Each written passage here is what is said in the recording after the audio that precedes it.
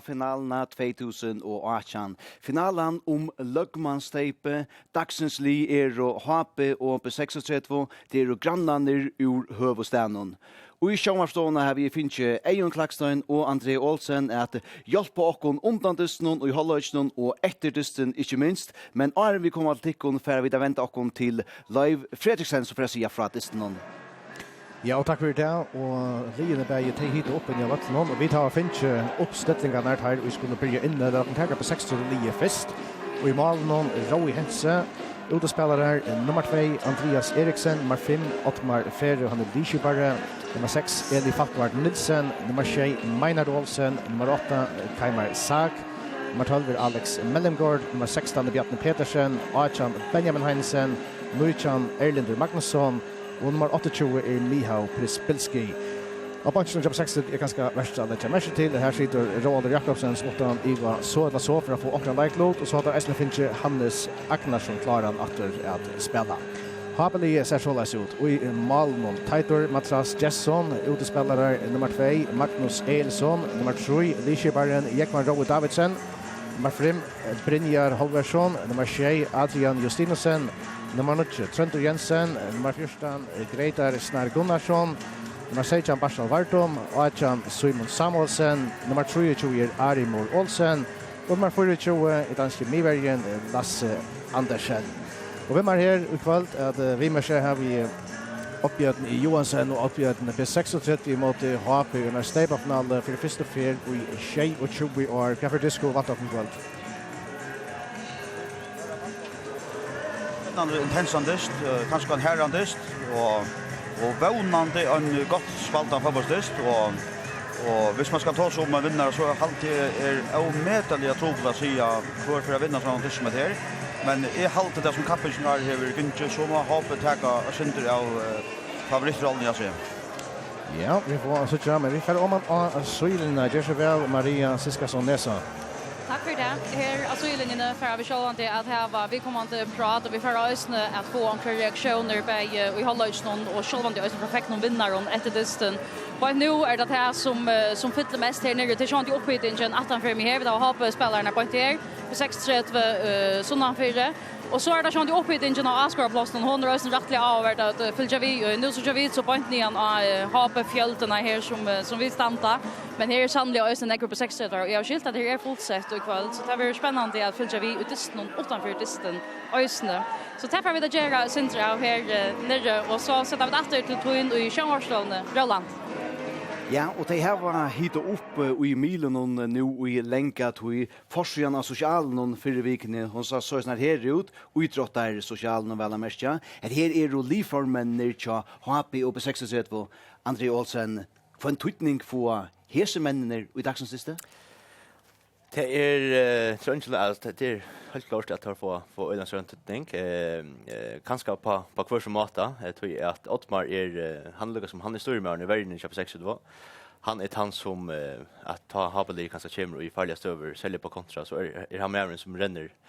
Alla börjar ha vi upp ett skumpa där gott han öliga fysiskt Evelyn I förstöltne. Om jag kan ro I mer en energipumpa som öliga går till att komma nian vi I allstå och faktiskt negativt jag har som jag säger så går en expel jag har ju jukt någon jag kan roa och Adrian tar så spel I högre så jag här som Adrian öliga dikter bulten någon och går till att skapa rum till jag kan roa så gym nian vi och kan lägga in like och ja jag vet att ska vara så rollerna öliga I miskar men bara ha a kurs något strandtutning försynlig. Og det var liksom tog at her og Lyskybar og tar man respektive Leonon Eion Klakstein. Vi tar at jeg sier en herran og intensantist. Hva råkna tog vi?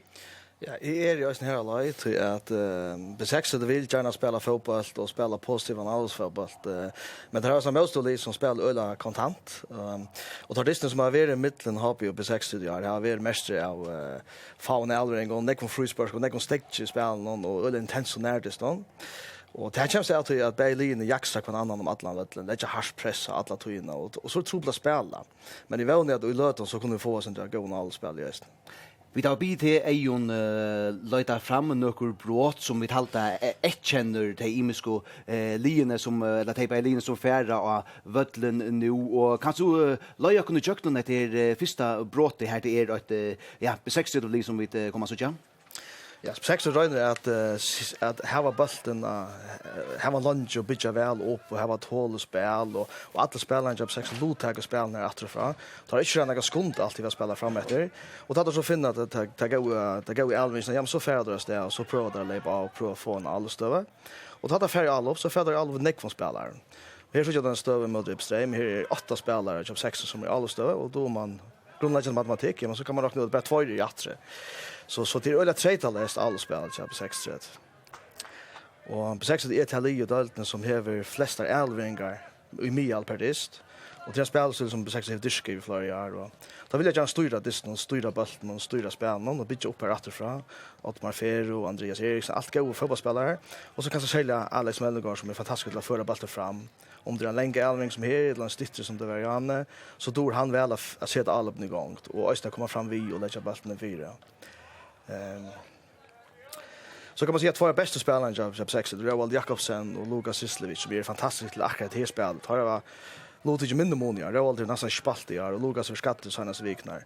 Men så har det kanske unga män in och helt fast som spelarställen och tillrika faktiskt helt rymliga väl. Men Sean det ska spela öliga stövet och öliga väl i länga tid så ska spela stöden och Roald och Lukas så här ska spelare in i yngre spelare inne så är det sagt när det tar med tittar man spela detta spel. Och så är hur säger till att type 64 är och det leba så vi ska ta färlig alla tydna ta kunna skapa stöv. Och här så jag kanske också så hur risiko att spela. Vi standard för massa mine resten är framme av vattnen och pröva att ta emot bulten och så det är öle hör risiko och tar man köpa på handmaten ja så får man också något lön för ströjen som man får här. Så ja, gott variera och lulligt all spel på 6 som börjar efter vattnen och så kunde flytta bollen fram och sända där tar alla sina spelare närast det. Det som motståndaren i 6 kanske röna att göra till att typ 6 är framvis såna spelare som är så rönar man att vinna bollen från dem och släppa det i kontroll upp till att så är det sånt utsatt nu bara Otmar och Andreas Atri och så rönar det för Falkheim så blir 6 utsatt. Och på 6 har vi lärt 25 mål in i bättre delen i år. Har vi lärt 4 mål in. Så det är en avbändning om spelstil att på 6 spel är öliga tredjedels alla spel. Men här så kan man också inte utsätta sig till varje stöv. André Olsen, hur risiko säger Ejon Klackstein mellan samtidigt? Ja, öliga ofta håller vi så på sexually som jag snackar om som kanske här var ut vid 8 lökar i also och så är det för värlökar efter. Och ta är det ofta öliga svarbarer i omställningen här som de ofta skapar särskilt på omställningar att chanser var skapta i möte på 6 då. Och jag hade just att säga inte att på 6 som häver kanske den bästa värlökaren i förrän alltså inom lie och som är topplig att har lärt ett mål för in en HP, ett mål för in en KI och touch mål för in en SOI. Det ser ju inte som att det är öliga största bulten under spel öliga positiva alla så bult men ofta alltid att jag kan inte ta emot blås inte naivt och vi är syndra optimism vi just att vi ska lugga ner offensivt så kanske att det förbäst ja det kommer att komma mot dem. Hade här var på 6 av Leo vid Hukto efter det här. Nu får vi det hitcha efter Habelinon. Ja, vi har rättliga grönt spelkoncept. Det är alldeles einfalt och alltså inte kynest och kompromisslöst. Det nekvar här som äldre från varje spelare vinner så ju fram och i högre all och så rönar där kanske få en stöv här som Adrian och jag var ro och kunde leva och få ett inlägg och få en chans och alltså direkta spel till inte man kan säga det gamla hoppspel man spelar bara lägga runt det tar en gott spel och också boy nice. Och hur ska det visa en diagonalbollen till så tar du flyter bollen i är så inna så flyter motståndaren sin efter bollen flyter fast i till så inna och kanske så spela en längre boll shot i motsatt så så kanske skapa en evitalstöv eller en vanda med all stöv här ute. Nu fire in så gör här så det kanske få en shot stöv och så ut. tar motståndaren så få bulten så lägger Happy ofta öla harsh trus längt in i halvan av motståndaren och neck från spelaren som vi så kör. Och det som är så i Jordi och i alla så det snart har att runt spela för boje som människor så tulliga som möjligt. En Elvin för boje 6 mans och så knappt det en chans med så detta. Det är så short lite då neck var mans fram av att pressa men så är ju snägare att varje större. Tap Jordi ändå så ut allt så allt i alla så det snart. Har spelat öst in i mitten varje och mina och så rönnar där få bollen ut i sojorna och så lägger där ett inlägg i fyra. Det har skor neck mål på i årest. Och det ger det för bauen så igen. Här är det Barstav. Så kommer kan spela Adrian motor vänster och så kommer jag med i fotlar för från och så tar det bollen i fält och hoppa att få en chans. Det som på sex kanske kan huxa om till att vita för ska föra bollen till HP och här håller jag Lasse utan stinna sig till att finna så fantastiska go i allmänna i mitten som ger alla spelare till HP farligt så det här kanske på sex kan huxa om för ska föra bollen till HP. André Olsen, I häfte med vi kynest och direkta värnaka tog som Eion Klaxton säger som det första. Vad säger du det? Det är en nog så god löjt vi att alltså Felix vi har på 6 är att styrkan att hon ligger i att häva bollen men det är faktiskt först en spelare här som på 6 då där vi så jammer vi på 6 då har väl gått tål och tar spelar ölen ut till backarna och kör runt dator i varje spel någon och så ta plats så kunde det finna Elmgren igen mitten men mer än HP vi så att öla tulja i det nej ta spela är att mer än lägga så öla brott och backarna ska komma upp och mer än jag har tagit för bollen upp så hittat då öliga kött niande banan antingen en diagonal boll eller en boll i mitten till en kant som så fair batchen vi så det skall vi så jag mer än jag spela bonus ut till backarna så att det är första spelare har vi är då I halt då ja öliga direkta och I halt alltså den största månaden hade jag kanske att han utländska medvärden så har på snär som heter Brynjar Löversson att jag tar till dem så skumpa backan öliga längt nian och ta andra backen för nian så är han öliga går till att täcka han in och ett att inlägg kommer från Moselin och på omsådningar så där att så centra samma med medvärden och garderar tar så att kanske akkurat han löjgaren hvis på sex det har haft han löjgaren så hette då vant jag att det nek par mål in. Nu är André inne i Mona Lion och Bavon och vi har varit inne i brott här Liene alltså på 6 och har spelat och i möte för Norden det som är det. Här kan man se att terroristen som har varit med den HP på 6 år har vi mest av intens som spelar, nek tempo och nek närdister och Liene jagstra kvar annan nästan alla tojerna i Atlanten. Och det ska bara inte gå omstövet att spela fotboll, men det ska bara en lovlig andist och det har vi sett hinna både när mitten har blivit 60 det att det är öle lovligt och missar Anna Lie bollen ja så färda bara när jaxa bollen efter och ofta ändar det under fruspark skitlan om day boll och bollen för ut och tål just en instat som är en boll.f för NDG visste att det mitten har blivit 60 det har varit som har flest fruspark nästan och minst elveringar så och här så jag kanske dö med kvitt här det är ja. Lin lägger ölen fria pressa på någon annan och spela kontant. Och så ändrar det ganska ofta vid en frispark eller en duell eller något så. Så jag vet inte hur det går fotbollsspel vi får gå allt. Vi får kursen intensivt och så hoppas jag ankra löter att alltså kan det gläppa att och Lee kan sätta sig i sin spel. Det var nöjt. André Olsen en lovlig antist upp i mötet tog att få flottan fotboll. Vad skulle vi inte åka till finalen ikväll? Jag vet inte om själva inte vi fotbollsromantiska Eion så inte vet och kunna sitta kanske ha på 6 och i ogående som tar dama bäst över och här som Bailin är det trycka bollen och ja luggar ner klara vänta och så där men nu har jag sett på att det har blivit 60 år och sälja den 17 edition i mittenfällen att han styrsten som fällen i hava hon kommer inte ordentligt skönt där och det var sälja tog att truschte fra banen och var så mycket aggressivt att luggarna släcker fick tog av bollen på samma måte som till ära dyster och då så vid oljan kvar oprovokerade fejler tandisten så att jag tycker det var alltså jag hoppas på alltså en eller välspaltande och kanske röjnandes gå on fotbollsdist men det var inte att det var väldigt intensivt och det kommer att mesha att det är en grand uppkör men då vi snackar om dystnar mittenfällen i år så trots de har haft en liten mån att det kommer urslit. Så hur besexet lökliga faktiskt varit till att bättra det i mittenfällarna. Tål säga att jokningen att jokken på dystnar har besexet haft bollen 30% av tiden men har haft en 40% av tiden. Och Haktel säger också att besexet har haft 15 skott av mål hesa på dystnar och har haft 5 skott av mål.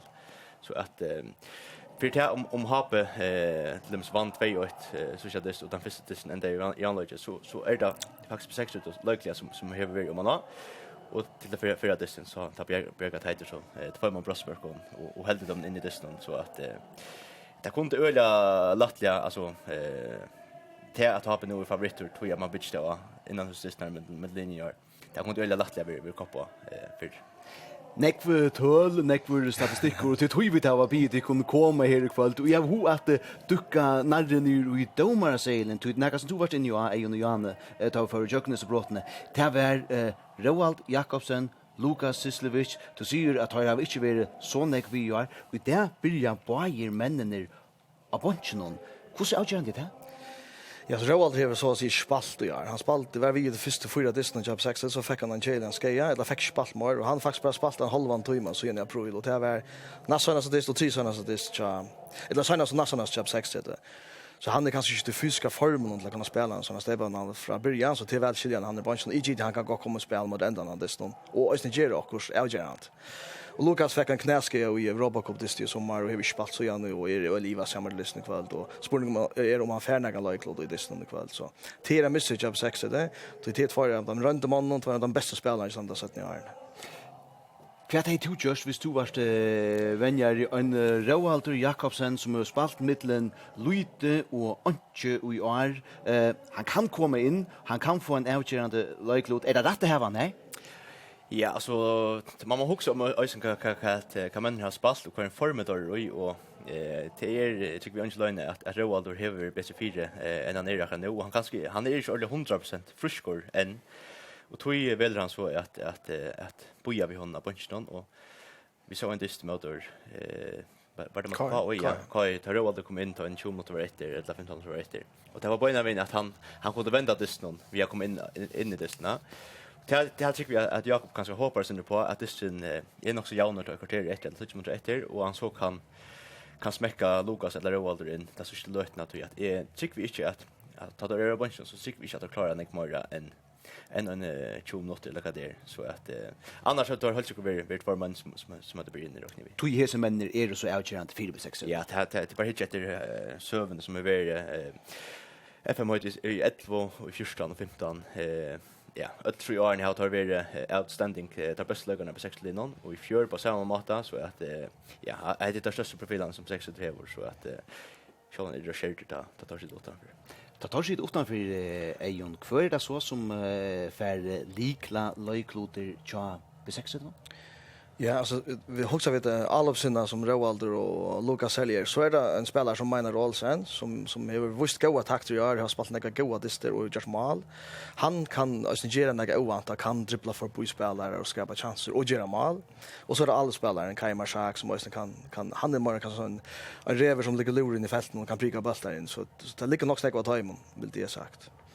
André, hvis vi ikke at Habelinon og avgjørende løykeren her, hva er det to at dreie fram? Ja, alltså det den första som man huxar om där man huxar om Hape det bara hit efter toppscorerlistan i förjon det må väl vara Adrian Jusinsen som är skott Asha Mal i Nujan Diston i Hamnedaltne. Han har varit väldigt outchallenge att hem i år och det är ju öppna spel här som man skorar och ösnen säljer på daybottler här som man bäj på hotnarspark och på freespark är öliga farligor så han är alltså 100% han mest outchallenge lagaren Hape. Och så har vi också nu att det händan utländska medbadlagaren Brynjar Lövarsson. Kanske att du inte huxar snägg om han och i öppna spel någon. Han är inte den mest kreativa lagaren och på tamatan, men han täcker öliga väl värna så de in och jag hoppas att det är med Kai Hape Klaxvik av sommarfestivalen.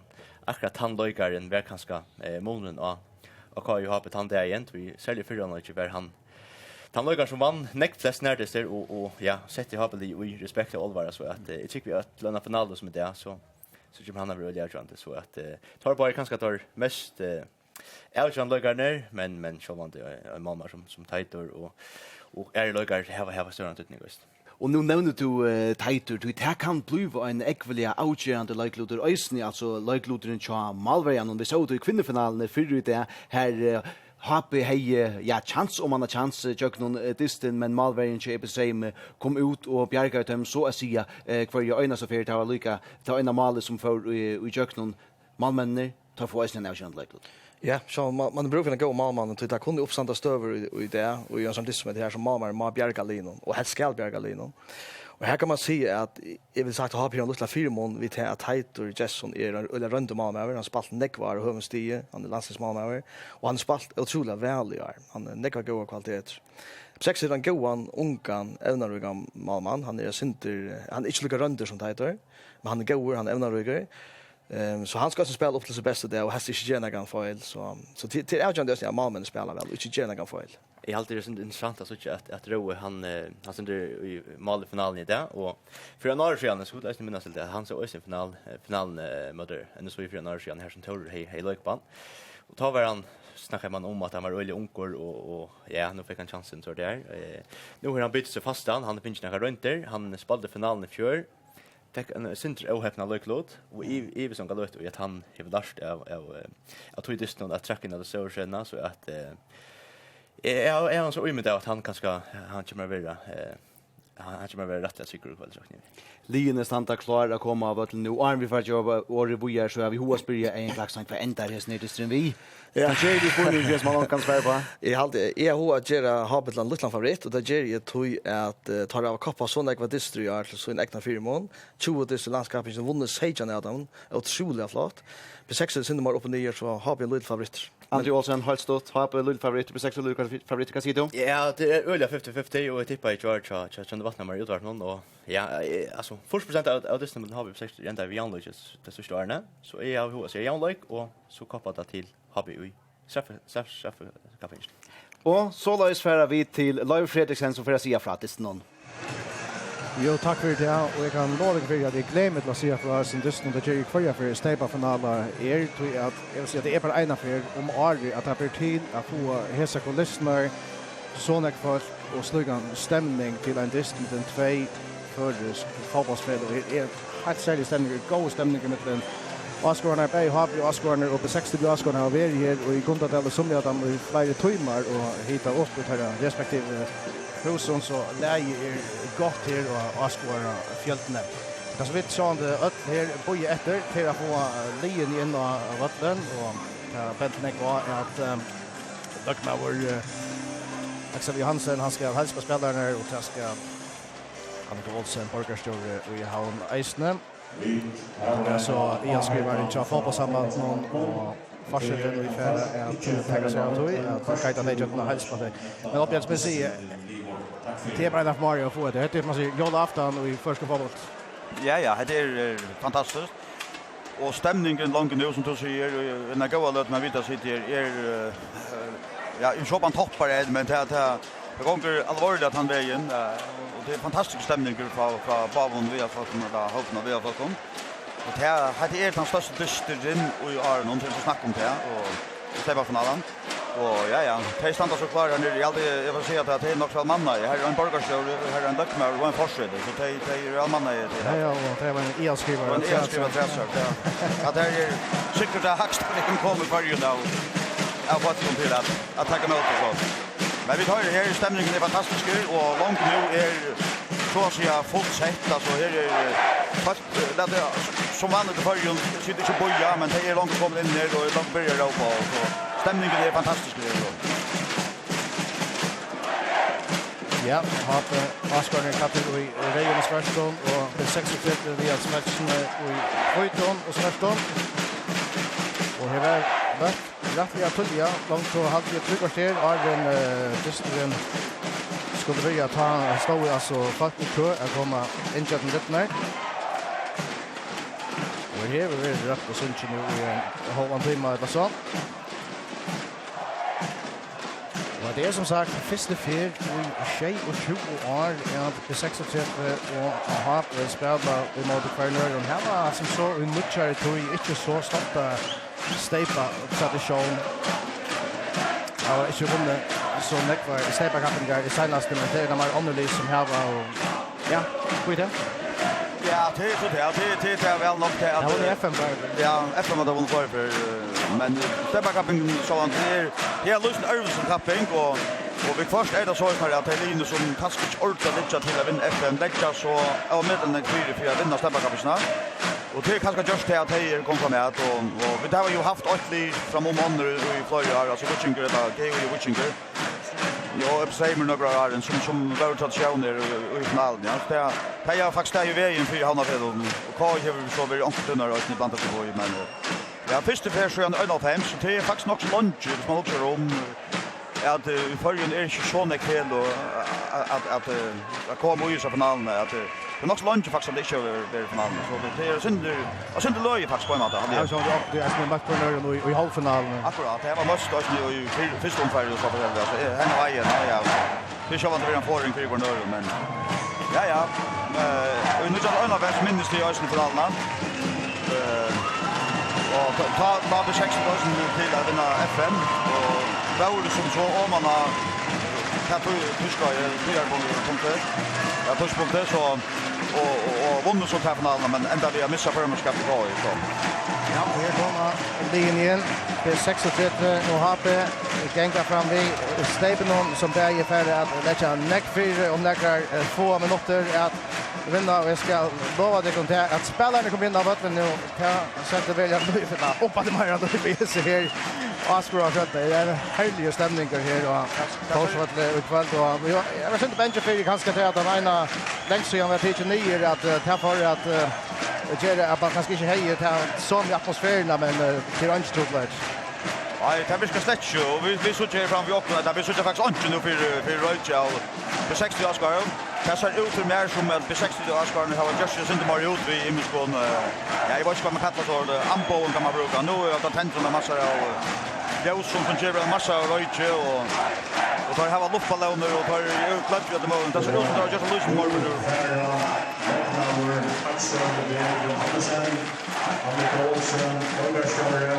Christian Andreasen, Forsvete i FSF. Brukar vi på delspelare i FSF. Och hälsa och ta Leiberlein som 36 på APN.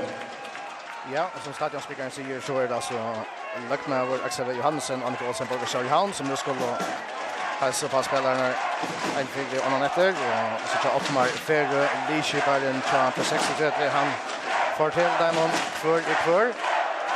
En Sivan just nu är nu i några år så det sitter där ju till dömes Ensko FA Cup-finalen men man att drottningen och det kommer att hälsa spelarna. Jag minns ju om de just går men vi alltid hade Charles Tex här ute i det är chansäker men det var en andra häst tror jag onkel Einar som där men här är det så Annika och Axel. Ja, I halt det är fint det är en hade jag låta och det är fint man gör som egen person. Det är faktiskt fint tilltag allt. Och det är så vi är ju nu att hälsa på HP-spelarna och det är något Lischberg till Taimon, Jekvan Roel Davidsen. Högre backaren som har haft ett fram ur kappingar jag tror jag säger så bästa kappingar här till i karriären. Det är otroligt Rennepensson. Nya Jetten Sunna högre söje och Kaskovit Eisner åtta niva att söka till i kvalten. Ja, raska back. Ja, är rock här där var det lever här så rock vi han som har vunnit mest.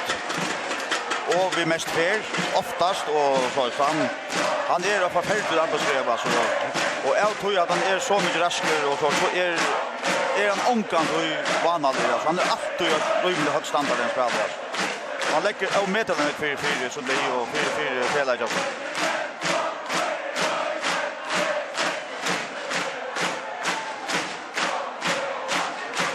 Så Reisas Reisas och samman synger vi första öret av Trollhättan.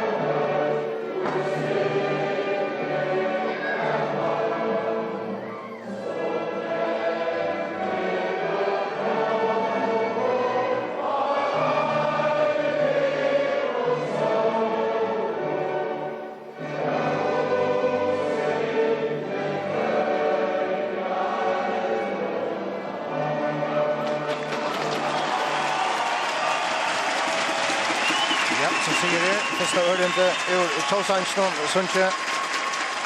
Arjen Stefan uppställningen chap 6-3 Sucha vi till här alltså Romer Kensju i mål utspelare Andreas Eriksen och Ferro Elefantwart Nilsen Minor Olsen Kaimar Sagan verer och i alla av dem Alex Bellengård av vänsterbacken Björn Pedersen verer med med samma med Ferro Benjamin Heinsen på den så Sucha i höger så han och Minor Olsen kunde ju också skifta så det alltså vänken i chap 6-3 Elin Magnusson han är arbetsgrev i Jamine så är det alltså Mihał Przyspelski som helst kommer lite att han för Kaimar Sagan här har varit tendens till offensiva spelaren att för Kaimar Saga att skifta plats också som distren gånger.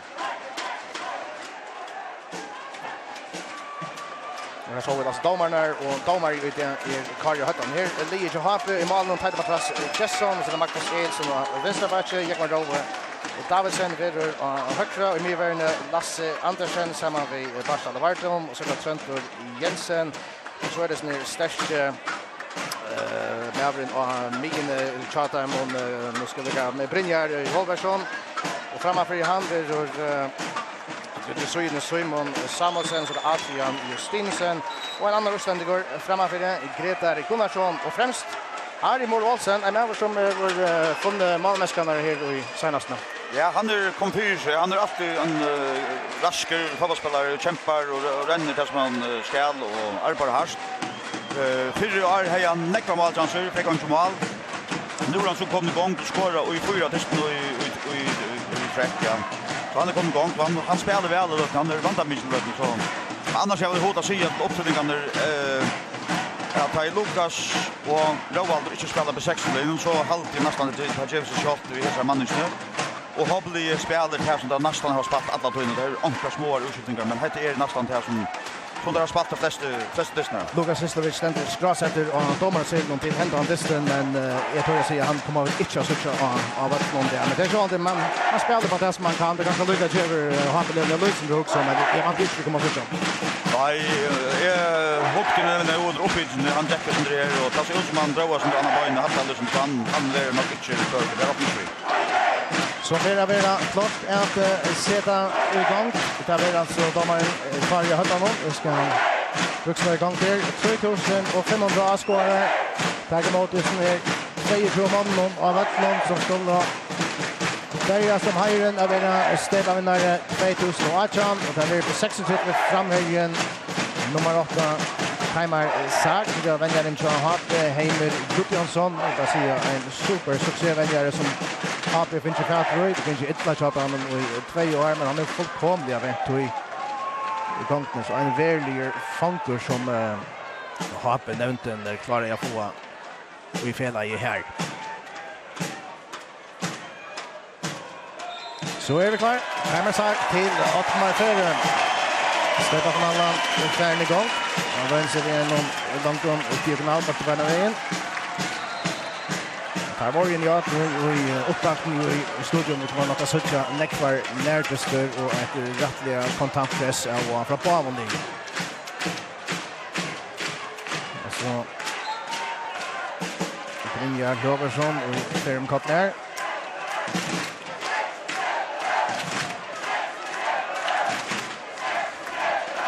Passa Varton. Så länge bak ner mot Sunne Samuelsen. Det vet jag randa mycket. Kan så. Han som vattnar där inne i chat. Roa Mörsk och Esmin Rosa Andreas Eriksen där för extra gott varje spel så ganska enkelt ut men det var aldrig nog inte det så enkelt som han färdade alltså Jordan ser det allt var att han är runt switch här från Sunne Samuelsen och Perbat inte mål så här. Happy att det Nutchon Alobe en tackling från Eli Falkvart Nilsen har varit lite andra tackling kring Adrian Justinsen för 6 botten. Han vill att Hyperna väljer att sparska ner ut tror jag att nej han kommer för att Eli Falkvart Nilsen men ja att det var en tackling som sitter rätt Roy.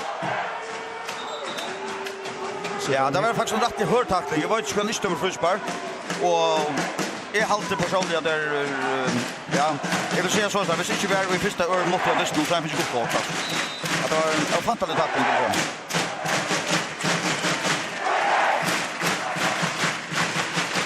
Jag hade att defensiv med vad inte det 60 han är kommer för sig efter vi tar att spela för gång efter under mål där in på 60 row Lars Tense snackar bara igen. Vi ska vara retorian. Barstad Varton. Ottmar Ferre. Ja, det är här lägger tröst då här från början har det inte sån chip alltså vi har bara lite om mot P6 Gottsteinen. Det var halvtid av hitch att här till ett för nu bara sparka två mot P6 då ner kameran bra för inkast P6 där tänker det kött. Maynard Olsen han är fair han får fälla bort någon.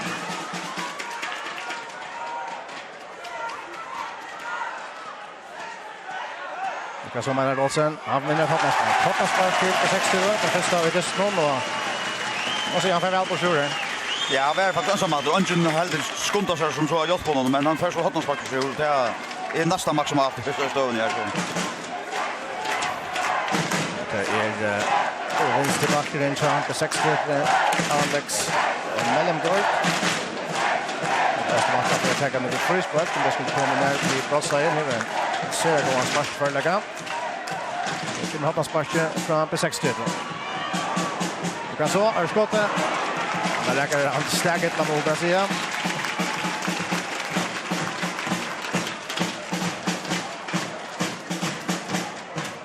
Det är alltså Mihal Prispinski i runt sig här. Han ska ställa ut sin tro på för att fälla in och i B60 han kom nu i sommarsäsongen. Inte ordentligt har funnit sig att av Mihal Prispinski. Men det här ofta tog ju alltså han är bara just fast i vad spelar det 4-5 distrikt och det här var så. Det här ofta sen tog han är kanske vän vi han är ju spalt i skala som spelar helt annat så fotboll så han är utomlands så. Han ska lyckas som vänner. Han är väl go lögare. Han ska lyckas som vänner som vi tar som B60 ständer för så det för några gånger att han är evne till det. Alltså Andersen han är kommer för sig att han har närdesten. Vi vill ju se det väl hatten och så att han ska fortsätta här på en shotlight efter att han först Davidsen ganska här Majesty han har byggt har fått för Ari Moore Olsen till Simon Samuelsen kan så gör han som så Sugar run från Simon Samuelsen men vi lägger ner här var det körde vi på det som Simon ville men jag sitter väl där att kicks på 60 då är inne här det är Bjarne Petersen och Måsan kvar runt ner eller ja det här har så så vi såg bara här till inte skipa spela en till nästan inte som Lucas som tar att ta bort till som spelar det är pingpong och det är jag ser början av nervarna nu det ska nog komma det lyssna till det kommer att det kommer när jag rättliga så ska man flyga som på spel det hoppas jag går så det är början av nervarna runt snack om det det snackar vi gör Maynard Olsen. Typiskt tänkte vi för början. Vi går out. Maynard Olsen. Nästa shotdown. Och skjuter han. Han är inte längre. Ja, det var ju första gången. Maynard ser ut att vara kopier av Väderstys nu. Han är tänker bort till så som den nästan är så att ena sig första bottnar och här går skott. Går runt. Det är sånt extremt tutningar med för B6 att Hesen Avren spelar en gående Storberg, Roald Jakobsen och Lukas Sislovic inte kommer att vara vid för början. Ja, han kan bli munnen. Alex Mellengård med hela batten till Maynard Olsen.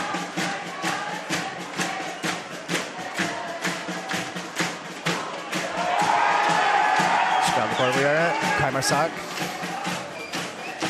Över Varstad Vardemetzer. Estes Jarle Bernam var vid botten och vinner inkast till B63.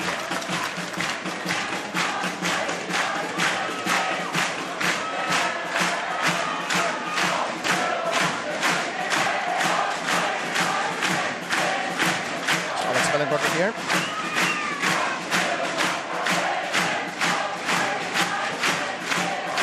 Magnusson, go tackling där från Harper, Lisheberg, Jekman och Davidsen mot inkast till B63. Så för Benjamin Heinesen ut att täcka och kan vidare vid 5 matcher. Det blir ett längt inkast. Vi såg just att Bayer utanför minterna att Bayer Miver i köp 6 och 8 och Bjarne Petersen vi får in i Havrebrottsline. Det är pengar som på 6 till praktisera Neckvar ja. Jag hade tar få östen Neckvar vanta på stöver ja snär och har östen finns också mal på så. Det är längt inkast från Benjamin. Ja, så det kommer i alla hand men domaren säger att spelet ska kunna vara. Vi köper det skulle vilja att han till ner under kontra som ska vara. Och har på utav förstör. Bjarne Petersen Eisne, og Bjørn Rowe Eisne, han har kikset til honom, så det Benjamin Heinsen, og Atla vi natter til Roa Mørsk Hense.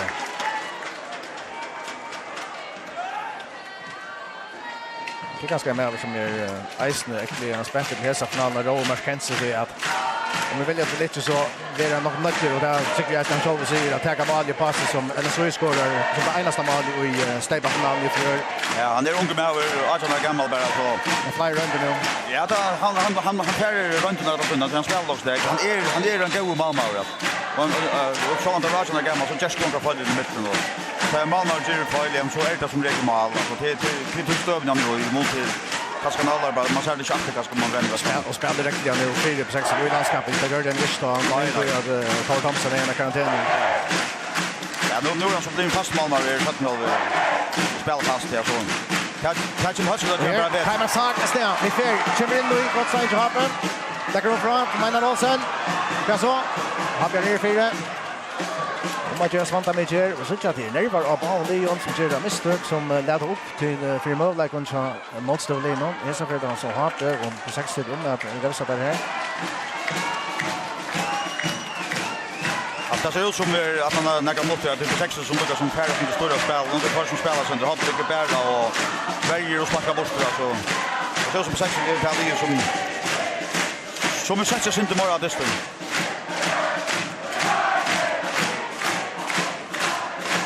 Där är Mika Peter Matras Jesson. Vi tar ju bussen här som vi stanta. Jag var som två och allt på 6 så inne vi tar Martin tar Oskar tar. Jag hade två vattna väg här så då har jag ganska Martin på. Jag ska tänka ut hur spelarna ska se. Men jo, jag hade det här är ganska bara fått det i på 6 idag så och i löpning gör det. Bjarne Petersen här.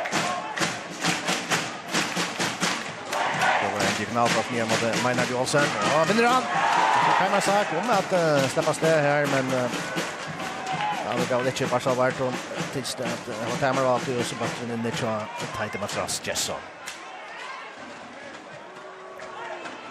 Magnus Olsen. Så vem till Arndeston. Alltid spats väldigt i form. Den vantar vi inte alla bara för hoppet. Speaker. Och teknik Eisne. Och här vinner han ett frispark till HP. En 6 meter in i halvan till 60 då.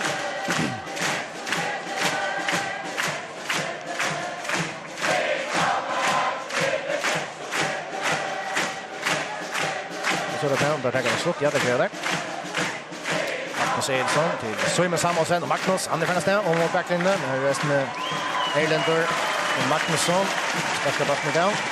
Så får det sitta inte har en lika stora månad att nästan ta en inkast som på 60 det gör det helt inte här.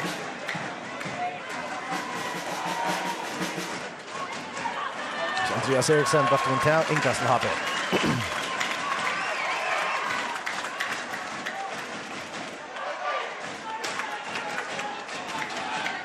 Simon Samuelsen som är nästan inte för att fotbollsliga och jag nästan som lite en John och Mörsk Hense sparkar bara som igen och har på honom.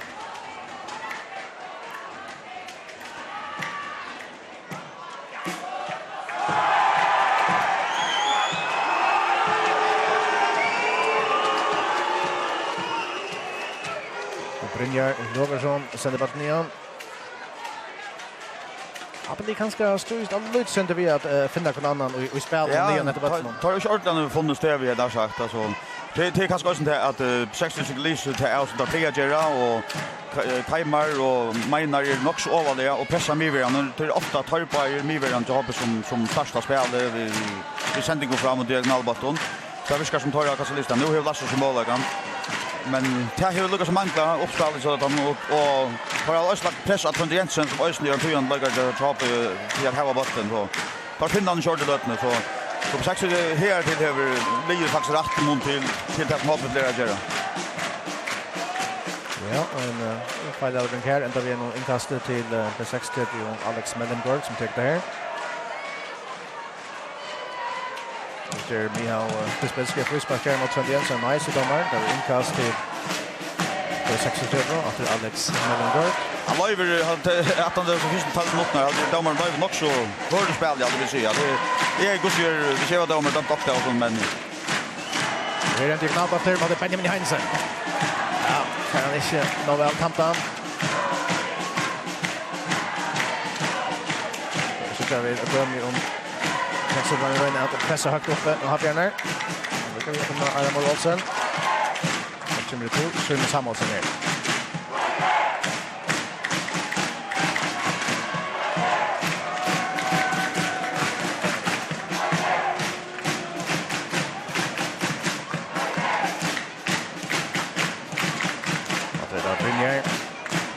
Han har ganska bruk för en möjlighet som tar bort pilsen och startar sin spel. Ja, han tycks när vara pura cool defensiv nu alla chatta. Jag står väl inte funker att det inte ska vänja men det är ju Mivat där chatta man Brynjer över som Sandvia är snöver. En framtid av Mivat som du har för väl en swishman som har haft bruk för nu i några år kanske att han har där.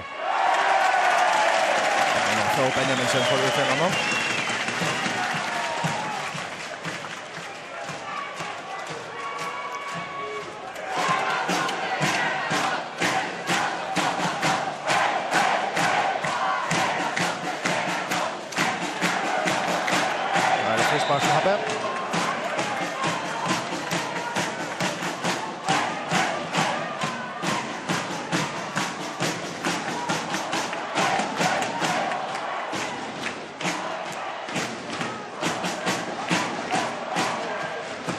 Vardon. Står varför till Brynjer.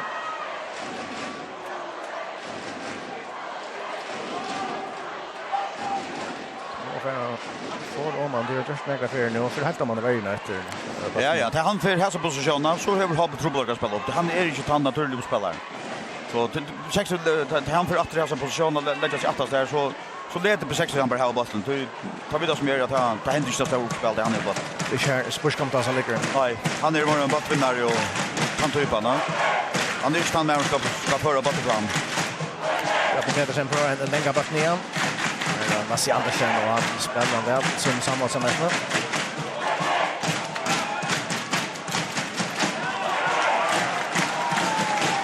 Det ska ha det.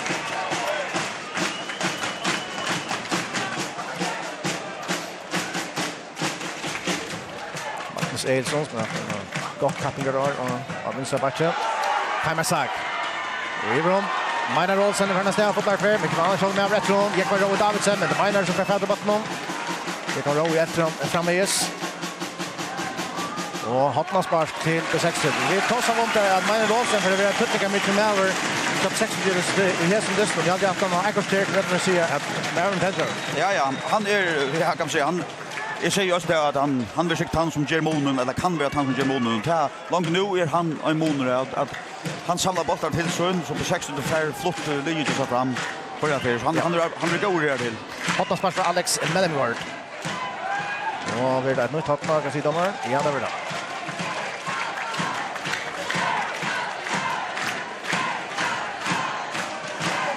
Sexsekunder här var 6 mans in i brottsignen och Johabe. Alex Mellengård i Hotna spark nu. Inte där. Ja, det är vinnan. Så Benjamin Heinsen om man missar bollen där så har han vill gärna se på en kontra men det gör det inte. Meinar Olsen. Skjuter och hälsar för väl vi så in av Malmö men vi var ju nu att alltså det är han som är här det händer i löpet i Alosman så faktiskt. Ja, det är ju så sagt om det. Alltså han är kan säga point nu med över alltså. Ta det händer också så är han passad. Det han kommer öle väl från början just där och han är kanske att han lagarna vatten som kommer bäst från början kan man säga. Tajde matras i Jason vi Masparsnon Benjamin Heinsen vinner handan.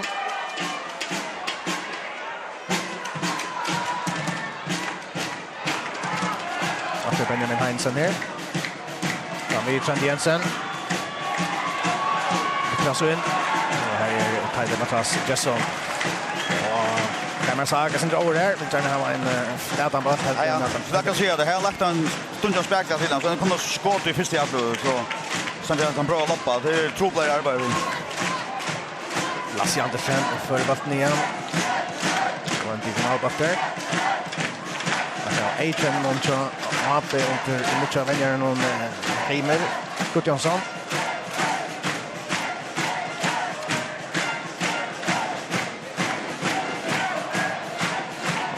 Davidsen vid ingasten.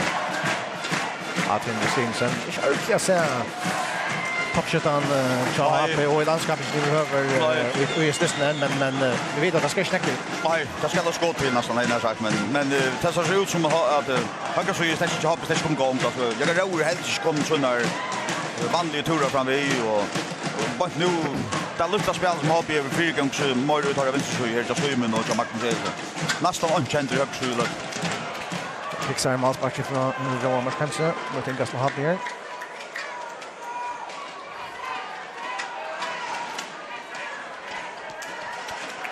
Är det Tröntor Jensen. Mattias Eriksen.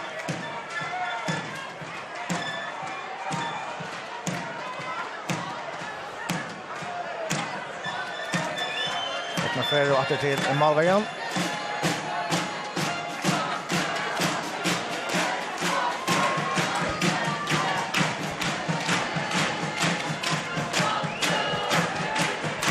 Faktiskt Nilsen för en kort men kan sitta var ju frispark. Det var såna lökigt att Frida sa det där. Ja, det var det som det var samtal. Ja, jag vet inte om att det kör men det är alldeles frispark det var det.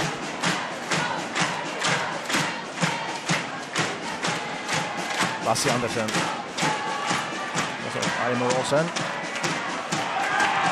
Erik Schneck pass och spel var han så jag vet Line Berg öde aggressiv så det fläder bort där kommer ner och alltså en halva öde aggressiv eller så så men som möter bort för nästan inte ut något som helst så är det måste vara all kroppen då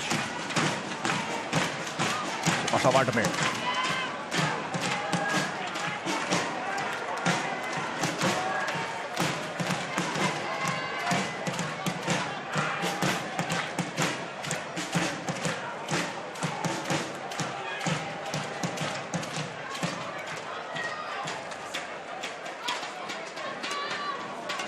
för Basmian och att det är Brynjar till mål men det trista vara en bevisst taktik till Diamond men han ska detta om han och vara att han i myen och så färra hinner bara med en ut kursen så i Barstad i högst och Lasse Andersen ut i vänster och backarna för längt fram nog så tulliga. Tid att spela så vet jag att det kommer att stöv så ständer det knappt att där så från vänster ut högra back och över där. Ja, det är så Mihal Prispelski. Han får en tapp. Ja, Simon Samuelsen, frispark.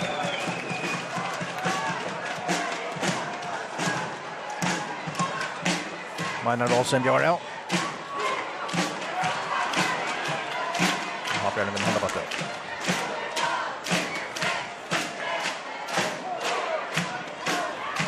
Adrian Stinsen till Trent Jensen. Öppnar Berry till mitten här. Eller Martinsson.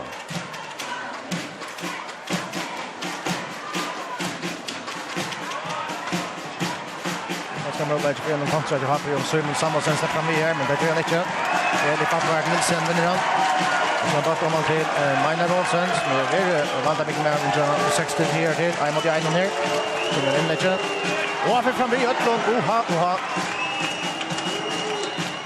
Att han kom till just ordentligt vant med Sean det 60 var det svant alla för Jötten men vi såg det. Ja, det shot sound där. Det svant att han för Jötten. Shot sound för Jötten fyra man så det den första med var i mitten för så det är svant så tjå. Jag kan vara då skulle fiska alla och så ombestämmer jag sig och så fram med Benjan. Där är en batch på 60 där så är mål hela sagt oss. Men där är det stegen ett hotnaspar till P60 som Alex Mellengård ska ta.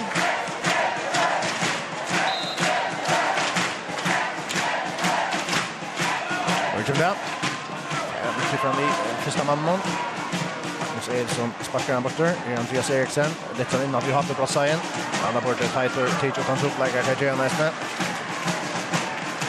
Så det spelar shotgun.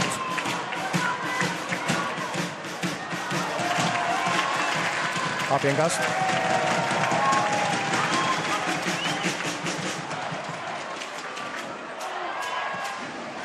Spatterar Trent Jensen till Barstad Vardon. Så vet jag kan Davidsen kommer ner vid backen så framåt. man honom äkta väl. Det är ett otroligt vändepensum.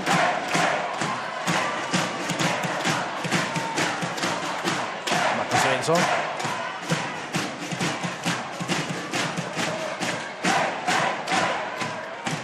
Brynjar. Det är faktiskt första för Sundsjön ordentligt etablera hoppspel kan man säga. Ja, och jag vet det like. Armor Olsen för vi är men ja, snittar vi är som vi vill.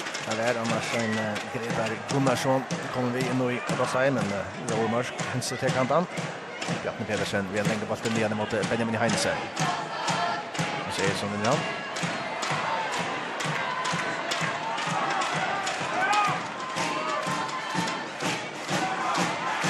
Magnus Olsen, Benjamin Heinze. Var gott inlägg. Så visioning här om med den Habe Malberg och Värjena första attacken och kände så vi att Jakob David Davidsson första Ja, mig har vi där från kanten den stäckare den här första rundan så han har åtta bollar han lyckas bojar vid att bollen kommer med han bara första rundan så han har från bollen som lite för mål den schemat till mål nu. Lite för så. Benjamin Heinze, resten av Reinhard inkast. Det är något som på 60 också konsekvent gör. Det kommer ett mot här.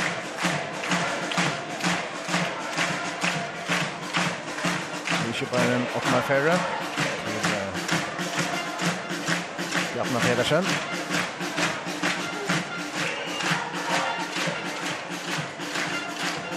Adrian Justinsen kom latter. Ottmar Ferre. Och här om att Bakborsur kan man sagt. Ja, en skänga och Alvin för honom. Så kan så här det. Så jag möjliga att Ferre och i omställningar men flyer Fisburn från Charles Berg har på 6 år gå. Här är möjligt att för en Gretar Gunnarsson. Simon Samuelsen. 60 tisdag vi har kommit på plats men det är ju har spelare kommer in i platslägen. Roman kanske han väljer att slå andra backen men han är pura upp den så här. Han har backen. Jo, han ska lägga upp lofta bort. Han är pura upp så här.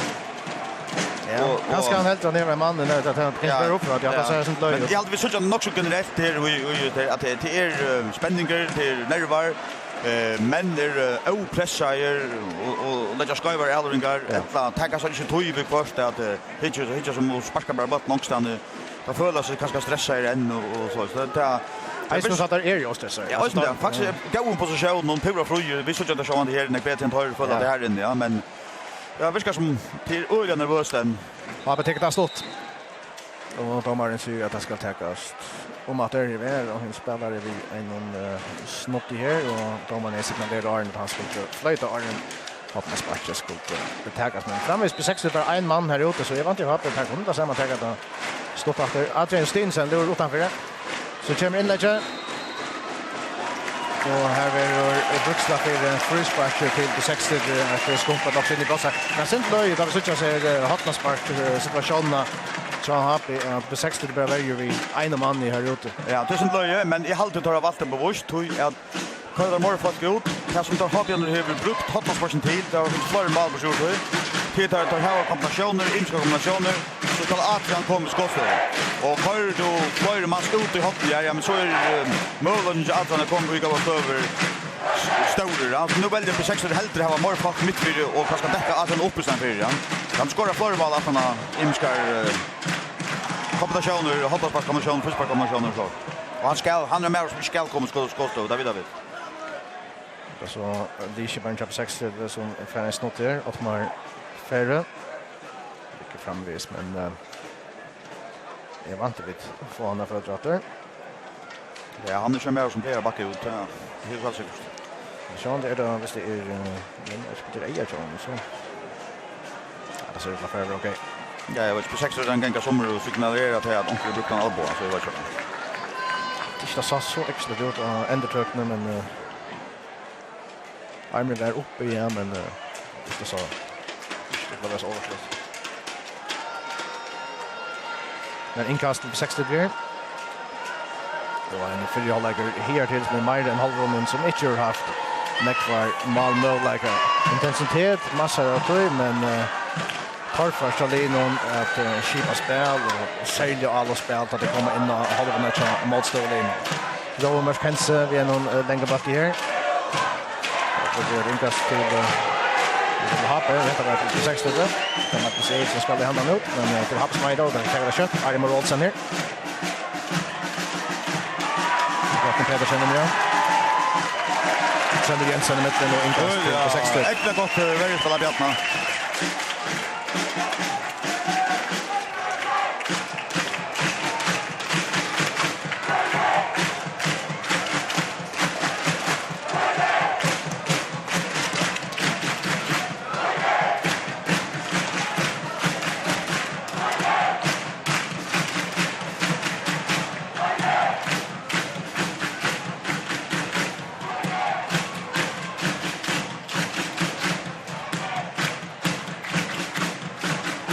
Färre åter till Romer kanske. Och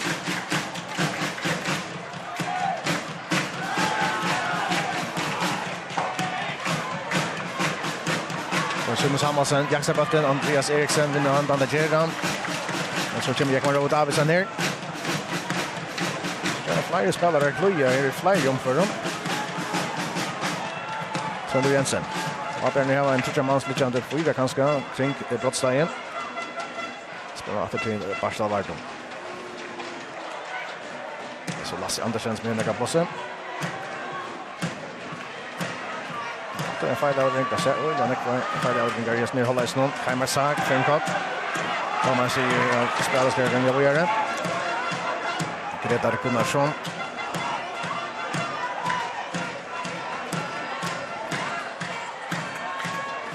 Inkast på 6 men stad en av Iveskriften mot Brasilien för så är det första kött mycket så mot när en hopper av skriven Eldring. Men så var det väldigt större press kanske än man är van vid i landskapet. Ja, tempo är det hoppas så tempo på lunchen. Det spelar kanske vill säga nästan oj vi för neckar för det inte för att göra något som helst.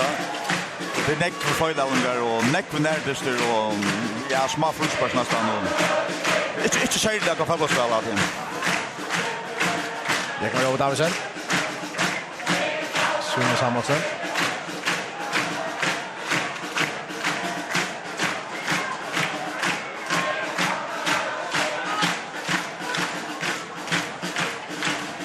Kappen är vinna.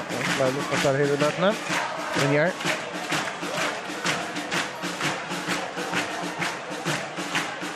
Vaknar för sparkar han där och tar inkast till HP.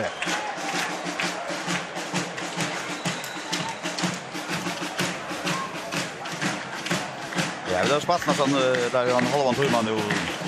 Jo, det är inte väl när namnet en Luigi där står med hans själv. Nej. Här så för en minut och Malvern nu. Då Markensen.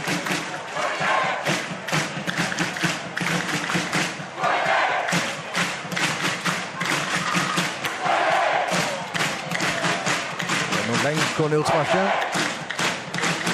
Det bringar som en annan det var aldrig jag kommer säga jag för man ser till arbete som han gör och spattar av Livataren så har det ju chans att ska stanna för att nej han ska skapa spel det men han vill sina buttar. Han är stand för med hennes spelare vi hela ta så han ger fullt arbete att 62 på spelare som han är han bryter ner så han ger Tasman player ger och kan ge han som regel gott det är inte gott nu.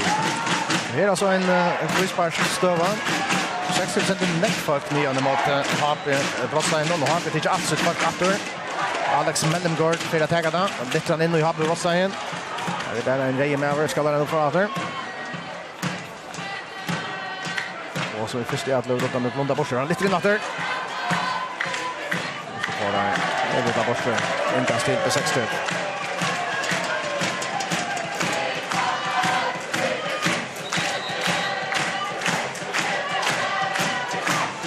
Heinz och inkast nu.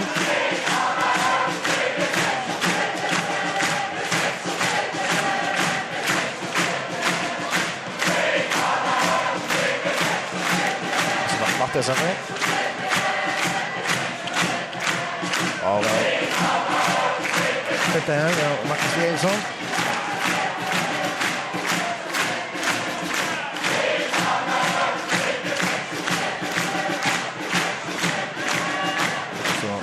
Prispilski räddar på, men Jekman Rowe Davidsen ska vara något där. Inkast till på 6-2. Och Benjamin Heinsen, han tycker turen alla vägen i rum och Miver han är 6 kommer ner. Det är ju väldigt konsekvent vi längtar den kurs. Men hade det gott vapen här va så sa man det har brukat alltså Röjnan för här ska hjälpa att inkast in och ankast nytta i utan så kan han gå chans att komma på så det där har man lägger hur men ja. Det absolut ett vapen och till punkt att bruka det till uppmärksam. Ja, och jag förtäller att komma Benjamin Heinsen. Han får efter runda vatten borster. Och det tappar Nilsen skallar en retur. Passa Vartom efter hingvägen. Alex Millengård. Det kan vara Bausen. Han är rätt. Sinne högre styr väl. Högre backen till happen.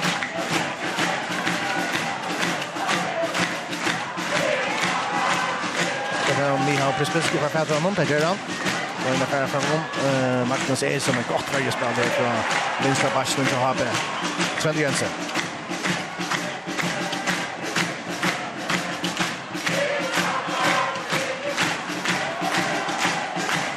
Så tror jag går nog in i diagonal bort där.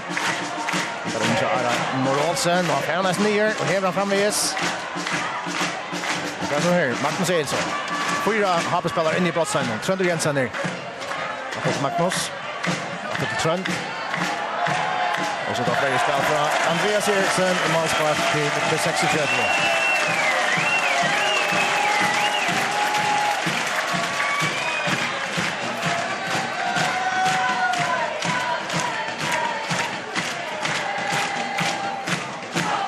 Men här är det kanske vi kunde, hvis vi skulle rasa lite någon så är det för vilja, för intensitet, för färra, man blir helhjärtare och ja. Men vi kunde inte köra tom upp för fotbollsspelare så vi kan säga det. Det är Sverige i nästa klass. Ja, men arbetet tror det här, det är man kan säga som så här.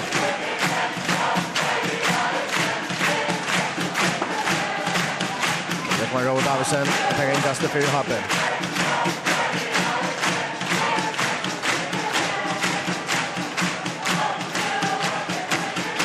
Jag syns inte en kliché, men ett mål är säkert sparskande ting igång till. Ja, det är player ofta och hjälp av huvudet så så. Man får se det också att mål till mål. Absolut. Timer sag för en pot. Fullspark till 6-3. Hesa för Myra i en centrala position. Ja, han får bort Massi och han har en Brynjar att man ser emot som man och vinner honom och släpper snära så för boy. Ordentligt gott arbete. Det är inte näkt som gör att jag vinner honom nu i den närmast. Kan man säga. Han blir vi. Ja, det är den där frispark till 6-3 och kan man säga. Alex Mellengård attackar frispark till 4-6 years med flott den kvar till 9 mot brottsscenen och Habe. Och kom där.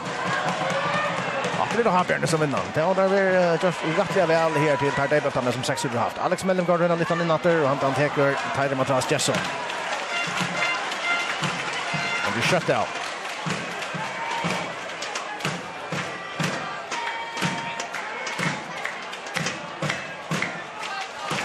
Ja, så vi då snackar sen om Högsjön har vi inte ordentligt kommit igång, men Alex Mellengård gör ett experimentalt backarbete och han ligger mot Adrian. Och Alex är en glömd spelare. Han var akkurat ganska där. Han fick tulja av kroppen av någon och ger så att Adrian släcker för just like som mest som oftast väntar han riktigt eller fronten på det eknomale så han färrar den just like så att för mindre gott backarbete kan man säga. Det blir att kunna lukta med en golden kort här vill jag säga. Han skjuter gott kort. Han tar en kontramål. Det är absolut ett gott kort. Han just snackar. För hvis han inte tar det frispark här så är det 6 det är en kontroll och touch mot 3 minuter där. Simpelt jag nice där va? Ja, pura klart alltså. Där hade inte gått att domaren. Det är absolut inte. Nytt frispark till 6-3. Alex Mellengård. Nu mot Maynard Olsen. Ingas till Habe. Det är ganska oj så kött där. Det är Frank Nilsson här i Lise handen nu och Maynard Olsen han är aggressiv efter backen. Habe under först här.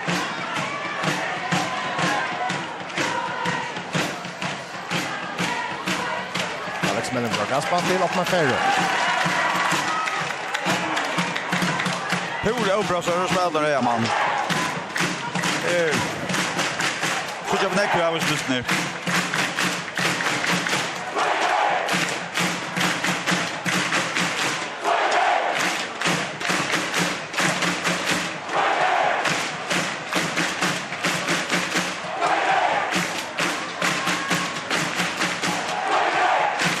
Rastesson. Ja, mot Adrian Justinsen. Archamal, det ganska finst nu över han. Nu har fram tappingar då. Men just där inte hade. Rätt toppshot i landskapsfinchen. Men det spelare som tar mankla att sätta i scenen här till så är tjejer till något mer. Ja, alltså men han är inte spalt som det är för. Men så knappt jag så kommer han in och skåstov och högerbotten i kassan. Så snart spelar han ofta. Det är några platser och har spelar någon. Markans brottsline chap 6. Det är där Adrian Justinsen vill gärna komma till skott. Ut till Trent Jensen. Simon Samuelsen för han skjuter. Det gör han. För inte ta kraften som man gärna vill ha så inte tror jag att Roman Hansen. Ja. Skottet måste vara ganska en jonkast i Malrön så att det kanske en av dem helt kvar det kanske den enda så som är kan man säga ordskott av målet kanske. Ja, det tror jag tror Aspergas ner upp så. Jag vet inte snackar. Det var ju Jordan men så skulle det nöjstor. Vi är i Malmö så. Nej, men det är stiger vi.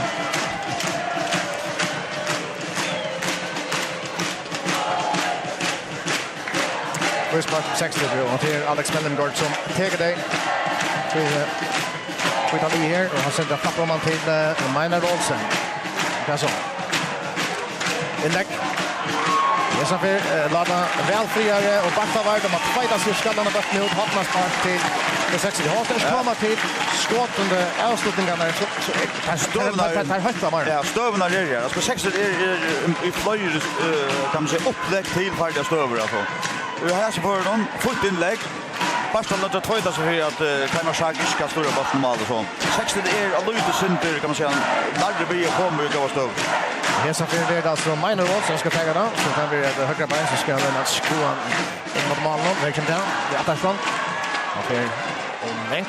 Right från Alex Mellengård för att ner och sätter sig ut ja. Det smallar bara frispark lopp här. Det här är det Alex Mellengård Lasse Andersen om kort.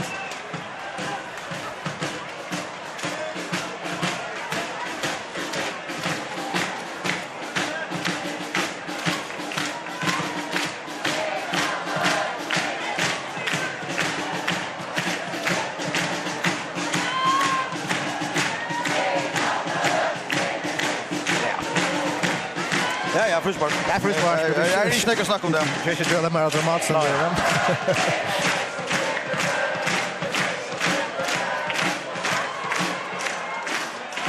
Oha, misstag här från Andreas Eriksson. Simon samma som Andreas han kunde gått efter. Jag ska bara nu för ett inkast. Jag switchar såna stöver att spela ner tar är ju under en nästan pura Lastras. Han är pura överraskad. Ja. Och lukar för han så stressar han klarar sig att sparka bollen. Ja. Och så frispark kommer till det spelgång av göra. Ni har Spelskit. Maynard Olsen. Så första av i fjärde.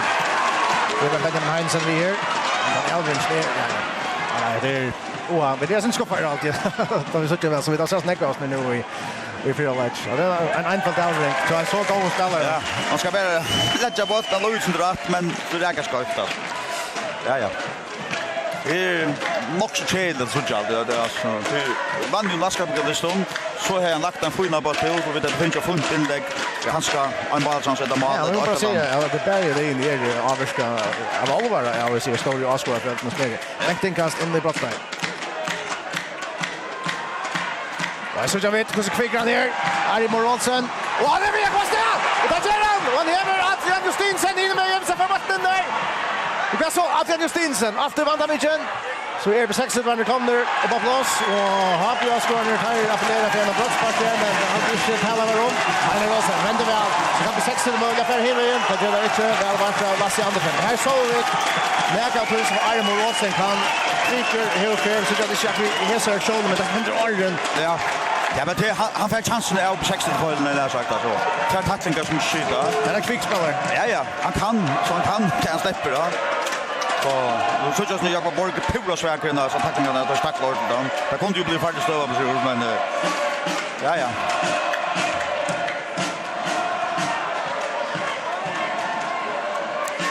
Rasmus Eilsson. Färran i rum. Det är Alex Mellegård. Han kan skjuta. Det gör han nästan. Ja, så det är inte lätt för sig nu. Han har en gammal runt. Ja, och han kan skjuta med ett brandskott. Ja. Så jag har hotat nämna en episod som inte switcher här, men som händer som är switcher verkligen där. Meina för bollen, spelar fram, ska renna i position, långt över. Brynjar, renner av, fettran. Bollen är kär och inte kärta och det är att som Brynjar brukar nog snäckna spelare och det är nog så harmligt att inte kärta. För ju väl kan är det gott konsekvent han gör det. Och han brukar det rättliga tutt har jag lagt mest det han spelar. Men spelar bollen och ska renna i position, så renner han det bara en kort. Men det är ganska klart av honom, snitt av honom, men irriterar mig ofta det. Ja, han är en typ som man säger. En jävlig motståndare, men otroligt god här in just. Absolut. Ja. Men det hooks bara, det här var ju jag vet inte, tror domare och en fjärde domare och man kan så vi går stars. Jag ska inkast till Happe, spelar för gång efter Marcus Eriksson, åter till Ekman Johan Davidsson. Marska Stallage, 2 minuter efter, det var inte haft han helt riktigt stora möjligheter. Jag har dottat för att hålla den och någon säger kanske här skulle man ha skåret och klart. Han möjligheter sig Sverige. Nej, hvis vi också så är om det skulle vara några hattar på det för lag så är inte några skärda bussar utan för allra kanske är bästa boy. Ja. Men kan så här. Har vi en norska platsen Gretar Gunnarsson. Och här kommer så Alex Mellengård i mitten. Ekman Rowe Davidsen, Hape kan sätta ett all upp igång att se Justinsen ner. Ekman Rowe kommer ner vi.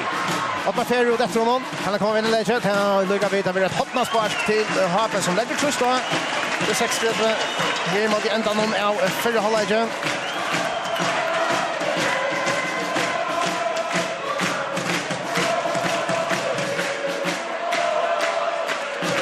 Simon Samuelsen. Och man attackar. Hotna sparkar för Hape. Där kommer jag vet inte vad jag tänker på. Stopp för 1-6 tror jag rotar till Meinar Olsen. Och så lurar Adrian Justin så utanför boxen. Vilken hotna sparkar för in i bröstet. Tatten av mål då. Här för nästan i mål. Ein Risaböldage och next den största. Här till det snön Lasse Andersen hade det där som är öliga när vi här. Hotna sparkar. Kemmer det ligger öliga väl. Nej, det är Gretar Gunnarsson. Gretar heter och Björga stryker. Så att det är chanser in i förlag. Benjamin Heinsen, Björgar och Malin. Norsk Hottasparsk. Adrian Justinsen kommer då. Hesa vill inte starta ball. Attersson. Brynjar är där och alltså bättre för ut och det är Malspark. Men okej. Hape på det frassar här nu. Vart har en hålla. Han ska lägga som bättre bruk för att den känner till där. Det ska gott att ta vissa hålla. Ja, det kanske ska bli just skulle ta som några skäl positivt i hålla så har det att kan nu så minuter ner kan. Så sista minut. Ja, då kommer ju täta på jag kan säga. Ja, men hon säger att största målet är här till alltså som Gretar Gunnarsson kom till det. I'm not there Dr. Atreat with the fairly hot vid han.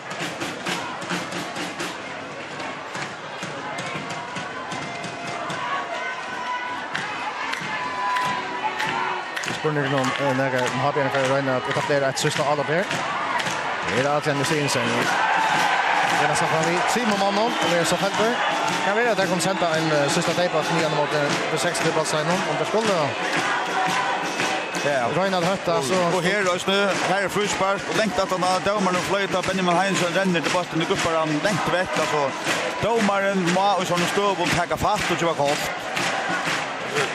Annars höll det så fram att han visste och det hade outsportligt och jag vet inte vad det var och så. Han längt han flöjtar och stövarna längt han det ju.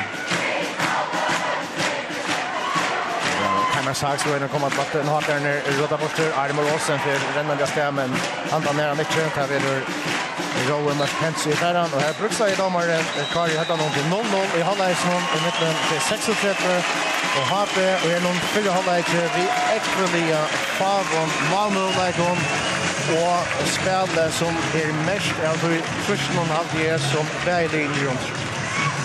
Ja, alltså inte neck fotbollsspel, sammanhängande fotbollsspel. Det får att det skjultan är vi såcha att bli här vid botten 5 6 8 äldringar och bygger upp och spelar botten fram alltså och det är ju det som är också till det är något det är stress av när spelarna final den neck på spel och särskilt kanske för B60 att hette mål som kommer råpa och allt det där. Det viskar som män är nervösa och spetter.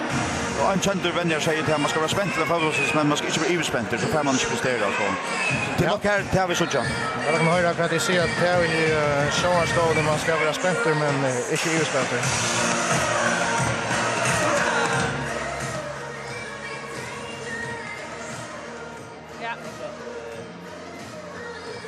Man har ju vanta och inte akkurat som man har våna. Jag vet att det kanske våna en gåan förpåses vid Neckbon Malmö-lagon. Men han är väldigt öliga intensor till väldigt mest av en grannomkär. Och ja, kanske lite sammanhängande spel och ja, nega tacklingar. Tack för det, André. Och så spårningen kvar från Clemensen här att säga vid Marie Siskason. Ja, tack för det spyrjan nu från Clemensen. Han hjälper henne att köpa 6 av är ut till hållet från att ha varit två som syns all sammanhängande spel. Ganska nervar för att in fältan av för hållet. I halvvägs som du säger, det virker som det är inte nervöst. Särskilt i början är det Jakob de första 5 minuterna är det inte shaky. Men i halvvägs finner rummet och styr på det. Och så tar nästa 25 minuter så styr vi totalt. För det nu att det blev sen igen. Men det är alltid, hvis man tänker som helt så är det en final och tar blivit alltid. Det ständigt på spel och det ser man allt. Vad är det så man får ut i hållet att ta så om till att det är vi nerven och ta mentala. Vi har det ju först då, men alltså, vad är det man får in att där vi ta? Jag kan anpassa det alltid det lägger sig ofta inte. Så det lägger så blivit ofta sen rör sig. Jakob där nu för in och Maira tog som onkel smarting som vi skulle justera. Och emot det skulle jag säga för hållet. Cover det. Det är smarting. Det är smarting som skulle ha på plats. Vi det var just gott. Vi spelar väl 9 till 16 minuter men här ska det inte mer kunna upp i fältet och vi har kommit till den stora chansen. Här har vi inte varit igen. Och så skulle vi få luka upp bort i ankrat av feilen som gör att han omställningarna. Och då ser jag Victor Frå. Tack för det och gå on weirdest. Tack så mycket. Ja, så alltså Frå Clemensen nu för han har skundat sig ut i omklädningsrummet. Vi sitter ner till nu utanstående Roland. Ja, tack för det. Ikke nekver chanser er på et mørkje ut av vid, let's say, fra Clemensen. Da vi tok det til dysten her, for det er på et mørkje en klakstein at du sier, det har vært, eller på 6 har haft, kanskje haft flere støver. Og da man tåsar om støver til, altså nekka som henter, og man tåsar om chanser. Hva er det vid dysten? Jag hade vid det allt det mynda så synte som vi var sen Benji, som vi nämnde från London att Lien kunde nog kring, men det får för en öron och jag ger det inte som det går till alltså. Har vi ju en press på 6 så det är för så spel. Jag hade ösn att på 6 tog vill inte göra det såna player och det samma vi har på att ta göra det ting som då Atlas har göra. Så för på 6 det efter att spelaren jag har som skulle göra ting där står lucka lassa och i uppspel och ta trenda sen på Rura Mivat någon och så låta det barsta och kanske brinja förra bult och som jag hade inne för ett tog jag corner som det göra och tog bli det som det som hade kört lucka så. Vi får hitcha när att nökron hade punkten eller broton från förra halvlek men är vi kommer till det så har vi hoa häfta med vi en man som vi kanske inte alltid rosa så nej alltså domar någon vad får sagt om Audrich och Karl och hade någon där Ja, faktiskt är det att han första ordla runt som han har som domare till att själv om han har blivit en FIFA-domare i år så är han unga final och dömt för och heter så först för han är ordla det stora skenne. I alltid att till öliga fas som snack om domare Audrich i Holland någon och ofta är det gott parameter till att han är lagt dysten väl. Så är det så vanligt en tvärstöver här som man kan diskutera om han kan ha ju kort eller inte till dem så att Chandra Jensen hade stäcker under kontroll på Chapa 6 då men annars är han dömt väl och han löver spel någon eller några köra han flöjtar lite och det hade är vitt att henne en gång på så de har Line hade som förra för när nu att eller några tacklingar som och högt press och annan som inte ser fotbollsplats så gott som dömingen lägger upp till. Men dömingen hon kan så hålla samma standard till 17 halvlek och så Moline uppa sig kan vi säga. Ja, han ska väl också i förhållande till att Trondheim som snackar om att han dömt när han ska vara dömd. Hvis vi får hit efter någon stövon nu i förra halvlek vi börjar också tulja vi en chans att Meinhardt cha B6 han har haft en näkrar ja, vilka chanser? Stöver Ejon? Ja, han började det snöda väl menar. Han var han som liksom bjöd i fram i vattnet här han skåda om all jobbet och jag hade ösn han var vi ju näck kontra första kvarter 20 minuter ganska men så kanske han detta lydsent ut att men han är nämligen en av profilen i jobb 6 som kan göra några själver och ta kan kanske för så att han just ifrån. Här är en nog snär vi att dräka mal. En god rent. Og en maver som man øysene leier mest til i fyrreholdet, kanskje ikke holdt oppa samme goda måter som vi så ikke mener det her. Det er en maver som heter Barstal Vardum til Hape. Sind du nervøs maver? Ja, alltså jag vill helst se det så att sex dröjna för få handa föra bollen, ta lassa på sjön. Och så har han kanske inte rakt så väl, men annars är han inte han gör några fel som man kanske spelar. Kanske är det stövan, kanske är det omstövnar. Men det har helt klart att P6 leter Barstal hava bollen först här attre och låt ta lassa på sjön. Lassa kanske är inte bättre till att föra bollen fram. Ja, jag slags vi kvitter där. Jag tycker det är en danskare Lasse vänster mittvägen. Han dår öle väl att finna Elvengar fram i mittelrummet och attrum och på tvärs. Han är kanske tas vi nämnde han kanske han bäst till att föra bollen i backchecken i chap 6 där. När jag har och så han så väl P6 leta någon annan föra bollen. Det ser sig allt och så är det inte lika gott. Meinhard han har vi nämnt mer än en affär nevna en affär nu till han vär essendur ta första lötna vi får en stöv och skärmen här till och nok eller nu kvar jag löto alltså han har ju ett skott fram vi och Johanne han är ju vi får stövna här. Ja, han bjöd av mot jag kan roa och ja, alltså han en Ölja Markottli stöv här som han för förbi och det var en annan ösnär som han för förbi alla värlagaren Church Hape. Men till han lögaren som är kommen och faktiskt alla till farliga söner som 600 haft. Jag hoppas jag syns som egen att han stora parter för honom inte första 20 minuterna är han stora profilen och i dysten i pröver. Men så är det så sista 5 minuter så kvarvar han i dysten och det är ganska en ung lögare som ja alltså och en ung alltså offensiv lögare ösnet tar hava till vi att kvarvar dysten men i GT sätter han lögare som dysten för att öppna sig upp och har blivit ganska för långt ner i vattnet så är det en lögare som kan renna från världen köpa 6 då och ja tror vi vant att han kan koppla öl i urgent i sätter han lögare. Näka som vi ösnen har tåsa syndrom i fyrhållet till er alla dessa här duellerna som är och kvar kommer det härifrån. Hörde den stepa final till och en granna diste till som är snä. Så så viktigt det som är det han blir öliga intens och hade alltså disten i mitten har på 6 4 år landskap har vi på samma där. Det lägger harsh pressa på annan tar. Det jaxar kan annan alla vattnet och ta onka chans automatiskt spelten han spelar bara framåt där. Och så är nästa duell och så är nästa duell och det attarna pressa och den linjen skiftar som har var bollen och så tacklar det kan. Ja, det det som vi kanske styrde sen det för för blåa till att inte ta chansen och ha harsh pressa kan annan och så blir det ölat fältet och till ojen till fältet jag de spelare som har lösen på platsen ja så kan man leva och kanske få en chans att stå på skjut. Jag hoppas att det mindre reellt än om till 17 uppkörna i bästa delen i år mellan Habi på 6 då. Ta var det på samma måte vi flow någon och spela någon att det var få sammanhängande elvringar och i allt det som säljer gör det att det också om Hape så är det på 6 land eller går till att lucka Trond Jensen 9 år vi såg Erlend Magnusson han lyckas alla tunnar och Trond Jensen och så kött som sönder för bollen så är det Erlender och kanske en annan som lägger ja men kvi stora press jag han tror jag att har vi två centrala midvallagare och det är Astronjolin att han styrken till utländska midvallare någon Gretna Brynjar Lövarsson. Det är ute väldigt kända spelarna. Han är god till att rota upp, han är god till att vinna duellerna, han är kanske inte lyckats cykla bollen. Men jag tror Jensen är mer att han lökar som kreerar spelet köpet till ta mesta gång för sig jöken han och på 16 har så valt att lucka han nio och i allt det är en väsentlig eller en stor faktor till att ha behöver kanske vara sent länk för sig själv. Så jag på 16 det är väldigt ali som är väldigt och sen om man har ända för originalt. Och hade den stövan som vi har här som vi tås av om och Johan här och fruspark vi just och spårningen är hatta näka som ska geva guldkort. Jag vet inte, det är taktiskt frispark att Trond Jensen han teker mig här och Arne blir farligt och det kan man gott taxera till guldkort och det vill Kar inte. Jag hade inte att Trond Jensen just neck frispark Arne så han lät hade gänga han kunde gott göra guldkort men hade det okej alltid. Och så är har vi tåsa om Meinhard och på 62 stöver chanser.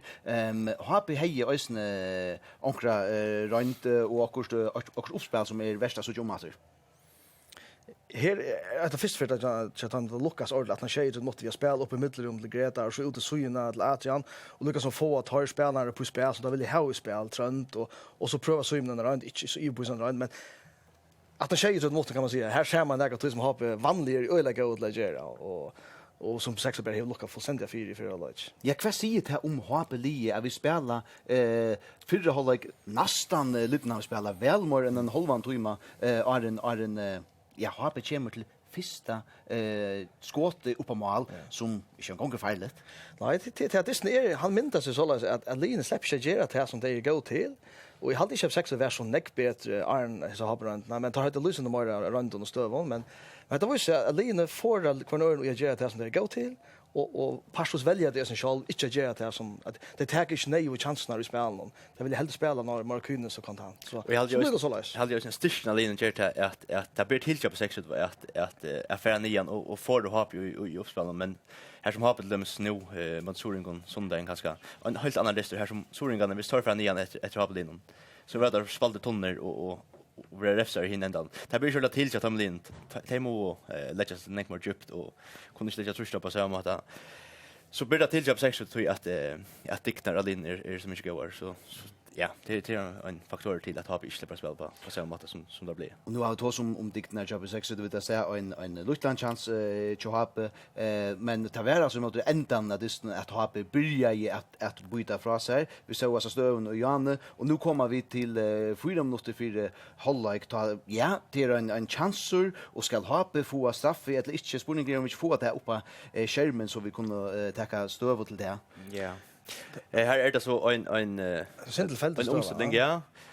Bjarten Petersen, han faktiskt kommit tvärför när att han körde över rackbollen och ja, en faktiskt en risa chanser till att ha på en omställning. Och så vill jag då ha brottspark här som Eli Falkbart gott nog vinner han bollen här men Jakob Bergsson han var öle år att han har så stövna till att Eli Corboini och han ger det som domaren möjliga till att så alltså känns som det är kontakt så är det lätt att han kan döma en sån stöv. Men hvis vi så ut från mynten här Ejonklaxan hatta straffe. Nej, jag hade straffe men det är bara öle stora chanser av Eli att täcka stinka på in fram ta med vi ut från brottsstöden och så det kan gå ända vi han träffar foten och så är det straffe och det är fullständigt onödigt. Man räcker bollen men syns det onödigt är stora chanser att täcka varje spel allt. Men det är fair att vi såg att män stäcker inte upp och brukar sig som där kanske hade gjort i en vanlig landskap eller inte. Att det körer fullspita kassan och så kommer det frispark upp i mine och så är det onkel vill domaren och markerar sig nu. Hade borde vara i Östland men här tänker jag på en goda mat. Ja, det viskar som spelarna nästan har förväntat att det för blåa så löst det.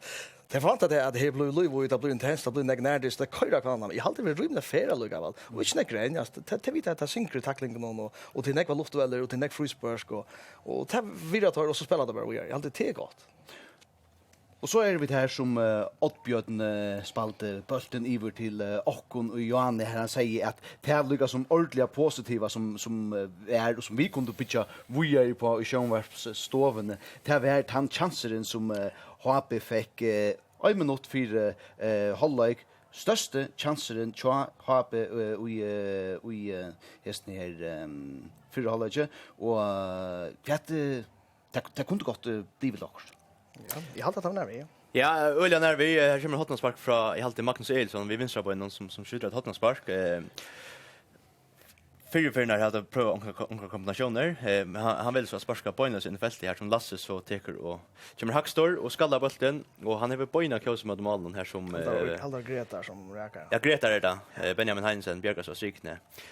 Klart han största chansen i Dyston i Brövor till Berlinne och den första ordentliga runden till HP och att det hade hänt på inte en halvlek visste att det kanske börjar så spökliga att öppna upp ångsväcken Dyston och i hopp att det är gott tecken eller så till 17 här som ja det blir Ulla Fatak vi chansen för en och ja, det kommer gå för sin omtala. Ta det som man är nu så är det akkurat som stöd som det här som kan bli agent för Disney urslit. En debel stöd en så skalla baltomale. Ett långt som gör genialt mitt i alla. Minar Olsen eller Adrian Justinsson som smäckar till. Akkurat den så stöd var agent till det 17 uppgörna mellan HB på 6 det här som 6 det är bättre för en lag 48-0. HB har faktiskt släckt vid Disney. Men så i Ivetöjne en Hotnarspark kombination ända vi att Adrian släppte skott. och jauna och så var Habe vidistan så att Habe är öliga vandrar mig upp på det på. Ja, och så här Debelstone där var istne wusse att vi har galtande ute kvinnefinalen. Här var det en Debelter som i den grad outgjorde henne. Jag på ett mest ju tar vi hukt efter det någon André och du du ska göra något så kött av att nej, det ska du inte. Det är för att börja. Laura Fredriksen två första året nu.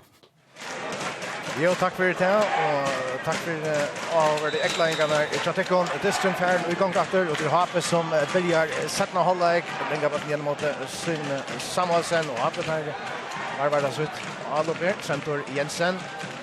Men det kan Roa och Davidsen.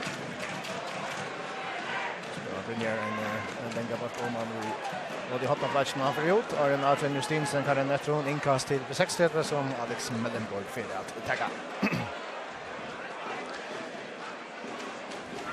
Här Magnus Olsen och han skrattar om kort och Brynjar så kommer Dola Koste och ja, upp på tynen där sagt alltså. Ja.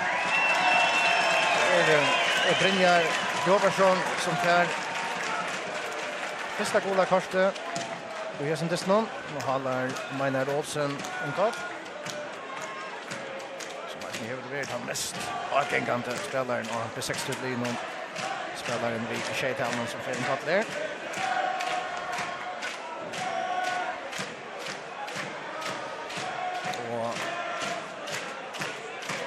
Läcker offside-linjen rätt högt uppe. 16 ner till att få knäckt nian.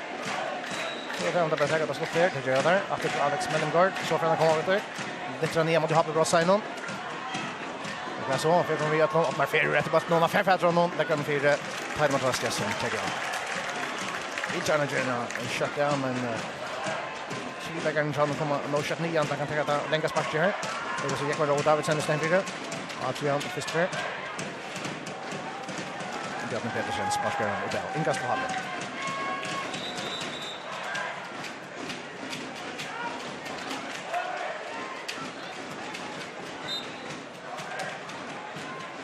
Ja, vi syns Jakob dirigerar röret där och en nog så stort server det är att vänjer att ha med upp 60 det tror inte vem som har tjänst här nästan absolut alltså Jakob Frau i Trent och så. Det är nog så stort server nu i så sammanhang. Ja. Så tränar sen jobbar vänner och sen det vart med Mamas vänner. Bjarne Petersen vi är någon vart om mot Mihal Pespelski jag kan roa men han förstår att för dem så det Adrian. Så kommer ni igen först nu vi har roa kanske sparka bort för Alex Mellenborg och Marfera. Det är då vann av Gretar Gunnarsson men och Marfera för en attityd. Eknan Malvega Romarsk Hense.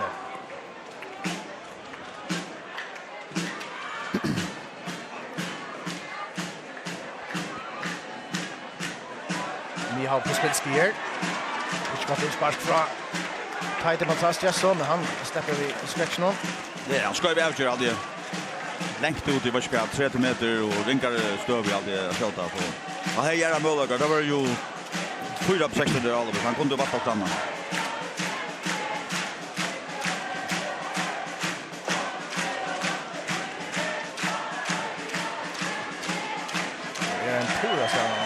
Kyle Aldring från Trent Jensen. Andra spelare som ofta fler att trycker Aldring. Ja, Aldring. Men här är inte hoppspelare. Så här Aldring så tjänar han länka. Och det var väl till att upp till där att jag var där skulle första. Ja. Så pressar totalt pitch. Det är därför Trent Jensen. Magnus Nilsson. Lasse Andersen. 60 dagar tar lite trust i högt. Där vinner nästa bollen av Habe någon och så After jag kan stå nu en pressar mer. Ja.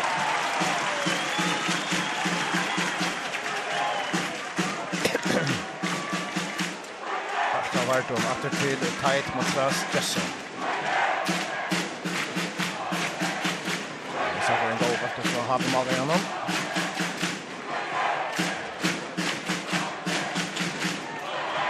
After 60 var en aggressiv revision och trusta. Aldring är sista change då. Nej, vi kan ska nu valge av lösningen eller vad man ska göra. Vi ska hoppas nästa så. Lägger för frispark till 6 Adrian Justinsen gjorde mot Erlend Magnusson.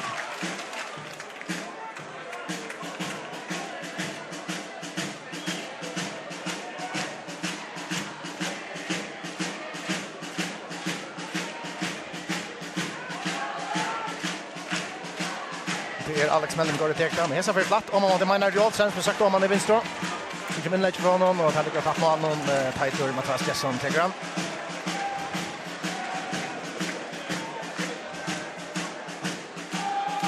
Lasse Andersen.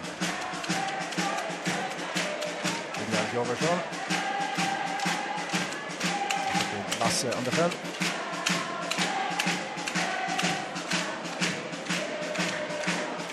Som Samuelsen sitter där. Han har Estek över. Mattias Eriksen till mer.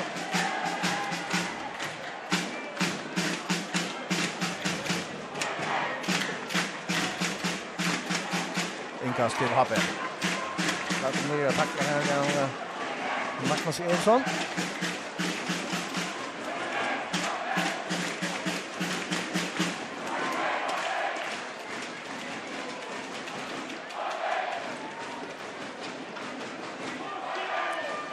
Vad skick när spelar skjutan, hej när sagt. Jag pratar nu sitter vi när vi chatten Oscar och så i halvvägs som fick prata vi inspelning som var ju happy och för 60 och det var alltså det är ju det och kvart samt om att det saknar mer fotbollsspel. Ja, mer fotbollsspel alltså, det saknar fotbollsspel. Alex Mellem går in ner till Kaimar Schack. Väntar vi bort någon. Bränna skjuta, väntar ända för träd och så kommer det till skottet och så är det bara som tidigt från honom. Han hade gott arbete. Han ska alltid med mening att först för en som läser man och smäcka till. Skottar så här. Ja, och där en go Elring från Alex och här ska han smäcka till alltså. På en väg. Arn Bergen Lucas som får komma fyr. 60 i Alven och där har Hattman spark till 63. Detta ser ut som början av förhållandet på 60 startar bättre alltså. Här var Sintemor Agengans spel och bort nästan inte vägar på 60-hållen nu så vi börjar efter Örna Watch. Nej, och det så spart i 6 minuter Alex Mellengård för då man att ta Hattman spark på 60 då. Sen här 5 mans 6 mans in i Happy Rossa någon. Det kommer att sparka. Jag tycker väl. Att det är här. Det har Björn Reisner. Kan ändra det vi. Och nu räknar Rossa har Björn att Justinsen sparkar ner. Men nästan inåt räknar Rossa. Det går vi.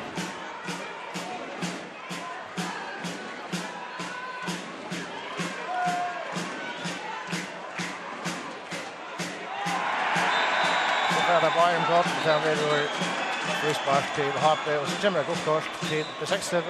Förra första idé. Det är nyvärjen Jatne Petersen i färdig och så är det ett goden förstånd. Ja, han stäcker faktiskt en kontroll. Sjumen är nära att det snära ner av och så släpper läs framåt till han. Han tar på helt rum så här. Han ska nästan göra det här rätt.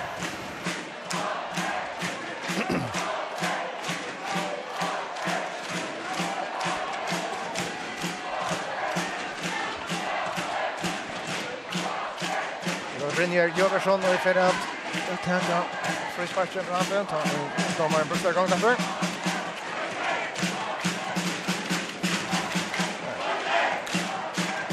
Tänk då gör det upp. Har igång. Det är färdig igång därför. Här är Mål Olsen. Och färdig är det sparskar om det. Inkast på Happe. Det går åt Davidsson att tagga den. Adrian Justinsen. Men här är resten i Packar Nilsson har för en pott. Spark till på 60 för just det av Greta Gunnarsson.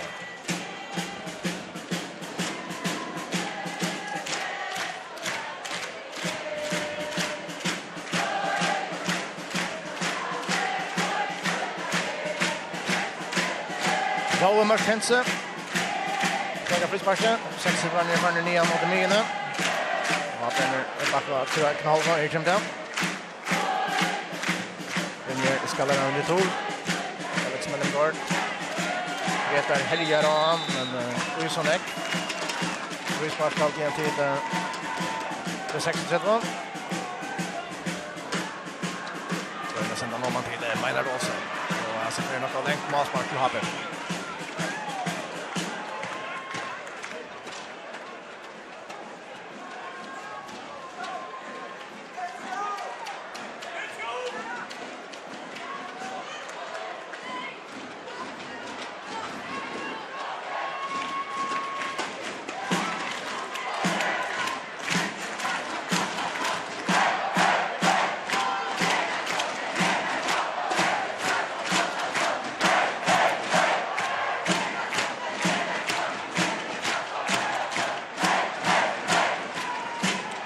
Vardon.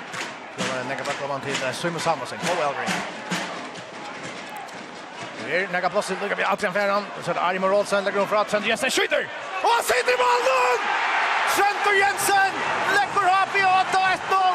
Knallar till flatt. Längt utifrån. Ett flott skott från Trent Jensen. Sergio Fyrjad Happe är då 8-1-0. Superskott, alltså fantastiskt skott, va?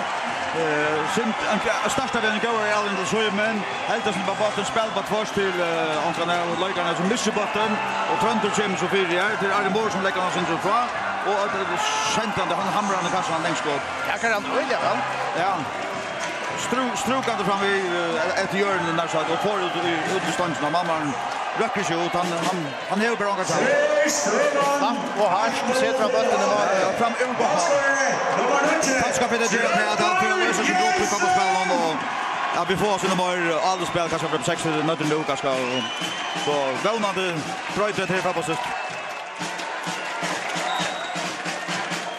Ja, vi finner första målet i häsar Stefan ett mot Farner Happy 8-1-0 Trent Jensen i mål. Det 60 det gör av en väg.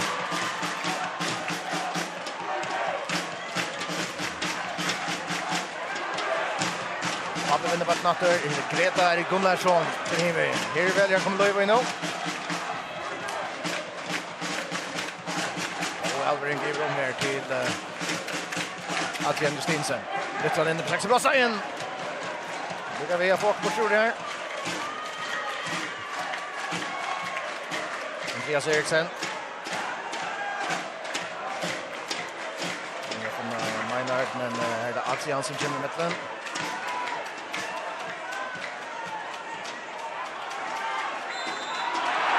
Spark till Greta Gunnarsson.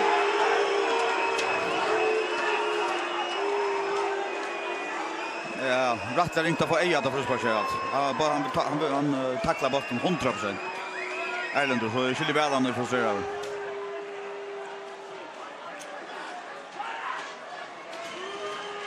Ja, det är inte försvar.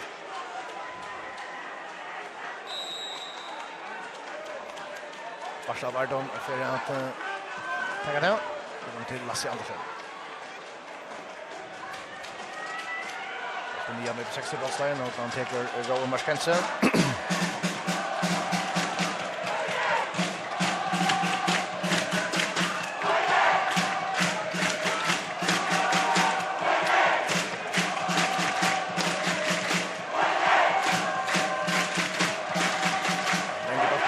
Benjamin Heinsen och Alvin Sky för ut inkast till Happe.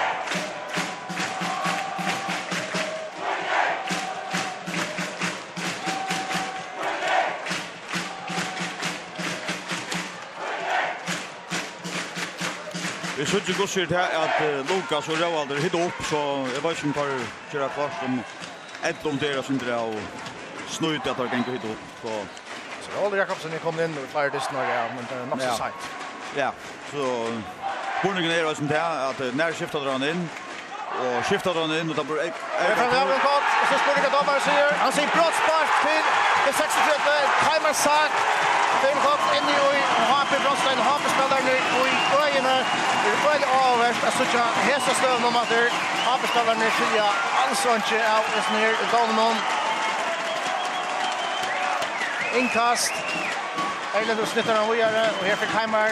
Ja, det ser tomt ut härifrån. Jag tror det tomt ut. Det ser ut som här är kontakt och han släpper sig alltså. Och tomt frispark. Nej, det är brottspark. Nej, för att han vinklar så vi får avskotcha där. Ja. Är det brottspark? Är så nöjd. Jag ser just nu. Ja. Men kan man snart sagt så snitt där. Han märker att han är i showen. och han ser att han får inte stoppa det vatten och han tar och släpper på en under så här. Nästa spalt i HB på 60 där. Ta man ju att Heider Björga 2 brottsmål på 60. Och landskamp. Ja, ta Jordan den ja. Han Björga 2 mål brottsmål kontroll i kappen i en distansment där är 8-1. Ja. Då var det MC Schutter, det var inte häsen och det är inte ofta att man färre blir inte ta brottsmål på 60. Nej, det tar ut som jag var inte så att outholder här men han får det tillbaka någon och tar upp så lite här. Så ja, jag var känner så att det är outholder. Det är bara en Ottmar Ferro emot ett Tide Matras Jesson som förr har bjärga brottspörsgån emot på 60. Ottmar Ferro batter skjuter och skorar! Ottmar Ferro 4-36. Och jag kan lova det kom att närmare då tar ju Hape skorar så är det catcheria för nu. Ja, här är Nekveromer och så just startar jag också Hape nu till omringa domaren och Chili väl. Vi ska det en outjande för dysten där det brottsspörsgån, ja. Anche Malai Chicha tight här halt jag skjuter fast fast. Ja. Och sen man ser han är men det skottet som mycket harst att nästan om man är norskan så är skicklarna Bjärga. Såna kraft då. Vi ser han kan gå ta den bollen. Han är nervig. Det ser ju ska men han är nervig. Han är väldigt så. Ja. Men det gott.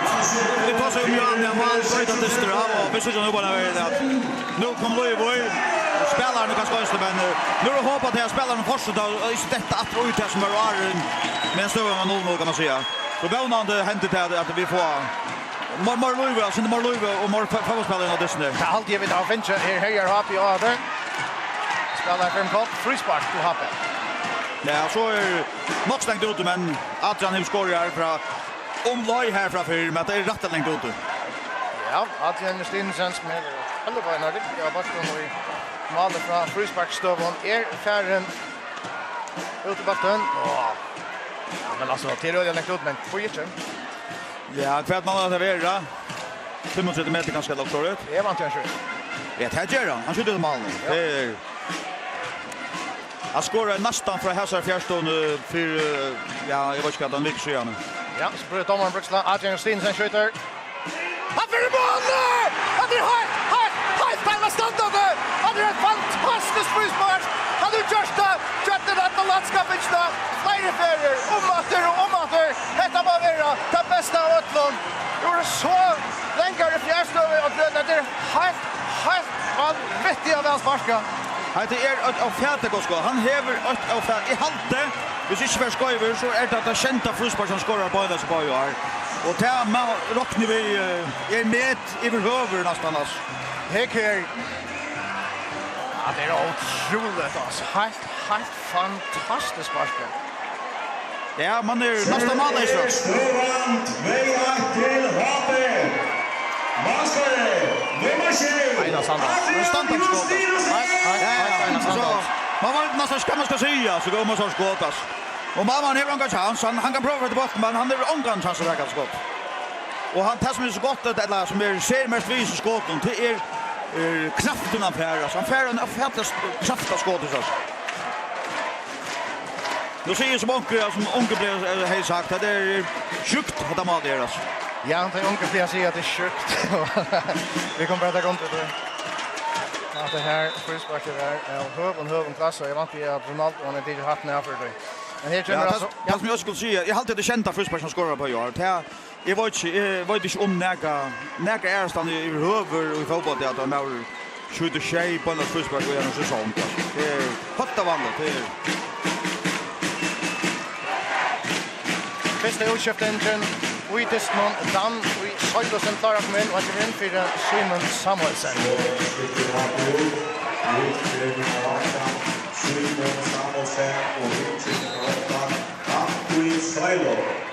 Ja, som vi inte fänker och i förra halvlek tar vi fänker på minni en 20 minuter här i sattna 3 mål och jag ska nog låta komma över att 3 mål till Adrian Stensen.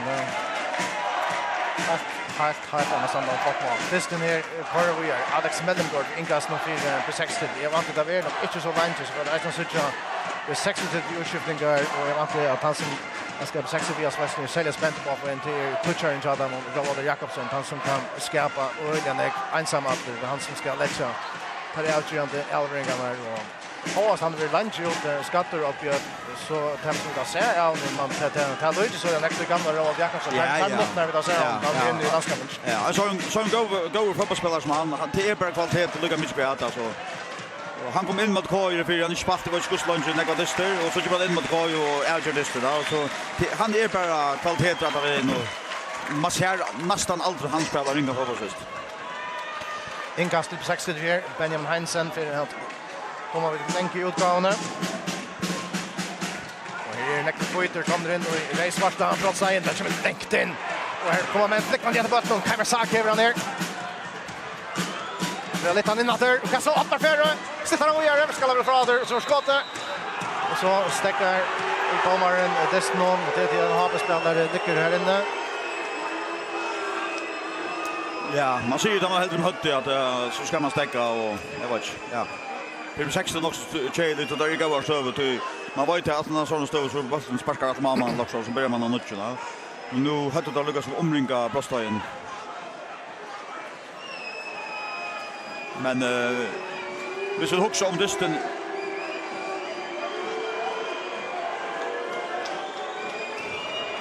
Vi ska huxa om dysten så tar har skorat 8-0 så stått och så att det alla som tar inte alla toja kommer över sina egna scoring så är mål attra. Så visst nu tar gången toj att det tar förluga som dämpa sig ner att och få skilja på att det är 8-2 och att det så kan det gå plus en trubbel så på 60 skora toj att och i landskapet är bara första mål för inte upp det här snägg med mål in. Och tas skulle minnas till 2 minuter stund tappar alltså då tappar 2 dyster och här är 5 mål. Och så är det Arjan dyster här är bara mycket mål här in så ofta tror på skora mot HP och nu kan man säga få det på till att etablera sig komma igång att vi spelar någon och halta loss då så kan det gott att tro på 60 att jag kommer in i dysten. Ja, vi får så tjän här är vi för en ja, jag tror inte mot rätt vanlig verkligen nu. Det är det första Jönköpingssna från 60 där är ju annars offensiva krafter med andra en Hannes Agnarsson som är kom natter sitter vars någon det är fast lunch men det är en kvar fair. Här Benjamin Heinsen vi har fått fatta någon och har spelat en klar. Lasse Andersen som spelar ner mot Danne Söjdon.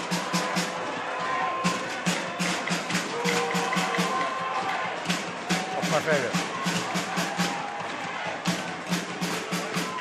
Det är stickkunsten att Kaimar Sark, men han tar inte haft att han väl vill göra dessa. Greta Gunnarsson, Danne Söjden, Adrian Justinsen. Frispark till HP. Ja, och nej frispark. Kommer väntar ut mot Sjölen och touch nej där jag frispark. Nu får HP som möjligen bara sparka bollen fram i fält till också. Jag vill kanske få en chans på så men har vi så just en utsättning vid att Dan kom in och Sjömen häver så syna dikter vi har spelat ofta ömma dröjnon så bröt det lösningen vid Dan är en god kombinationsspelare och är ofta garant för att spela så har beflyten också väl så det tar bröt faktiskt center och är 1000 där just Arden.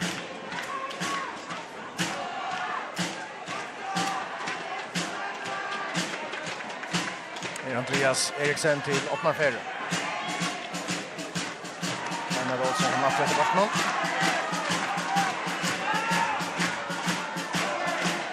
Alex Mellengård.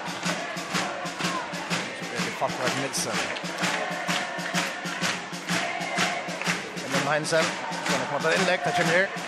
Men det går tatt att Malvejan inte har det. Tar inte matras Jesson som sätter spel i gång där. Danne Söjle som akkurat kom in, det går ner.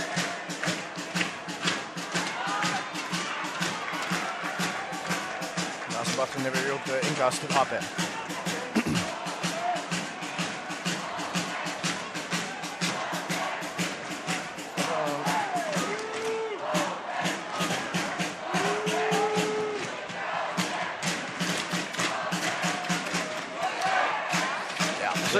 Så här som Ekman Robert Davidsen center point 8 för han Roald Jakobsen på 64 vi att Jesse Klara när kommer in av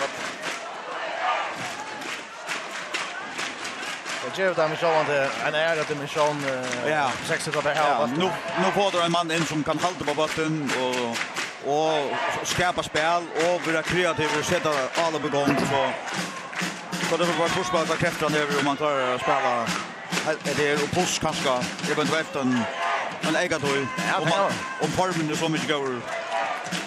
Men att det annars det vant det att fotbollsspel kommer att vara bättre än som igen. Alex Mellengård. Schaffner Malmö lägger Bergen Allinon så en frispark från Aljan Justinusen som är fantastiskt. Så det är att Vassförantali är 3221. 3221.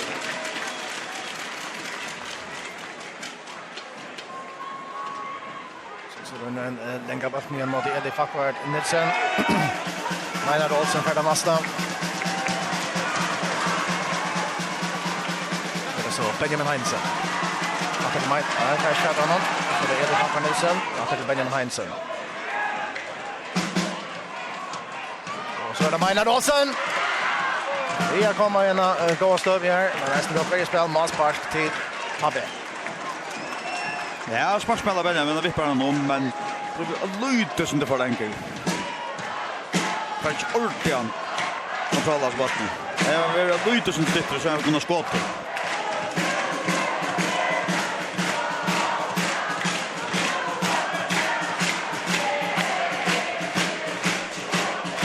Heiter Matras Jesson i Målsparkslund.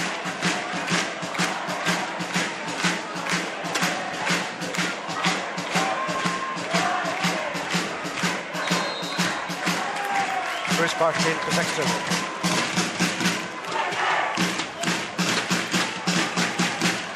Så nu center Neckfalt nian till bara shoulder frispark skjuter Alex Mellengård och Andreas Eriksen i standa efter. Och ja, det Andreas Eriksen som knäpar upp ner från Alex Mellengård. Neckfalt kommer in i Habenbrossline, det är inte minlägge. Det är Brynjar skallaren nog från. Och så det Bruxla för Rengstöver. Ja, till oss. Ja, nu ska ta ett rans oss här.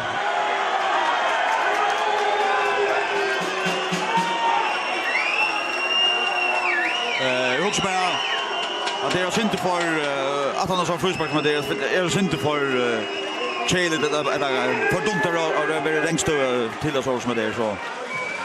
Sen det Chile för 16 faktiskt.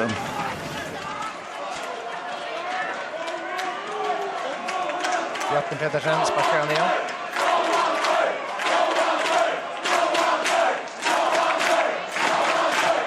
Så det är Oscar för Ropa Naune och Roald Jakobsen. Han ständer kvar och kommer in. Och det har han in nu. Och det är nu. Han ska in till nummer 28, Mihal Ryspinski. Ja, nu lär man nästan lycka lätt som att det är skåra. Jakobsen kommer in. Det hade en max naturlig utskiftning. Jag hade Mihal inte åt att vara några serier in i som det han inte det är inte lagt några serier det bästa så han är nog den mest naturliga mären att ta ut oss bara du står ner. Det ger så till Roald och James in offensiv framrätta Mivöden och Maynard för så ut av kanten. Ja. Maynard också har bort ner. Efter out on the side då.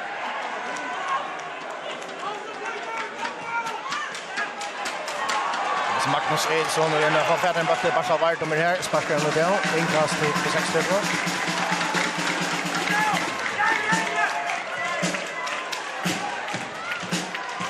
Ja, det är som vi tar oss som konsekvent länkinkast från 60 till Midbergen i färjan igen och i Ape Brottsveien, Jatten Petersen, Ottmar Ferre och Maira Atria Taimon.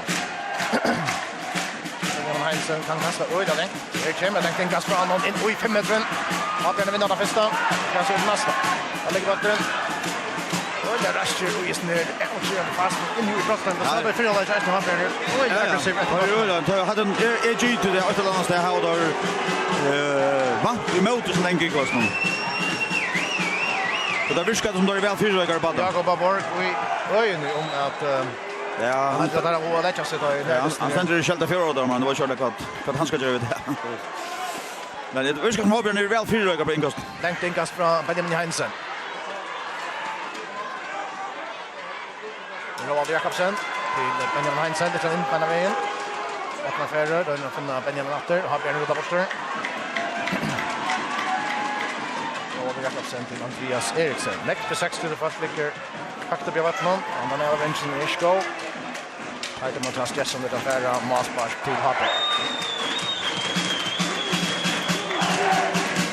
Sådär utanför mynten är att Lukas Systovic hittar upp att han syns att mer fick vita till att han har alls klarat att spela fotboll, men det kan vi ändå finna en skört någon då.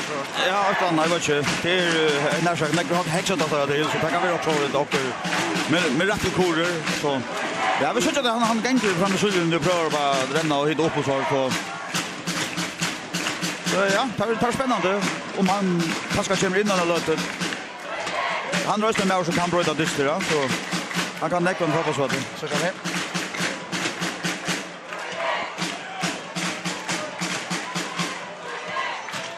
Akkurat efter har alltså 15 minuter plus Evertoy från att bli step av vinnaren.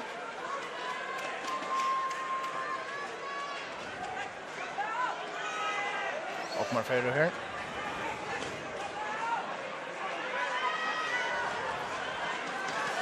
ja, som Tony Lyr så som stövande är så ska be 60 till att satsa mer. Så jag här och man färre. Han kommer in i havet brossa igen. Skjuter! Tajda Matras Jesson. Kjærse Brian, Jösman skall och det resten det ser att han var inne från det att få en mittenbein i och ha på målvägen men här tar han och samlar det samman Bjärgar. Super på 60 alla upp.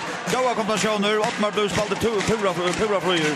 Startar alla på shoulder och avslutar det och ja, avslutningen är inte ordentligt god.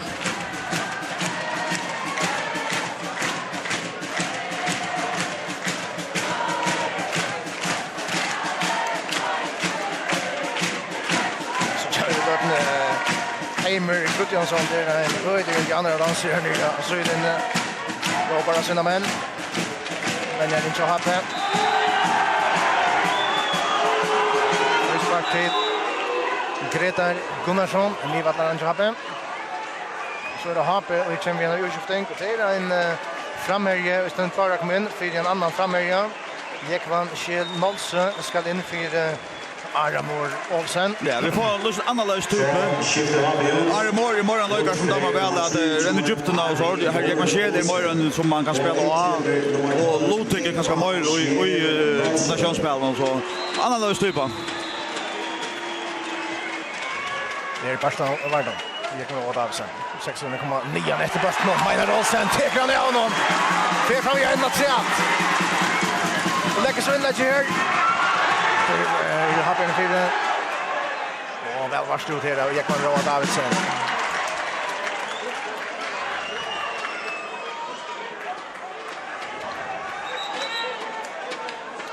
Domaren ska orga Maynard Olsen för det som det vill se här. Nu är backlinnen.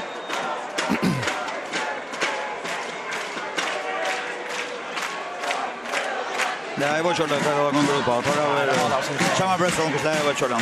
Nej, det var alla som var. Det besäkste det till klart att skifta Hannesen. Hannes Lacknarsson, ja. Ja, och det är med några fler. Till Östern som kan bli agent det visst nu han färd för att debatten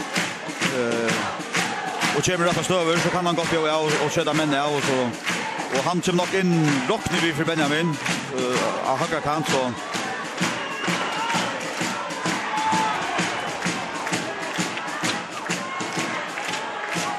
Jag kommer att Davidsen kommer ner här. Tackar backen till Habe. Sen vart in i 60 brossa igen. Det blir slett 20 gallen. Det är Greta Gunnarsson. Och efter Greta. Det är lätt för honom. Han öppnar färre fyra. Habe varvajter. Habe blir här. Linjar. Raspaft.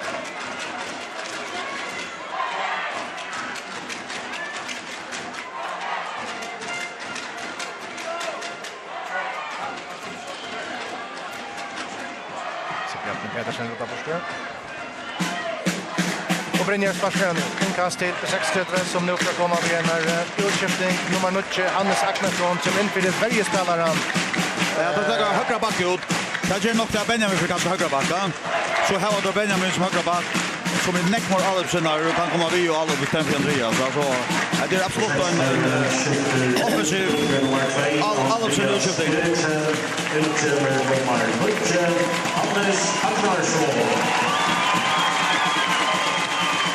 Spelare som är utanför lunchen, alltså inte av bunchen men alltså helt utanför spela över skatter. Hannes Aknarsson men den klarar till sig här finalen. Spelar ögonen kvar i fjärde. Här har vi och där mål alltså att så är det som här distant outer territoria sia. Så tycker jag det får på skjut här. Så skjuter Alexander Stensen. Det är så för väl så innan men han räknar man av någon hotna spark till HP. Ett fantastiskt Kattinger och nu inte mer nu här. Ja, hvis ikke for Høtskøyver så halte at dette er mål nummer 23 hvis du teker Arjan i landskapsen. Jeg halte det mål nummer 5 i Steppakappingen. Så det kan man si at det er fett det godt. Jeg har skått 23 mål. Magnus Eilsson, om man har tagit hotna sparket för Habbe.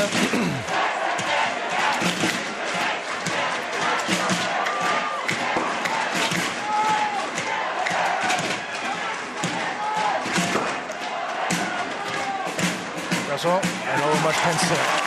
Lockar bort Noel. Denna sida spelet kött igång, men jag hade inte kött över. Sitter vi alltså i vänsterbacken Alex Mellemgård som för alla med nian att Jackstad. Nextet var ner. Mer desperat det var Petrus mot och etablerade några avlopp här mot ända någon som kunde få där inåt i dysten. Det var inte vi. Nej, men så där Sindre Skiljande, han får alla med fram högsta pressa. Och resten av det nästan hyggligt att han renner istället för att dröna ner och jobba till pressa så och har spelat som något slatt ur andra ensam att det.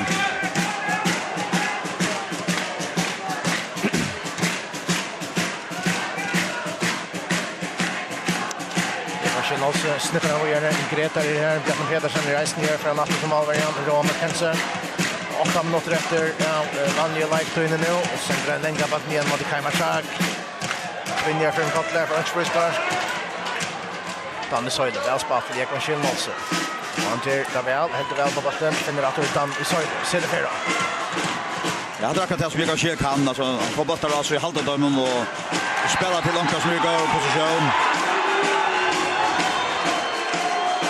Öppnar för till frispark mot Danne Söjde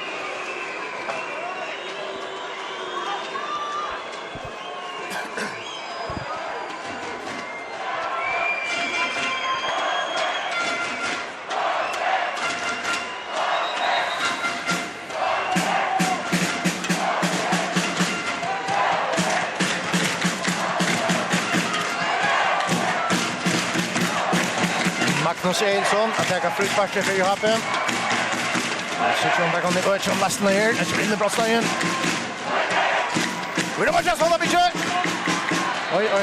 Han har hoppat fast och haft här men längst då alltid. Ja, längst då ja. Att det var han här. Nu efter målläggan någon att igen Stensen. Ja, nu är bara 20 minuter efter och Tess här där rör just inte för att Lukas sig in så han är nog inte för att spela.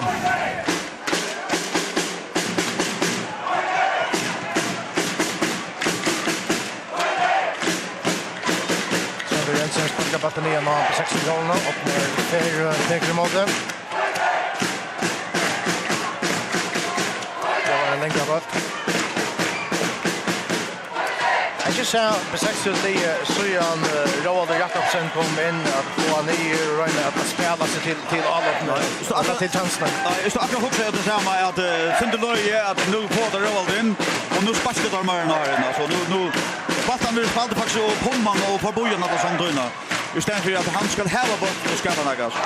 Och han var det som mycket stärkt att han bara var avvisad där. Ja, tar han stroblar och lägger bort mot ständigt.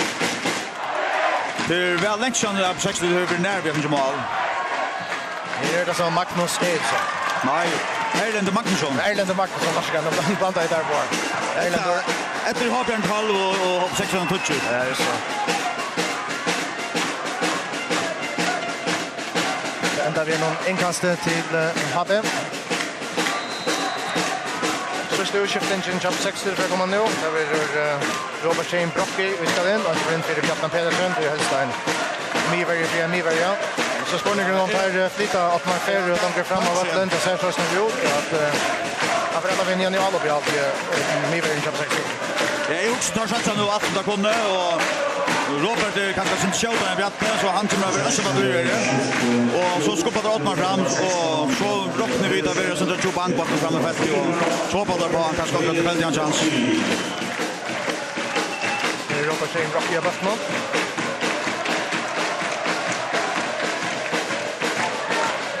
Ottmar Ferrer nu spelar som alla bara samman vi timer Sark för på 60. Och här är fejler av Robert Shane Brockie. Skrejer Ekvashel Nolsson gott och där är det 8-9 var gott kors till Robert Shane Brockie för hatta. Nej, det är rätt kors. Det har du absolut inte det. Nej, det är pura gal. Han är inne i 2 minuter för rekord och ja, han helter och fettler mannen. Men här är män som det är hot cykeln på det. Ja, det har så att om att det ser så att om att bara tror jag en stor fighter här.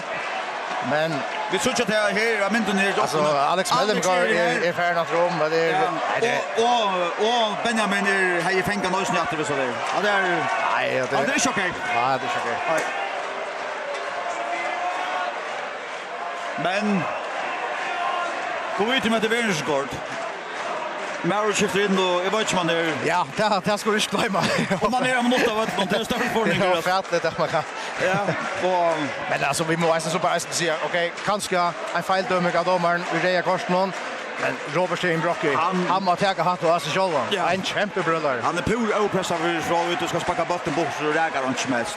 Och Mauro Gretas på snäran och har kaos på vallen, det ska sägas men åt ett annat steg så har vi tänkt från Adrian Justinsen. Ena för att se att då är så för Bjärgar Joel Marstensen. Jo, absolut gott skott. Ja, absolut gott skott.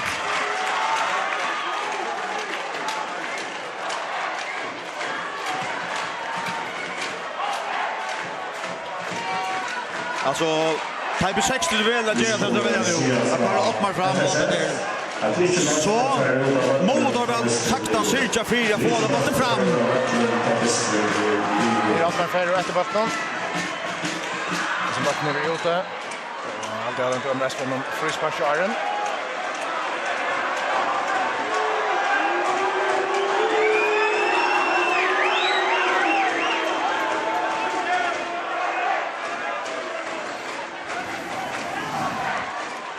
Kött bara 2 minuter 20 sekunder efter vanliga liketöjning här.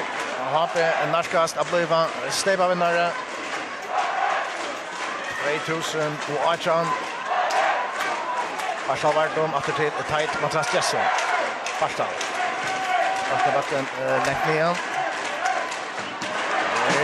Schinklar och på 60 i spel nu med Alex Mellemgaard för honom. Bara ner mot Ottmar Ferrer. Menar det här det var Roy Eisner, jag har Roy vinner han. Svante Jensen att det mål var tight med Saskas. Vi kan gå Alvering för Habe Malveriano. Inkast till 60.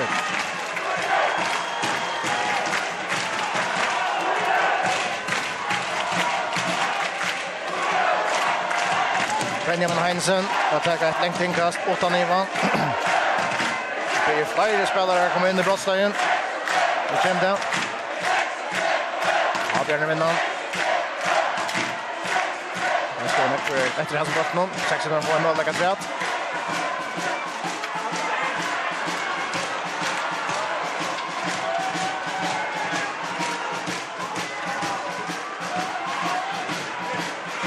Så Ottmar Ferrer. Ida Meinar Rosen och kanske göra något kött över. Han skulle ganska titta in i brottsligheten vid Ferrer han över. Yes, han skulle titta och trycka till så skottet. Han är för spänter. Ja.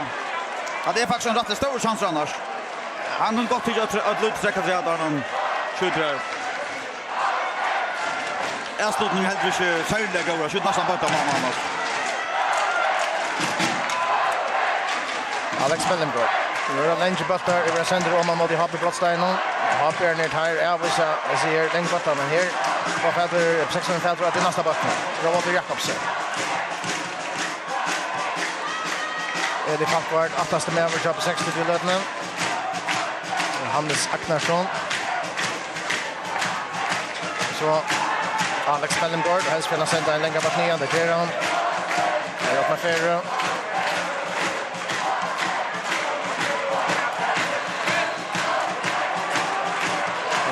frispark till HP.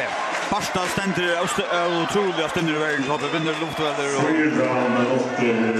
faktiskt är det en väldigt skatt här. Nu tar spelar vi så länge vi håller bollen så är det han som tänker duellen ja. Och vinner där flesta. Vi är färdig hållt vi Tøynas domaren lagt oss röd och det är 4 minuter. Tider Matlas Jesson vid frisparkner. Vadisten ligger så är det Axel Johansen Löknauer som kör hanta Lökmanstejpe och han sa jag att tänk Fredrik och Krupensur kör hanta Danny Soile står här. Och vi är färdiga fram vid Alex Mellemgård. Vi kommer inlägga från Danny Soile mot Atterstång. Lycka vi att ha björn på korsor Adrian Justinsen. Ja, man säger snäckt till honom dysten där. Alltså så är han här nu och hettar. Det är Kajskotten som är och kanske blir matchvinnare. Ja.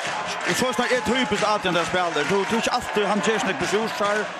Lite laten och allt det här, men är outkänd faktorer ofta.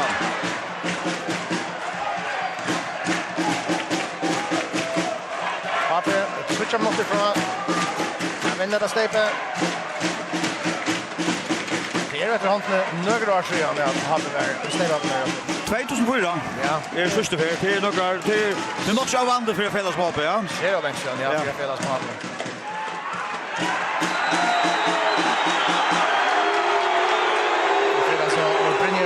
Översson om kort. Och det är ju bara en topp 6 oj om att han är så super där. Det looks bara det looks nu in the school spel för att få tuna gängas. Först behöver Justin Mabrunner inte passa. Och så är Galle 8 för minuter så kom. Det lukar vi att men för Atlanter så tar är där far nu så är Galle. Ja, nu blir det strax. Jakob Borg kommer in där den här skilja männen. Det var ska det göra nu vad nu. Som samma som blandar sig på.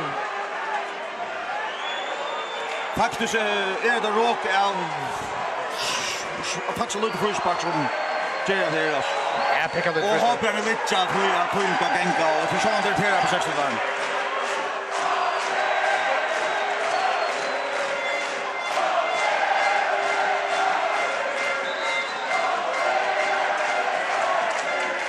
Så det är faktiskt situationen vi tar i Danny Soile. Fan är ja, nu det så att Benjamin Ferreira Costa är boy till Jola Palantor och Anna och Greta Ferreira Costa. Benjamin Hansen Eisner Ferreira Costa och det är Costa med första det kostar dem i landskapen så sätten. Men ja. En sån en chili inte och på den här kan händer det redan få Danny Soile upp där. Ja, det är så skria och igen. Jag tar lite upp och det var inte så det. Att det som tänder då. Nej, jag hållte att och Leibon närmast svimmen, det var inte hur svimmen ska in där blanda sig till så tack där. Och nej, jag vet inte, jag hållte Benjamin här hotat. Jag slår oss och slår om spärren, men jag hade distan blev en rollers nu av där. Jävla och look saga Chile inte och Chile för fotbollen och Atlantis där så är det utgjort. Ja, bara men det kan bli utgjort. Adrian Justinsen. Och så är det ja. Att det blir klar för det.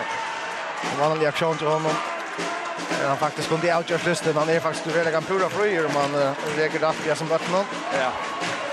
Och annars alltid det att kanske Jim Fury att han är rota bort Alex Mellengård är nog han med när vatten som kanske är bästa på spelare så han är fram utgåva av det. vi ser vi skulle ha valt en dagsmann så valt han. Men så han det matchvinnare som fram ur mål ja. Tojen som domaren lagt att säga färgen men kanske det är en löt central träd tog att det är ju en rullande tryck och stäcker här och ja så vi måste man kalla Lucas en parslagsmål en löt i det Korsvattler. Ja. Roald Jakobsen sparkar länga bort ner mot Johape Brossa någon upp 60 år där vi nutcher mannen av ett någon så det hade rent för det gick väl. Men det var sant och där Rickard Flyer för Roald Jakobsen. Det kan vara där till kan se domaren. Hotna spark till på 60. Och det alla systematiskt. Malvern jobb 60 Rowe Markense för Iceland i andra brottslingen så har jag för faktiskt så ser alla spelarna av vattnon in i brottslingen har Alex Mellemgård som stanta stått utanför att ta emot en eventuell retur så där så under Roald Jakobsen nu ska ta det där. Det kan så här. Roald Jakobsen vi hotna spark då det väl. Och så skottet och han är i mål! Han är i mål! Det är 2-2! Och 36 över. Det är mål vi inte. Mål vi inte. Stövan är 2-2 för 36 i Jalma. Vi nutcher bonden och i mål till Happe. Det är färdigt. Det kan inte hända ena för att det. Nej, det är helt färdigt. En minut inte. Han vann på 62 och på Dortmund så det är Hannes. Han hamrar i kassan. Så, ja. Spänningen var bort där och utan att det så går för alla så är det fantastiskt spännande och häftigt ut för alla. Så det är också om till 60. Har vi kunnat göra det mycket mål. Det är mer trubbel. Så är det Jalmar 3-3. Marschuttel, Charles 66. Noah Mitchell, Hannes Aknarsson.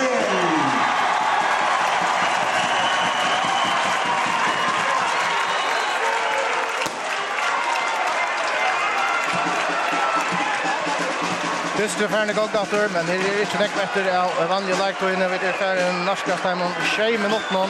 Men alltså Hape har vi färra om vi färra in igen omtys. Vi mot en nutche och i 3 minuter. Men hin vi natter så att säga alla Hape spelare vinner, inte alla, men näkt för av dem. Här har Marina från en örontyste för det resten var det 1 mot en nutche. Ja. Och vi minns att mål för Roald Jakobsen och 4 meter. Ja. Jag fruktar domaren 2-2 och färdigt.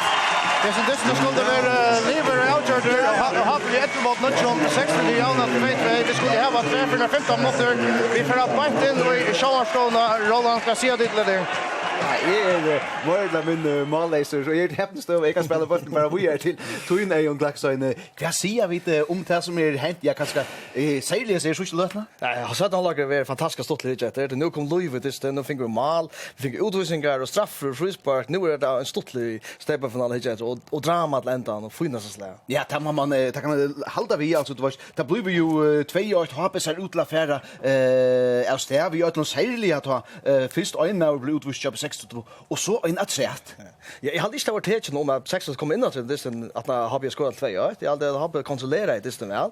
Men så blev det drama här och utvisningar och så ett hotnarspark och så bara ett skott alltså. Ja, det är fantastiskt stort. André, det vet jag vi drömde om. Ja, det var akkurat det. Vi håller som kritiserar vi sin fotbollsspelare vid det är inte väldigt underland som vi hoppar på, men nu fick vi så 4 mål och vi satt några 2 rekord och ja, det var här tacklingar och råk mot ändan så att nej, det var ordentligt så lätt och nu långt lågt och allt så att nog så spännande så jag nu 60 vi 2 månader untalde tar nämnt det att det var det samma scenario för och i Sebba kapinne nu mot 11 på 60 då och Alviga McNaughton har vunnit 2 så att spännande så jag kan förhända det. Stottlet och underhållande sitt ho är rocknar vi att här ösne berg stottlet och underhållande är det här som Maria Siskason Nessa är på nu.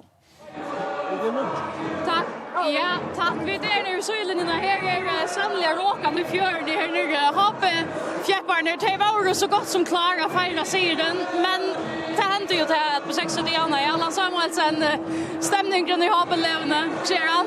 Nej, han startade goer. Men hade var gott att stiga rakt in där. Hade varit hemma, men så får männen bruka krafter och det ballen är bäst att spela fotboll. Så här räkan halva minuter till 1 minut och det körde det att han fick görna och nu blir mål. Att det gott nog amatörrakt där några som spelar som vi där va. Men nu är det 2 för 15 minuter så hoppas vi tar det här. Jag tror så på att det är till HP-firmons nu att man kommer in att en långt lökt nu. Jag såg att det borde det vara. Alltså vi är 11 mot Lucha. Jag vet gott i fjör att det var en skandal. Men det borde det ha flasht det. Men det var gott nog slatta det så det gör det nu. Hade var hemma, men får det bruka krafter på några andra ting så men ja, 2:15 där blir det som 60. Vi tar det hem. Men Allan tar man sport så inte jag vet att man alltså gott kan täpa skott om man är 11 mot Lucha. Ja, pura in här, men helt det vi där lasta sig dra i hoppet då. Och vi tar det hem nu. Det gör vi. Kan det svära alla. Ja, till liva och vi vånar här i Happelöna. Ja, til liva og i vånene og i Hapeløvene, kunne de gjøre det, André? Altså, hva sier Heimer vi Hapeløvene nå? Ja, självande kunde liva vånene. Vi har haft syren fullt under kontroll, mest som alla 17 like, tar formen iivtallet, och här var en halvvant med efter, så att självande, alltså, till tar som färre här var det genstorchen, och jag vant jag på 60 så man lägger öllena orsk och i varje spel jag kan nu, så jag kunde inte släppa på samma sätt. Därför att börja disten nu på den vägen så vi måste släppa på 60 och släppa Eion och Jeva till Åre Leiber Fredriksen. Jo, tack för det här. Jag minns den, det var ju Eisny i Sleiberkappens i världskandisten. Tar vi på 60 spalt i Nutschi mot i 1. Vi måtte ha, jag minns att på 60 fick jag satt några goda koster. Da måtte jag flera på 60 i Asgården som sa tack för mig. Det har blivit skjutja, tror jag att det här inte så vita kvar för att komma. Och jag tänker så faktiskt det klippa av en mirakel, men kan det ett mirakel ändå träffa? Det är nästan en tvärförbetry. Alltså på 60 klarar jag under det är avhämtat. Det är fantastiskt va. Men det hooks bara sen det hooks om tvär från 15 motor, men det av färdiga mål. För bara nutche. Hoppjärner är 11 och Benningarstövan går skulle hon. Jag var ju till att Hoppjärner har tränat neckmorgon till linjen i förrjun. Har tränat upp i tjej för och mikna. Morgonvändning och kvar det. Och också om 4-13 så på 60 du rockar vi ett halta stövande som fratt. Att vi kanske kommer på en bossbask tapping. Här har vi en chans. Men så hoppas jag att måste vi blir kan ända där så. Vi må gå ut från en halv teker detta och i en halva timme någon vi ett mot match. Ja, ska bli loj vi står inte för att stäva sig. Men visst då är det så ska man bara ta hatten av för någon champion sex och det är så kan man se om. Rafael Elringer tror jag Gera ända vi någon enklast till 60 då. Erlander Magnusson att ta på 60 det är så det är i alla fall för Nilsson i vägen så har upp med färre nu. Ja, tvär Wiesinger, Benjamin Heinsen och Robert T. Brocki. Bara Fincheria Costa. Ja, vi såg ju så att det är 60 lägger ut där vi tar mån 4-13. Och faktiskt vi omkom alla bara där omkom fram med som vi blir se alltså. Och tar komma det ju välja och hålla ett hörn. Det är så Magnus Edson. Och det är kanske Nolsen med att det är 60 på 4. Men det är så Adrian Justinsen. När vi sparkar till 2-1 i Orsens frispark. Magnus Edson inlägger hotmarspark till HP.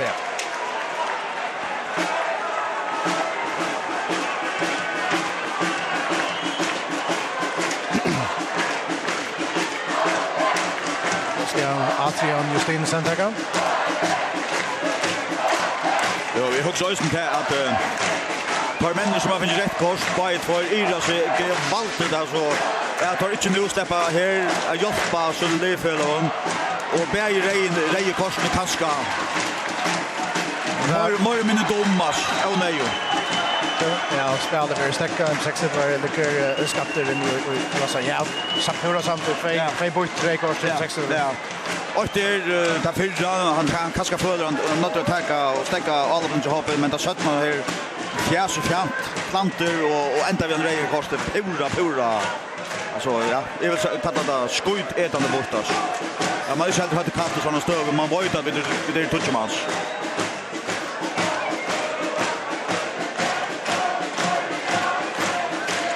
Så vi har alltså ett uppkast som domaren Kari hötta någon för att Kari vi vant att 60 var här. Tjeva har på någon bort vatten och här är vi alltså att ni Attermans in i på 60 håll. Det är bara tajt att vara Stresson som ständer rätt. En kast lappen. Och detta kan vi vanta vidare mynten. Tar nästa 20 minuter som är efter oss ner just nu. Så kallar powerplay in i 60 hållna. Vi kommer rolla Markensio för att det som bort nu. Ja, jag skulle inte orka till att hoppa spela som de spelar. Vi hade halva batterna steg. Tar borde helt från botten i öronen spalt man till man och två aspekter för 60 sekunder och finns där runt att han och möter simpelt än alltså så bara spel inte mål som kommer du är ett mot något så blir det med för att sätta det fröjer går stöd. Ja, kanske att här som hoppar vänner att skipa här. Nej, det var en diagonalbuster. Det var Rod Davison. Fer fram i. Då action här. Gick för Rod Davison. Det kan det fyra och att det fint inlägg. Ut med skottet. Ett vanligt skott från Magnus Eilsson. Men det går action från Alicia Branch har på gick för Rod Davison som fer fram i Alex Mellengård och så kommer det fint och flöt och inlägg här. Adrian Justinesen här. Magnus, Rainer från Magnus Eilsson. Lagt en 6 år av en så Erlend Magnusson sparkar en nödlinkast. Erlend Magnusson är trampa och är möjligen på 6 år har en utskjutning efter, ja? Nej, per omgång. Roald och Hannes kom in och så vann Råpers. Ja, Råpers är en block i varje och i sekund. Så väck för rekord. Tjej ju mot rätter och långt av trampa. Det här var en strävande styr. Ja. Men jag ska säga att Erlend driver Oloksfälljarask. Arbetar oavmynt här. Björner lyfter botten in i 6 metern. Som du säger, assistenten då är där spelar där runt. Ja. Det är 12 nu och spel. Martin säger man spel. Det gör inte han att ta in. Adrian Justinsen vinner ett någon.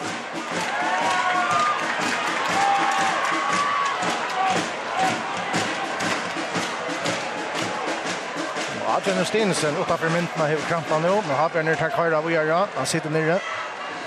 Hinner med igen. Latten lägger. Vi är med Svandavic. Trundebrossan skjuter. Roman Kensebjergar. Gott hopp i Oliver.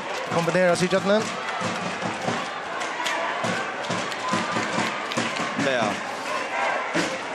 Det är man för att viska som färdliga länge minuter på 60 dagar. Anschnögen, ja. Lassi Andersen. Där han bara finner Rottweil som Anschnö Reba. Malspark till 63. I hooks nästan det är att ja. Jem 60 denna stövel det kommer på mål. Så är det här bara fantastiskt att säga. Men i hooks bara att tar halta hälsa stövna och hoppa på en brottskapp idag. Det är moden nästan gör. Jag hoppas bara med tajden med Transkjess som vi kör lagt för sista risken har så släppt ut i maten. Det är så det. Det var inte att råd det var tandmördare med maten. Ja, man var ju inte. Man var ju inte så det är en lökare som kan finna på allt med timmar gör alltså. Så är det uppe vid samfärra måliga så prövar han ja och han sparkar väl alltså. Så han det är bara Gittingar. Jag kan köra loss till Trent Jensen. 6 gånger vinner ni där. Heimer Sark. Den hot för Anchebruch. Haben Marini. Ja, då flakte Dan Söyle vi in där. Vandavic inlägg. Vandavic Fyra stundsna. Vi hade faktiskt att Dan Söyle hade kommit in. Han ska spela väl. Dan Söyle gör mål ja. Jag har sagt att flöjer för när att hoppspel ta utan in ankursväckna flyter bättre så det är små kombinationer som rycker bättre ankursväckna. Adrian Justinsen vi har fått ett mål att säga här. Men alltså vi måste gå för att ta våra flyger oss ner i situationen. Vi är mot matchen. Man kan öppna vi har på nära chans. Och det gick jag på då mål så hade vunnit. Ja. Det är ju så sant.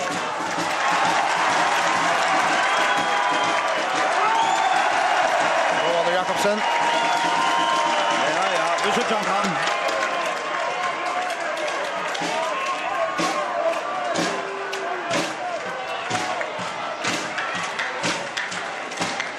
Lasse Andersen här.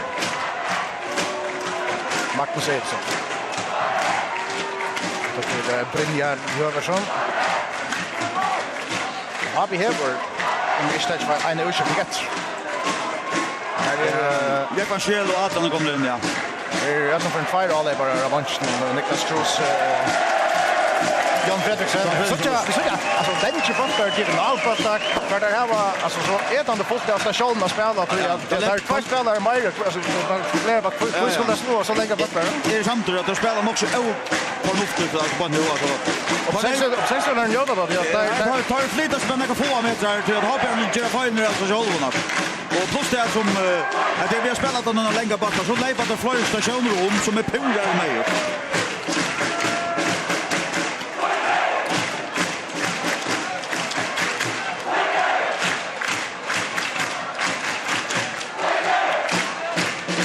Löt ner då alltså tackte med över på 6 som att var rass var flera av de ursett någon och som kanske snackar om att löt ner där väl kan toucha den över så någon så var det att här på Arsenal men det var det spel på en final över från Habestallen någon som har haft strubbel för att etablera ett väldigt först så en väldigt god stov här att Anders Söyle spelar Adrian Justinsen på sparska stanna men så det är ett väldigt trust. Nej, alltså det är en också typiskt på en måte. Tar man känner sig stövande vid det efter man mycket. Så vi ska dagen som vi skulle göra att ältrande älvrens alla samman tøyna. Och det här som hoppar när tassar runt i botten och röna stinkan. Så det blir det ältrande. Sten fyra tät botten. Flitan lite kontans öje man till man. Söje till söje. Två alier som 60 sunder fladdar ut där ända. Och så kommer inte chanser på det. Det kan inte annat. Adrian Justinsen här. Det får gå Hannes Ackarsson som ett gott inlägg från honom. Så är det Trenter Jensen. Räkar på Snittla. Och Basten är inte för nu Vandala igen. Han honker här utanför på 60 brottstegen. Kaimar Saak skallar han. Där Brynjer. Och till Magnus Eriksson. 5 minuter efter. Ja, 4 halvlek ja, omdösten. Jekvan Roe Davidsen. Och dator till Brynjer Jöversson. Till Lasse Andersen. Nu kommer det inlägga träd. Det är det Pappar Nilsen i första honom. Det är lite kände. Sen så, Jekvan Roe Davidsen. Måste inlägg, flatt ens affär. Först kommer här, Joel Jakobsen. Appen i varvet på sista och på 60. Nu är så Maynard Olsen. En kort frispark till på 63. Och pickar det gott men Maynard över runt den här kan man säga att Loker här har ute klicka på en lägger sig och pressar sig här och 60 för frispark och tar på väl halva bollen lägger och halva sånt där gänggrund. En minut är det väl lagt runt först. Och där gör sig Sean det goda stunder till att det ser frisparken ut här gången nästan upp mot en minut nu. Det går Mars Kent som är att ta det. Det halt till hopp i Costa Nutriting så är det spårningen om Steve Johnson som in för att ta emot dem hur den inläggen som kommer. Han har hör med om för 2 meter.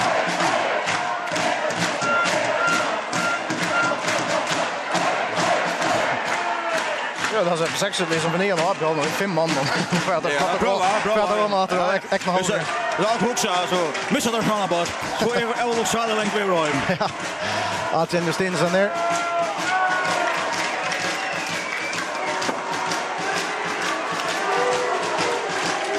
Efter Adrian Justinsen för han skjuter.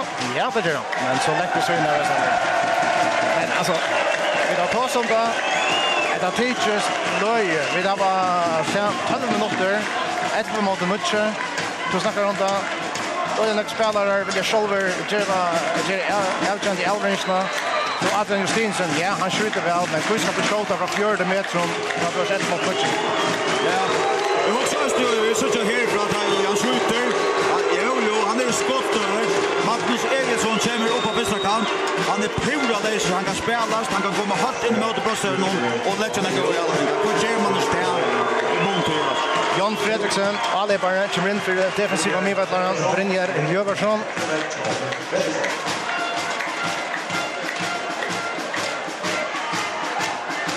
Så har vi brukt sina utskiftningar reisene til 60 Eisengers. Man spiller vi mycket mot i 11, og her det jo alle. Han Saknarsson. Det så, Fehrenpott, frispark til 36. Det 36 och alla blir mycket boll mot i 11. Vill så frispark utanför brottslinen och där här var alltså Roald Jakobsen och så någon där som kan sparka väl. Där har var Alex Mellemgård och någon som kan sparka väl. Jag vant det att kvartäga skott eller vad? Voit ikke ordentlig vinkel en liten skott. Så har Bergsliga med en man sin ju kort i bröst. De må kanskje siktet opp mer og kanskje kører tvær så man sin så det her og resten passar på. Och så är det inte för någon kontra till vanten med sånt med det. Det är för någon kontra mot det alltså. Men man har varit sparska så snart är att Stövall ändrar. Alex Mellemgård att ta frispark för 60 i Hape. Trutcha man som gör nummer 60 över en 5 man sen gör det för idag. Och kämpa. Och han får längt. Passpark till Hape.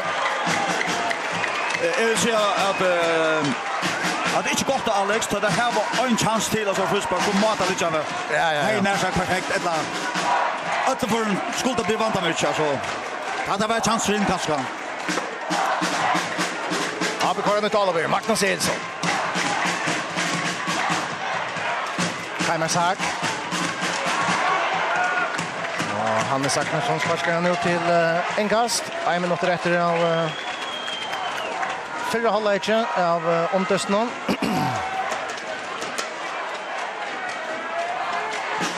Efter etablerar Hape ett nytt avlopp. Den längtar bort nian. Och så kommer det Jan Fredriksen frispark till 60. Ja, han får kanske inte bort dem. Han får bära till. Så det är upplagt frispark alltså. Och det är faktiskt dumt att göra så. Det är onödigt dumt. Då det här var press på 60 där. Nu släpper 60 på stäckor. Och släpper halva bollen väcker. Puttar på pausen hållet.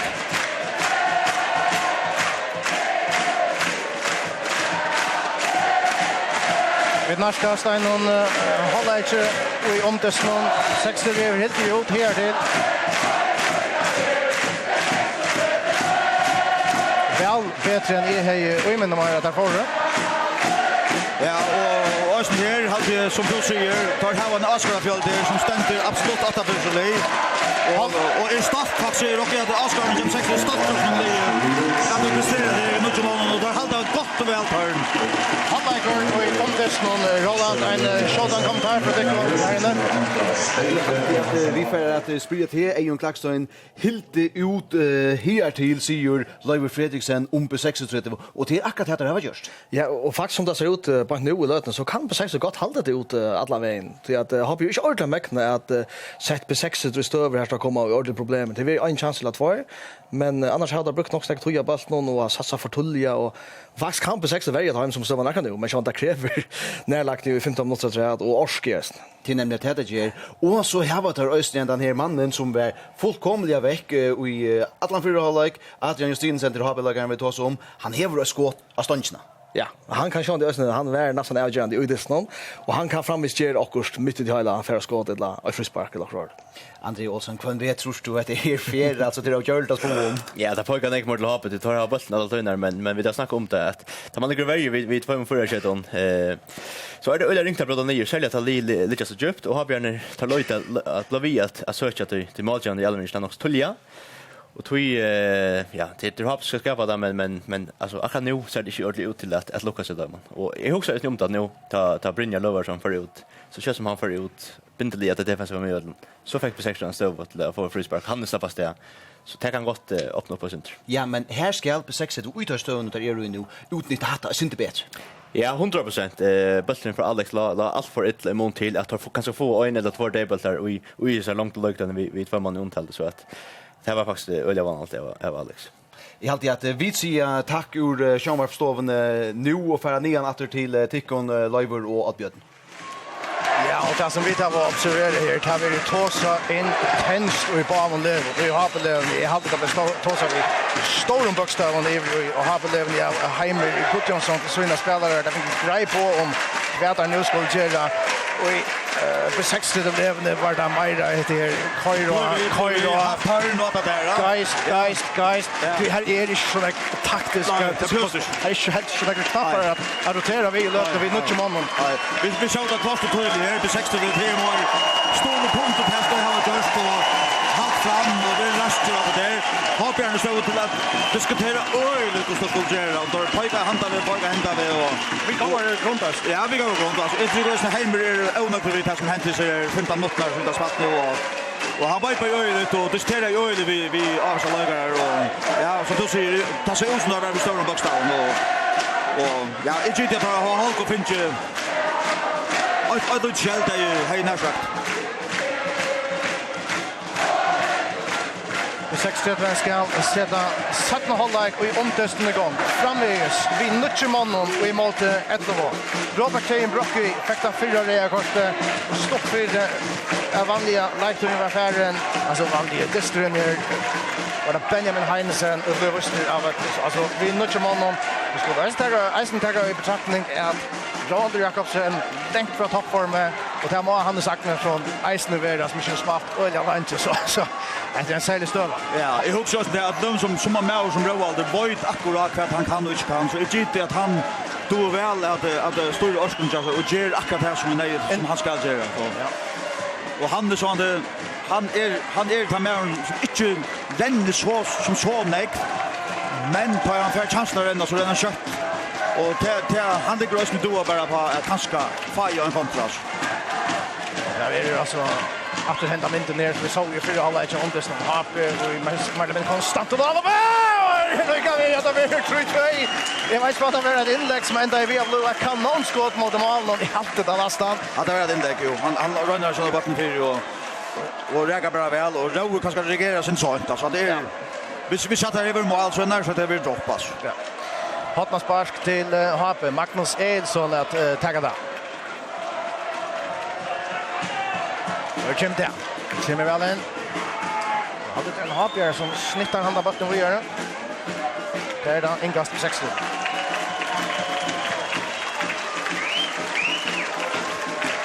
Ja, vi såg just nu Hapjär han hoppar och dansar och pojkar och vipar och rister på hatt och hyggnier och han släcker så mycket det som man säger.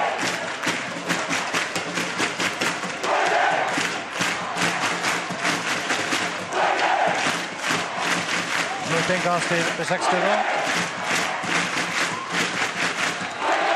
De ska hänga och i 13 minuter att vi har fått en brottsparkapping och Hapjörn i hinvägen. Det tror jag att vi har släppt undan den här brottsparkappingen. Det är 1-4 mot Nutche. Det är halva veckorna vill jag säga. Finns det att servera.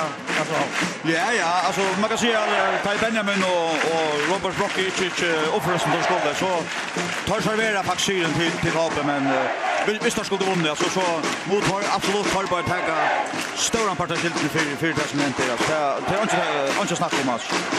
Det kommer att ta till Oliver inlägg från Magnus Jensson och Eli Falkvart Nilsen som spelar med värn nu rotar borstor inkast till Happe. Och alltså Adrian Justinsen Barsa Barton och har ner bitte roll upp för kanske är det finns ju på om det som vi kanske kritiserar därför i halvbotten nya hjörna. Vi kommer att spela där sitter mot en lägg. Och här är vända bitte Roman Hansen kommer och boxar han bort och Roald Jakobsen sparkar där inkast. Så det ganska mer ner nu som vi ett lust center som är så upplagt i ett mot att spela bollen runt och kommer in där. Ja, och kom man möter back. Kom on backen på inlägg. Inte hade varit där från linjen.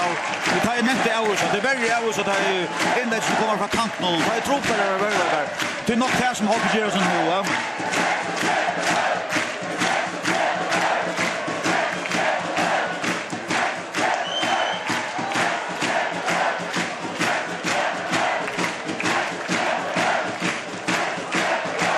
Final ring från Hampir och så får Alvin Kott och de har samtidigt ett gott kort till Magnus Edsson.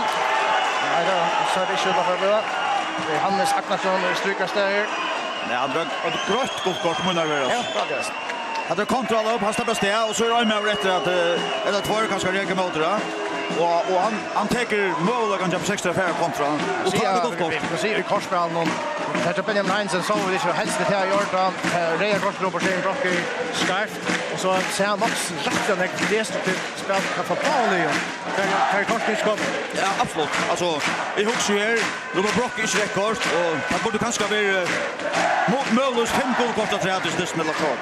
Här är då Meinar Olsen, så det kommer Schack. Trond Jensen vinner debatten. Sexet var det blev inte uttliga fänka i en där komma så spelar de jobba på oss. Det gör Hopper kanske sent out. Danne Søyde, han kommer inn i fotlar i Årskursen han har smakt ved alt.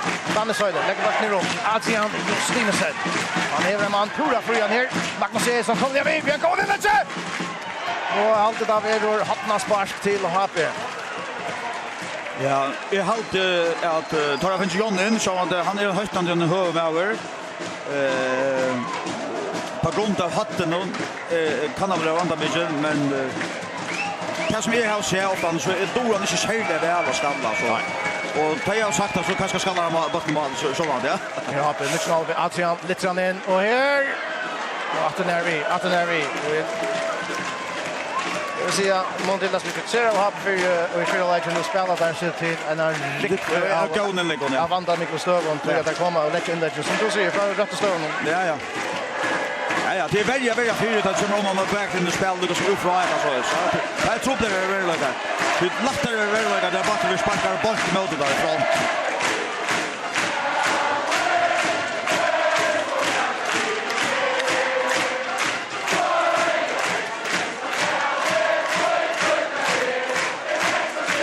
Hvis vi skal ta som avskvarner, så ikke Ivast i at... Nei, klassamon. Ja. Det ikke Ivast i at 60 det vinner klosta avskvarnerflotten, altså. Vi har nesten ikke snakket hopper opp. Nok en lek. Og her det alltid Erik Fackvar Nilsen og avviser handan, og så det Hannes Aknarsson i Rotta Forster. 90 minutter etter. HP helst. En av fotlandspann efter det och Alobot som där färre att skåla och man emot uppe 36 brottstein och vi ett för mannen och emot en notch.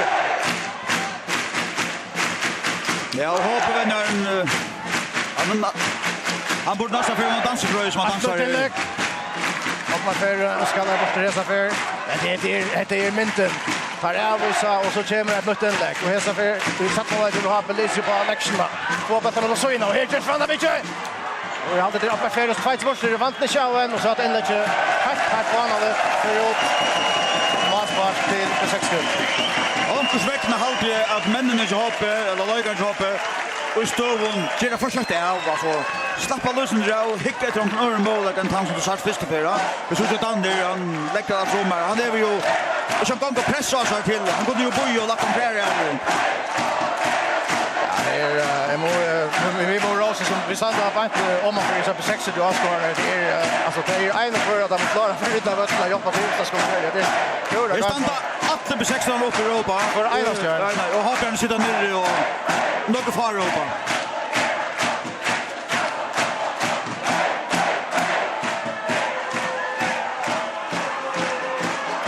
Meinar Olsen.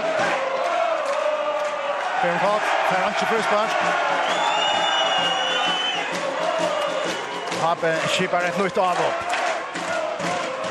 Han är 28 minuter. Spännande minuter. Magnus Eriksson. Detta böter in i brottstein här ifrån Fredriksson. Det så, jag hade en rakt på 60 bara. Jag vant det där. Nej, det var match.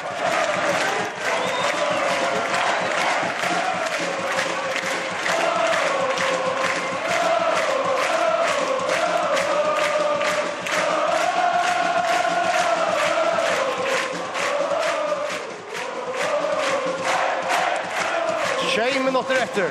Ja, sakna hålla inte och i omdöst nu. Vi tar va. Och i 23 minuter av omdöst vi ett emot Nutche. Har Berner här var 6 minuter efter att få en hel outrush utan affära och en av brottsparskappet. För 60 var det här varje manliga emot Hesvalov som skålar man mot Daimon. Det kommer ett nytt. Trentor Jensen har bort ner. Barsta Vard och Mivergen som kommer läckt nian. Här är Atlerman som har varit utan tajt med Matras Jesson in i A för 36 på halva där. Lasse Andersen till Adrian Justinsen. Här kommer Magnus Edsson. Han är kommit näck för inlägg. Här kommer Nöjt. Och här är Havanovic. Kaså. Det 60 var det en annan affär att få rota borster. Kommer inte till outgerande skåtstövna Fabianer. Men där blir vi. Trent och Jensen, en annan affär här. Barsa Varto. Jekvar Rowe Davidsen. Kommer man vi. Inlägg till Trollon. Veror blockera. Den ju domaren säger till Hotna spark till Happe. Och här ligger det med över vid Skia. Det är Maynard Olsen. Domaren han hade inte stäckat dessutom. Han kommer fötter och kommer in att börja samma svindlig för dem.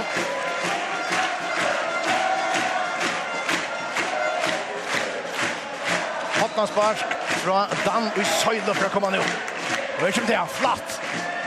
Och Krasso får det skott av hälsa för. Nej. En affär. Jag var på 60. Jakob Borg kan köra åt där. Ja, vi söker målen av vänner. Jakob Borg gläver och Rosa sin månden och lyfter där upp och startar sin månden. Han kan vara väl Heimer rister på hötte och inte nökt till det som Håbjörn gör. Så är det där. Erlander Magnusson och sparkar borster. 5 minuter efter hälsar stejpa finalen. Det här vant vi vidare till rättliga fett av Habjörn att säga att här manglar komma till det outgerande skåtstövna ett eller skallare av avkursluktande. Trent och Jensen. Och det är så Damsöjlo. Är det haft det finnelägg. Det är en pura fria mandesar här. Och så minnet rätt lite väl. Kaimer Sack skallar borster. Innan att vi har ut på 60 bröstsagen. Kommer det skott här. Här är det nu. Och där får vi så in en ristavöl till Jan Fredriksen. Men ja, Hopper Östen just det. Har gått första fram så drar en störskande träta fram i fältet. Man ser Hotna spark och jag ser stövne. Så man vet att han är rakt Roald Jakobsen av en. Hotna spark till Hop. 4 minuter efter nu. Vi kommer till att det kommer tatta mannen. För skalla och för Hotel. Och här är det Malspark till 60. Och sen kommer vi gå ut för att peka en av dödliga fagre.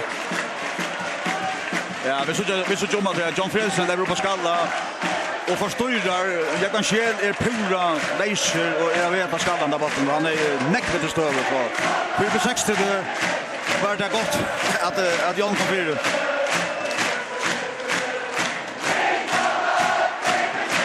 Trutcher och en halv minut efter så är det Maynard Olsen som jaxar Jekvar Rowe Davidsen efter det tight matras Jesson.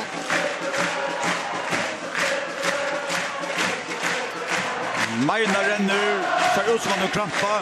Ja, Erlander renner ser ut som han krampa, men det har inte sett till. Där har varit och fäder där. Nu tar vi alla bär. Magnus Edsson. Och det är fel över en kom ut över målspark till 66. Vi bor i halvtid och gör vinner den dysten så inköpt han blockar. Vi bor kritisera Habjörn för kassen där klara finns på sjur. Nu kött en halvan timme. Nej, vi har spelat ju där kan blockar Arden. 60 skorar mot dem och vi nötter mannen. Han klarar inte att etablera det som vi måste vara för långt att han så länge tror vi ett vi måste. För han var helt vid fast det mål in. Ja, och till att det har ett hela inlägg och det är inte vant med på 60 är utan näka. Så jag har haft en ordentlig matchans där var skott till Adrian och Stonchna och faktiskt var det inte ordentligt gott där i spelet på 60. Här drar det rätt. Lischipar en gånger 8. Jekvar Rowe Davidsen. Det var en annan Lischipar rätt så för att var färre. Jag ser linjevärden. Han säger Hotna spark till Habbe. Och nu ligger jag Rowe. Han ligger själv nytt. Han lägger sig ner för det. Det är pura skriva domar från domaren. Och linjevärden att det är matspark till 60.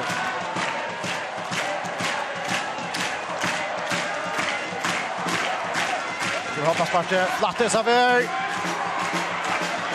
Så är det. Maynard Olsen. Vi är framme i Einon. Vi tacklar en kort. Försvart och Happe. Så är det Atterballata. Det är pura som vi har besökt här. En Habjörn renner ut av vattnet och skumpar Roalder. Han har ju uppåt rätt kors.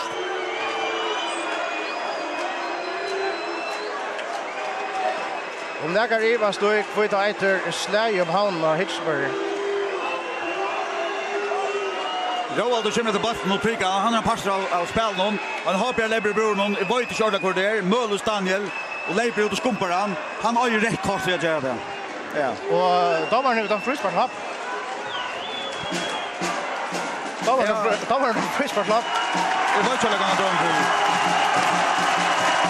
Han dömer för att det så just kommer till Robert han tackling som har det. Tacklingen är frispark till 6. Det är 100%. Nej, alltid vi kommer gå kritisera domarna sen för Ariska. Overall. Ja, det är rävliga tjejligt för fotbollen. Jag sitter... Ja, går vidare kan också. Han också kanske en plaxistroje eller så. Välkommen till färgen nu. Ja.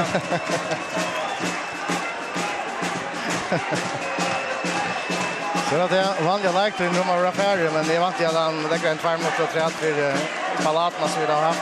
Men det som är så att domaren dömde frispark och hopp. Det är fullkomligt oskiljant. Och det är Jakob Borg. Jakob ser vi då, ja. Jag såg det. Ja. Han tog den ut. Men det är så att han dömde. Det är slett. Det är väl att han byter tändar samma Jakob Borg som har varit i öjning med den.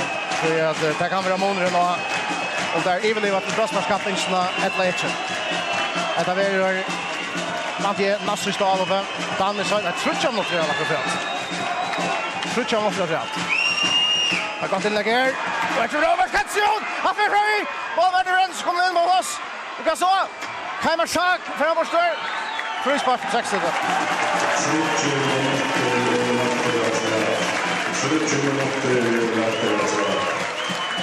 Det ligger en skatter Malberg och ligger en skatter Kaimar Sak efter. Det är alltid att han är så sist på laden här. Vi Roald och allt det där ska där. Av färdligt eller ankra bunchen så har inte för rätt på. Mauren ur ankra Gerard. Han ska inte blanda på när han sitter som egen Mauer. Han leper ut och renner ut och Jerry Roald och skumpar brinkarna som detta. Det är 100% upplag. Han är slett inte passar på spel. Och för att fäta domaren skjuter det här. Tog jag bollen ner där, att fokusera då öjar sig där.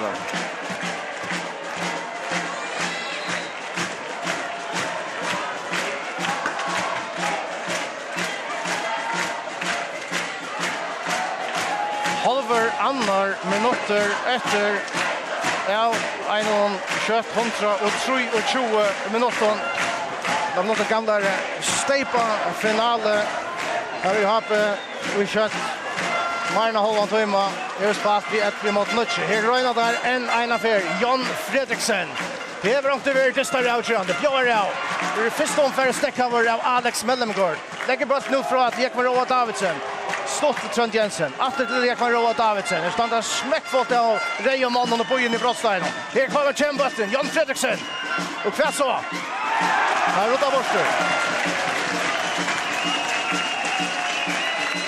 Så kanskje et siste innlegg her. Hvor kommer det alt? Han ligger vel.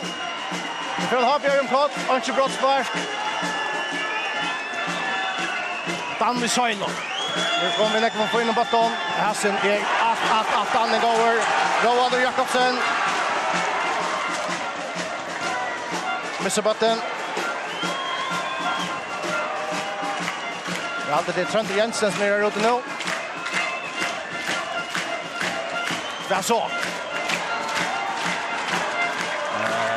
Roa. Her er det Danny Søylo. En legg. Er nervi. Men ikke noe nervi. Vi får annars ta imot 3 minutter som dommeren Kari og Høttanon har lagt at seg at det er nesten og fætlet hvis jeg som disken fer ut i denne brottsparskapen. Ja, det är alltså hvis man ska säga några i bort han ska sitta fläkt så vill jag säga att här undersen där är ett tap för HP och syr för sex.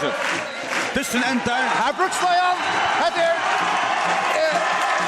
Alvardos är skiljer nästan inte. Alltså det är lika backa efter. Ta kom dit lika tag i studion. Men ta är 2-1 mål upp. Det var för att vinna så släva finalen. Där står vi ett mannen och i mot Nutche. För 60 i alla Nutche mannen. Vi har spalt i Marna halvan timme. Vi tog stövne till 2-2. Roland, det är nästan för intensivt för mig. Vad säger du där?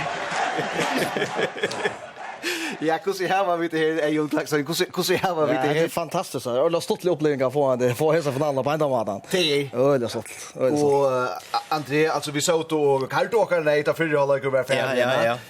Och nu får vi tantisten som vi bara har drömt om. Ja, akkurat det som vi har drömt om. Kanske inte omtalas med sig vi fotbollsspel men intensitet och rejkost och mål och allt det så att det är helt fantastiskt och det är så lite det jag var från i fjör här som din 6 var nucho och har var 1-2. Akkurat den samma dissen på 6 det var väldigt roliga väl och har börjat skapa och hur tror på vi ska skapa det nu. Har det så varse till en brottsparkapping i långt lögten. Och jag hade just nog så det att ta dyssen kortet som sista 5 minuter alltså att det vann i lögtöjne.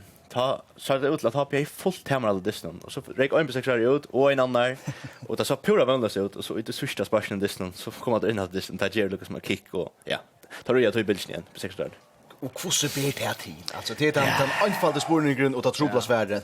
Ja, men alltså att det att så vi 2-4 chat och bara väljer. Att det blir så helt insatser på 6 där nu. Och jag hade man ska sätta för näka att ha på något. Jag till tro på det så skulle skora mål under sin omstånd när det vita så näck pressar 11 minuter att skulle vinna att skulle och på 6 ständer bara här och väljer och sparka bort det. Ja, hade blir till. Vi har några stöver till spårningen vi kunde få det här uppe på skärmen och här det kunde vara ett mål eller att man lägger korsen och det är inte att välja i mitten men vi lägger det här fram så har vi att Luika, ja, det kommer det så. Det är så 8-0 mål. Vi börjar. Ja, kan det som öppnar dyssen upp har Björn här var ta lötna ganska för hon lägger värda på 6 som är en utla månad i dyssen och så var det så Habe som skorade det första målet Ölla väl spalt bröt fist till Swimin som så lägger han 9 Arim Rolsen. Det som han gör Ölla lägger för hon lägger så som han inte är att han lägger Ölla lägger av och i ränner banan som var där någon och här lägger han så out till center som kommer till skott och vatten är vator och skjuter han platt att det gör Ölla ringt till målman att täcka skott inte kanske ser ut till att målman kommer till men vatten är så mycket vator och vatten färdas så mycket kött att det är rätt att tro på det. Och Trond Jensen en mervor som annars blev öliga väl ansvarig till tamp. Och likadant Lukas Schwabe för att få spela köra på 6 tot öliga väl för honom att lucka han 9 så säger att han inte var värsnägga bulten och det hade avska i spelköpet tar var inte dominerande som då blev vara och ja här slapp han så här fick han plats och ja här vill han sig. Vi färra att släppa tickon här tog vi till Vattnon Tasher Brottsparskappen hon är för framan just väl över. Att du spelade fotboll och näck var då var ju i Brottsparskappen. Ja, men inte i en stepparfinal. Förr spelade man en riktig stävnudist och det blev ofta ja, det är nej, det är inte det kan slett inte samma lag som spelar här. Men det är väl också när ja, Brottsparskappen men inte när namnen som heter. Och slett inte en sån drama som det är. För här det bäst nu är det Luka Mitch eller nollsnitt eller får se stövan ut. Ja, alltså det som är huxa till det på 60 det kommer ut vi är en 2-2 här då är det mot ett länga tøy. Tarmo har det gott. Till fräs och glädje. Hopjarner är huxa kommer ut under en tjej och följer att det borde att avgöras. Men ett annat. Vi har haft en disk för år. Tider Matras Jesson en disk med 8-1 med Habe på 60. Han bjärkar 2 mål brottsparskon och i 2 dysten. Vi söker oj här som dysten 64 brottspark. Där sända en spill till Nutjan Skytta. Närmare som har tagit avfört vid Lisebraband för 9 och skjuter. Det är mest väl det att det inte är som i 2 stövande och i här som dysten. Tungt jag möta Tider Matras Jesson. Nu skulle 5 upp mot. Ja, det var ju inte ordentligt att på 60 att ha så ont. Det kunde vi avtala upp med Peter. Men som det ser ut för åkken här så får han iver och tog avfört och tog backen. Ja, det är det. Ja, och teker press av att nörren och trycker skårar. Men det som jag stannar i huxummer det skulle 5 och svalliga trottar på 60 och köra framför. La brottspark. Och 5 hoppar som inte när namnen det lukar först. Och tar man pressar och stressar så betyder det alltså det att det tröttar så är koncentrationen inte så god som hvis inte bara lukar först. Så det kan också bli avskärm. Ja, vi söker i ötlen för Ron att Lasse Andersen av Åman och i brottsdagen. Han ska skjuta första brottsparket och i brottsparkskappingarna och det är mot det 60 målvägen om Roa Mörsk Hense. Vi har två mål med oss nu. Roa Onker Spretsker. Och så har vi en Ty Gesson som är runt och skott från Onker med så har han spaltat en 6. I månaden det satt där han spelar bäst nu så det är också en månad ganska tajter är runt där och det var inte så att han där kaskador bättre läsa är att skjuta tar då så här. Men en Onker att han kan vittna kan också köra så. Danskemivergen i Tjohap vid första sparken och i SR brottssparkskappingarna. Lasse Andersen vill botten nu. Han skorar tryggt. 1-0 till HP. Så scoreline 3-2 till HP. Målsätter nummer 4, Lasse Tillits Andersen. Skjuter till venstre med en Romer Kense för till höger. Och så är det Adishibaren Tja B36 som skorar i Oidisnon och det var Ivarsson som skulle vara brottspark till 60. Här ska han så röjnas i attor emot Tejde Matras Jesson. Ottmar Ferro och Ferro Batten skjuter och han skorar tryggt. Så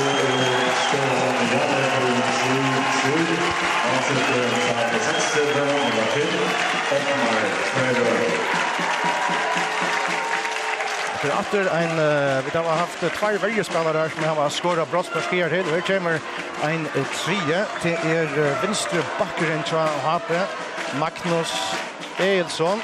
Här är vanliga gåan sparkstacklipp. Ja. Det kan säga annars ni har hoppat med han från hoppassparken till någon och frisparken.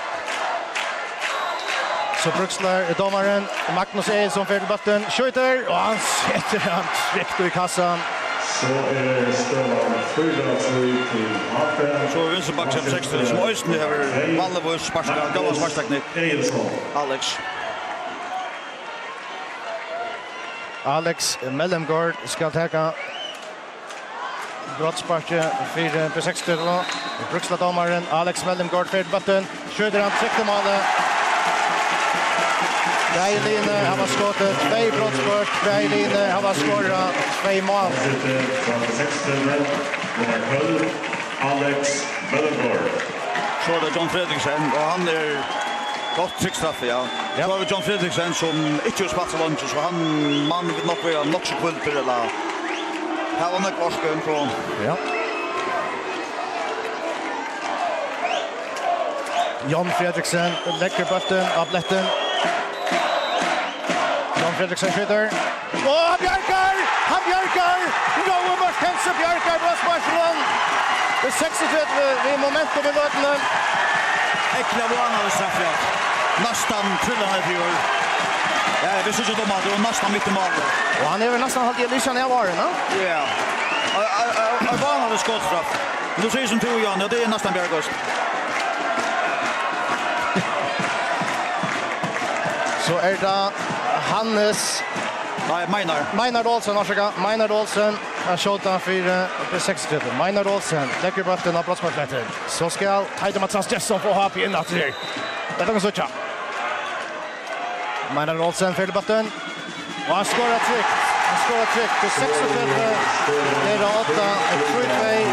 Och Beiline har skorat. Skottet 3 brottspark i pass. Så är det kanske bäst skytt i färgen. Adrian. Vänliga skora i långt avstånd. Nu ska man så skjuta brottspark. Ja. Roa Mörsk Hense Jessica Varan. Han ska röna bjärka mot Hese mannen som bokstavliga fick vi nästan att detta är stålen och vi frisparken till 2-1. Adrian Justinesen toppskytten och i landskapens vedbotten. Han skorar. Janar. Men har blivit skott i ett skott mer.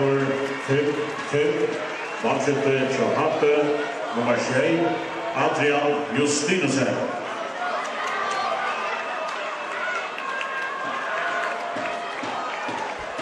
Och skytten i Hesafer, trappar 60 då. Så ska röjna som hade Tejde Matras Jesson till en unge mauer, Erlendur Magnusson. Hesen hever sannliga runder för sig. Då snackar vi om trötta spelare. Ja, han är väl ofärdig. Erlendur Magnusson, Ferdelbatten, skjuter, skorar! Han skorar till 4-3 till 63.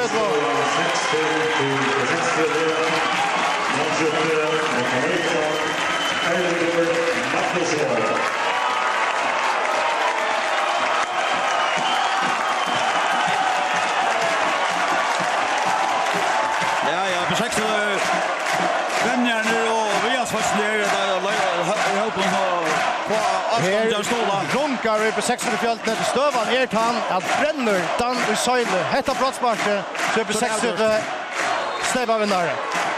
Dan och Söjle för till bollen nu. Skjuter han skorar. Dan och Söjle är Jalla och så mer Ronaldo som är player vara och fäta trycker. Men är man i Hammarby han som bränt först.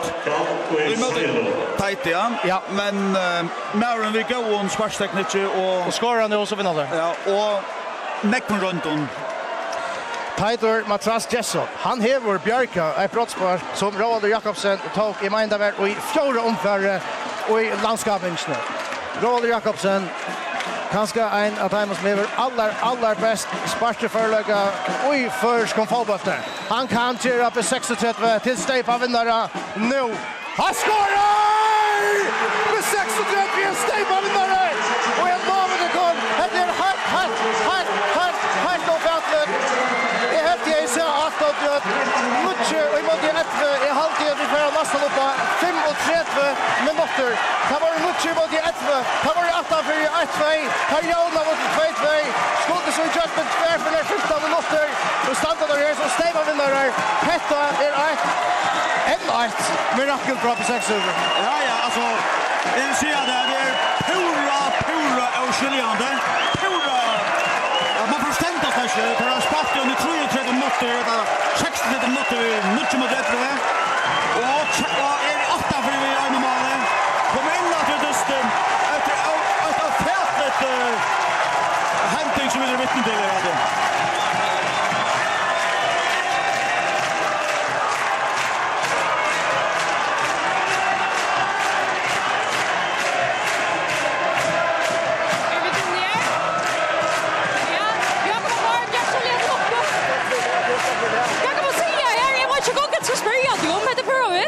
Det är bara så fucking vad det är fucking sjukt att närga då.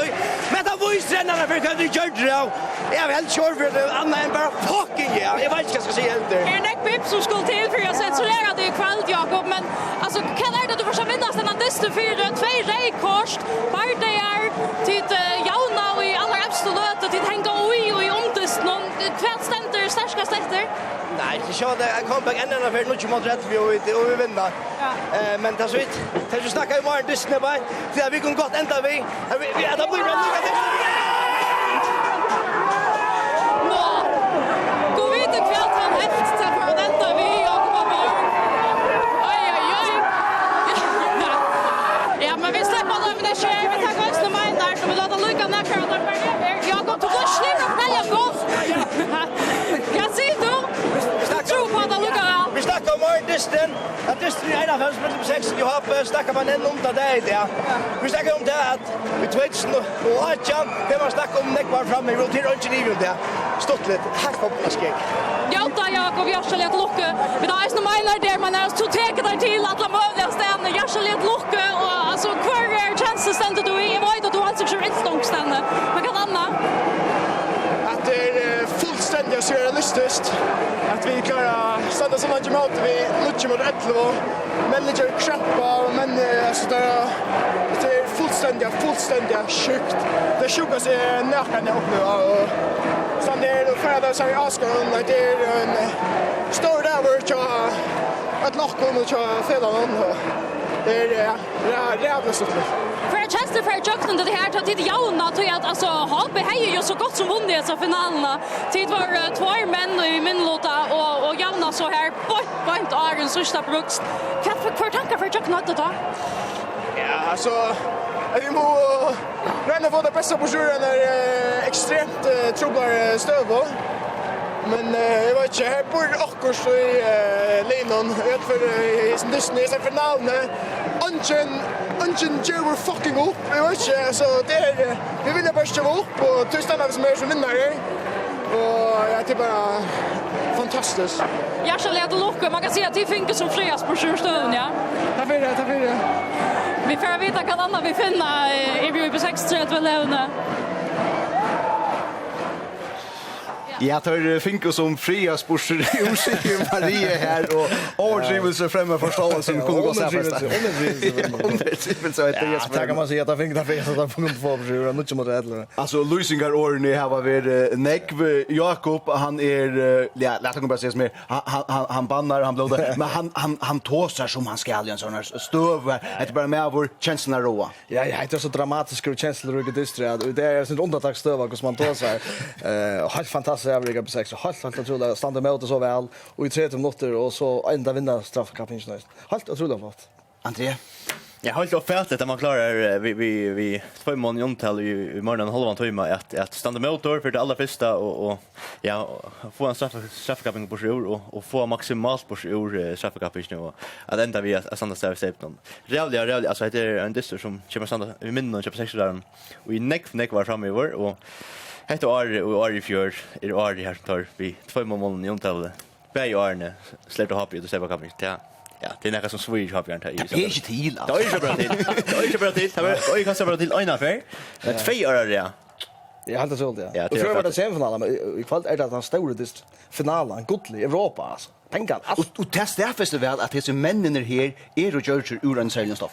Det måste säga och det har vi gjort några för och ja och tar det struja som var inte kvart för det väl och hålla välja att också taktiskt rätt att det gör det stilla sig att vi 2-4 chaton och låta hoppjarna ta inläggen och så vinner där duellen. Ejon vi får tack för det. Vi får om till Mario som är så gyllene klar vi geston. Ja, det är skor som helst som är nu. Han har sagt nation till Jalnar Bontar en sista brukst alltså till luft vi steipen och allt det här. Men tantjänsten att hur brukar bollen i det här. Hur så bra Lisanna. Det var helt vaxna som var väl. Att det var 2 rekord så alltså nästan inte så på att men Lucas så bättre tid och det då så Luisa där hade var bara otroligt. Det kommer just in efter alltså här är det där bara av skärmen till har haft att börja avgörande där så 2 man som in låta. Kan det då så om här i Leone Chatikon i mitten vanlig långt och långt eller om det sen. Det är simpelt att vi kunde faktiskt göra det sjuka som närgående. Alltså det händer ju i finalen att man är nutche men mot Entve och för till att vinna. Man hällde så långt ut och för till att vinna. Det som helt något gång var bara att vi kunde göra det största sövne faktiskt och lägga man sig på faktiskt. Ja, look at me över att det där görs då. Ja, det hade vi kanske själva och vi är extremt sånt. Vi är nog så näck som alltid till det rättliga otroligt kväll. Jag ska leta locka hennes. Jag tusen tack för det. Ja, nu börjar det att bli en center stramt där nere i asyllinjen till att vi då ju förnämma Vichan att hörsvettle så vi vet inte kan man vi släppa här nere på nu men låt det år framåt är det uppe på loftet live kanske ja.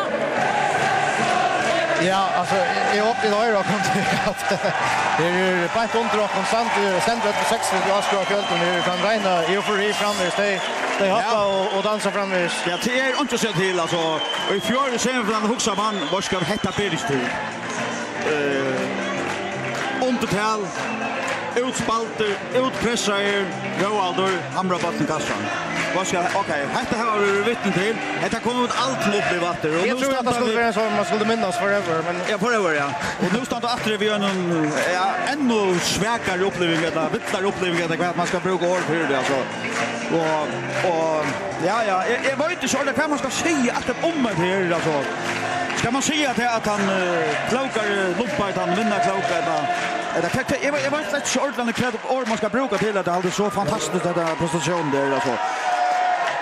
Och jag tror ju till de minuter det 35 minuter läggs längt det där så jag vet 8 män som bärjas för Löven tar bärjas så fela och allt det här och det är fantastiska så just det är färdigt och vittne till det alltså. Tack.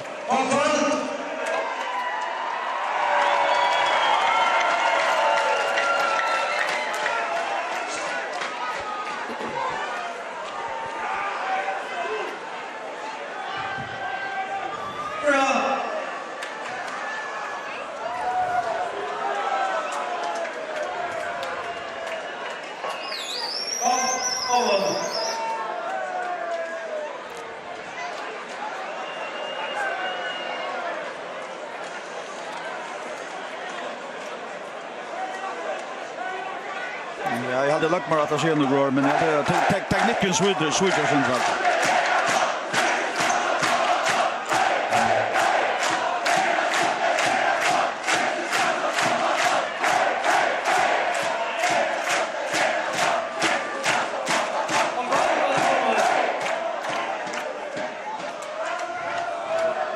Ja, Dagmar, han ska se när går nu. Ja,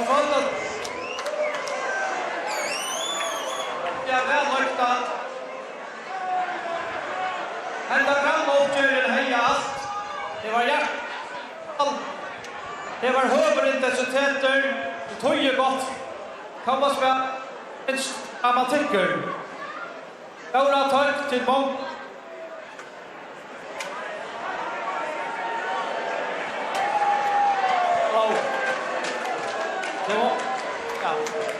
Stora tack till Mongo Asgård för att göra tyckare till att vi fick så goda stämning och tack till FSF för att göra bakom så goda uppstår.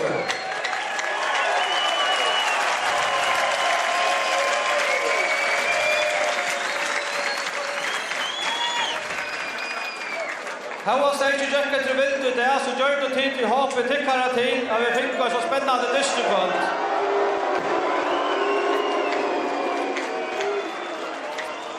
Tid i hoppe har varit otroliga samförande i allt där och till lite rättliga väl fyra i kappen på möten. Så i visst det skoj att det nu verkligen för spännande att gå ut och ta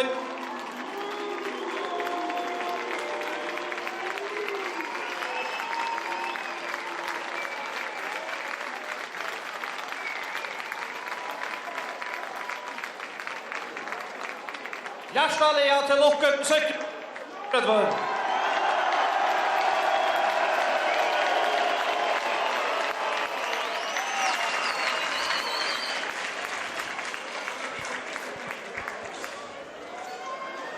Kan man spela mycket mot rätt och rätta för dig och vinna?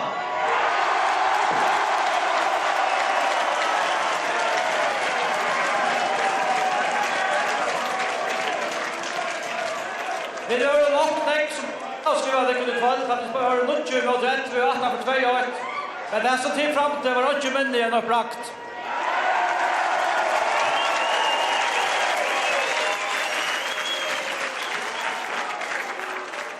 För 36 vi har så många Arne vi trött. Steipa syne kvalt den första syne. Du Steipa syne.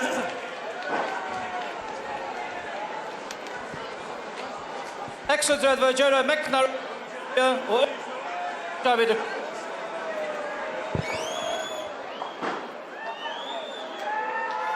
Så nu kommer de Arne ferramenta 8 i förskon fotbollen.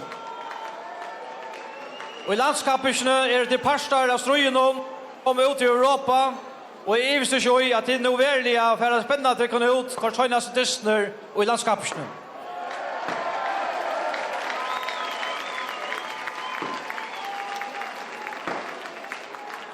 Jeg vil her at enda ikke berg på 36. Best og etne i landskapene og øtlån avskårene og et håndet kveld på Gjæren.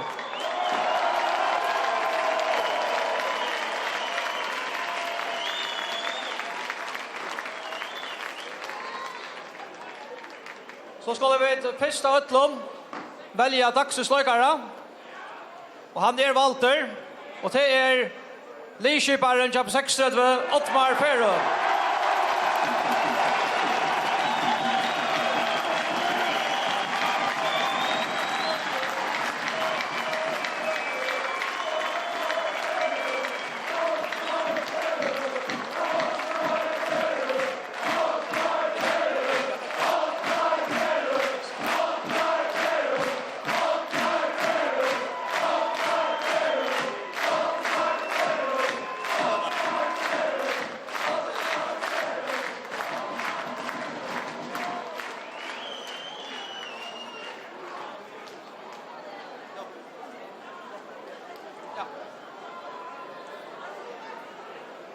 Och hvis så domarna kommer först upp att få en minneslåt för finalerna.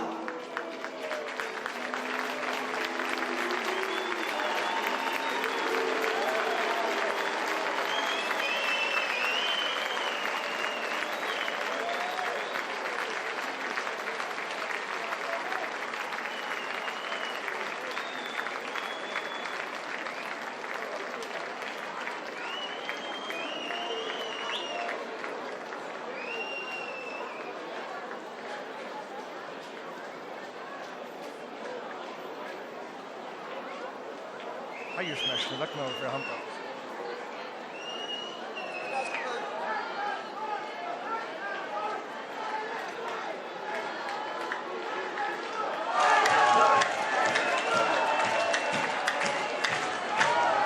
Ja, och det som näst för att hämta till är att Heiersmärs ska hantas. Så säger ju att kronprinsen och sonen Janon stannar här.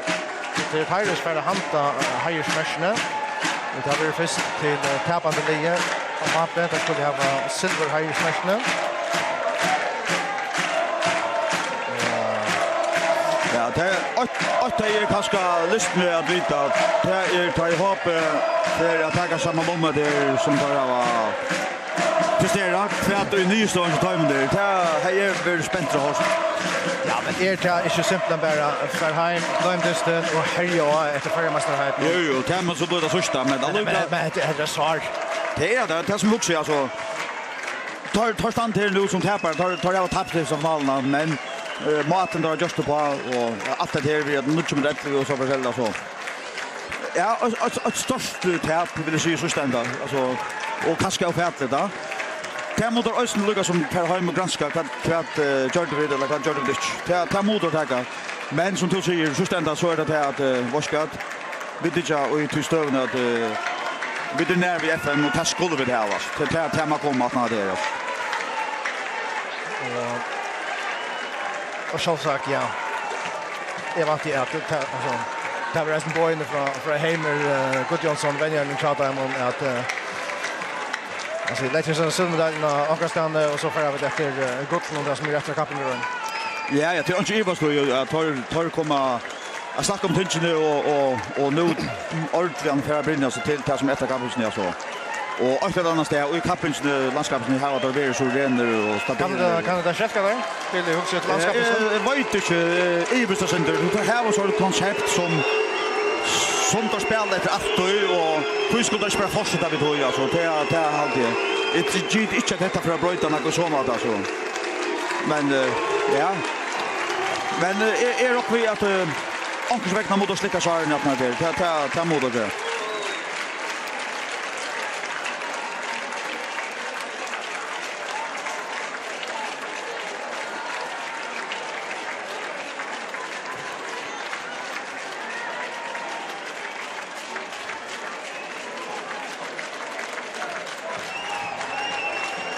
Sebastian Tinkel som är skattelanche och här är här.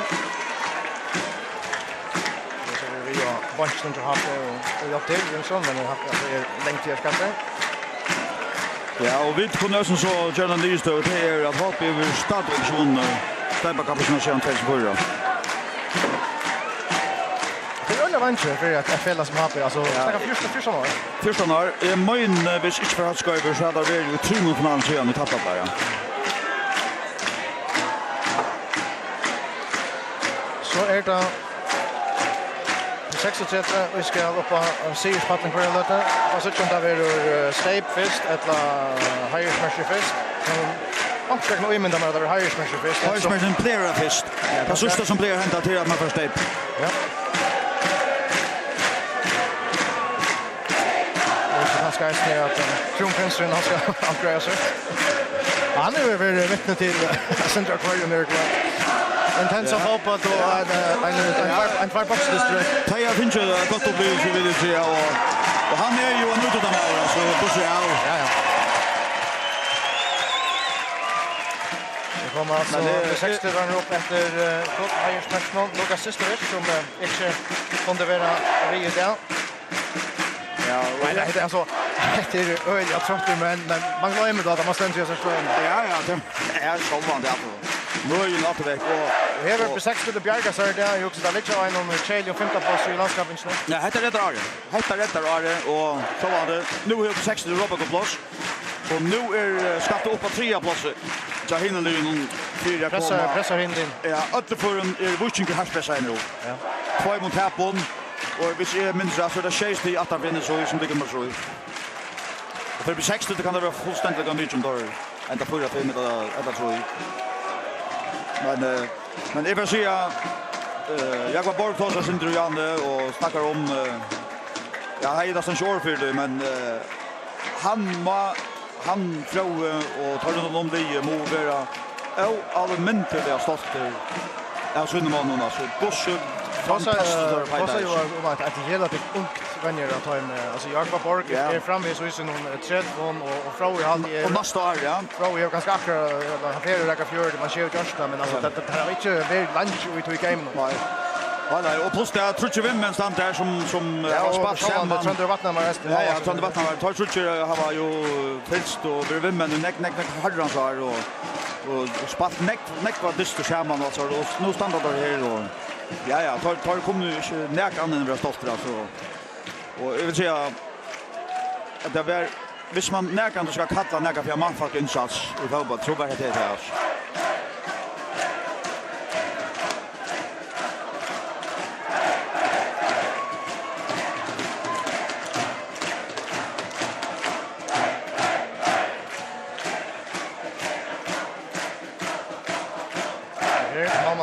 Trönder vattnar med så ska fight match över komma där.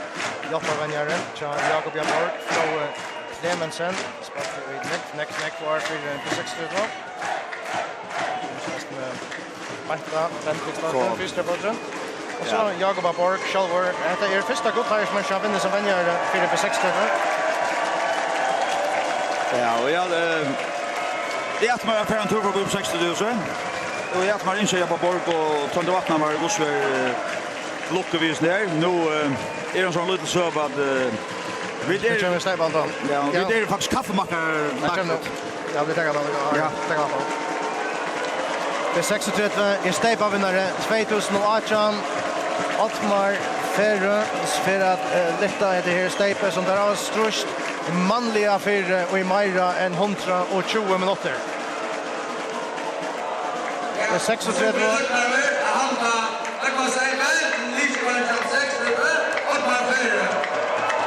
Det 36 Steipa-vinnare 2018.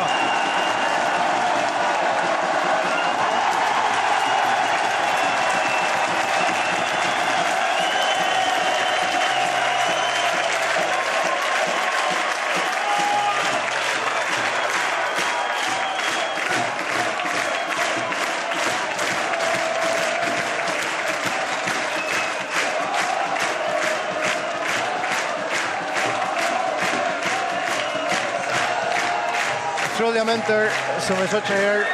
Jag tror faktiskt att det var färre på har ända nya Nutchmannen har jauna av ett 2-2 och i upprunna distan och där helt så här i alla Majra en 30 minuter och i omtestan kvarten 15 minuter. Vi får röna Eisne att få en rematching från Heimer.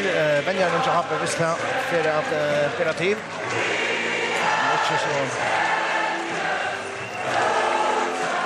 Alltså på 60 var som synja we are the champions. Vi har någon Steipa-vinnare 2018. Ja, så han fick upp det så.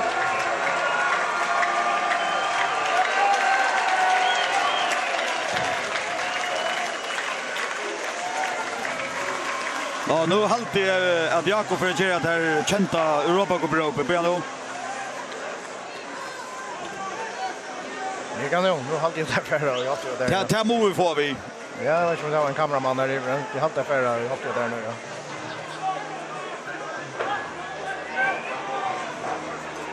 Vi aldrig vill ha tålösna att dämpas. Jag vet att jag kan nu.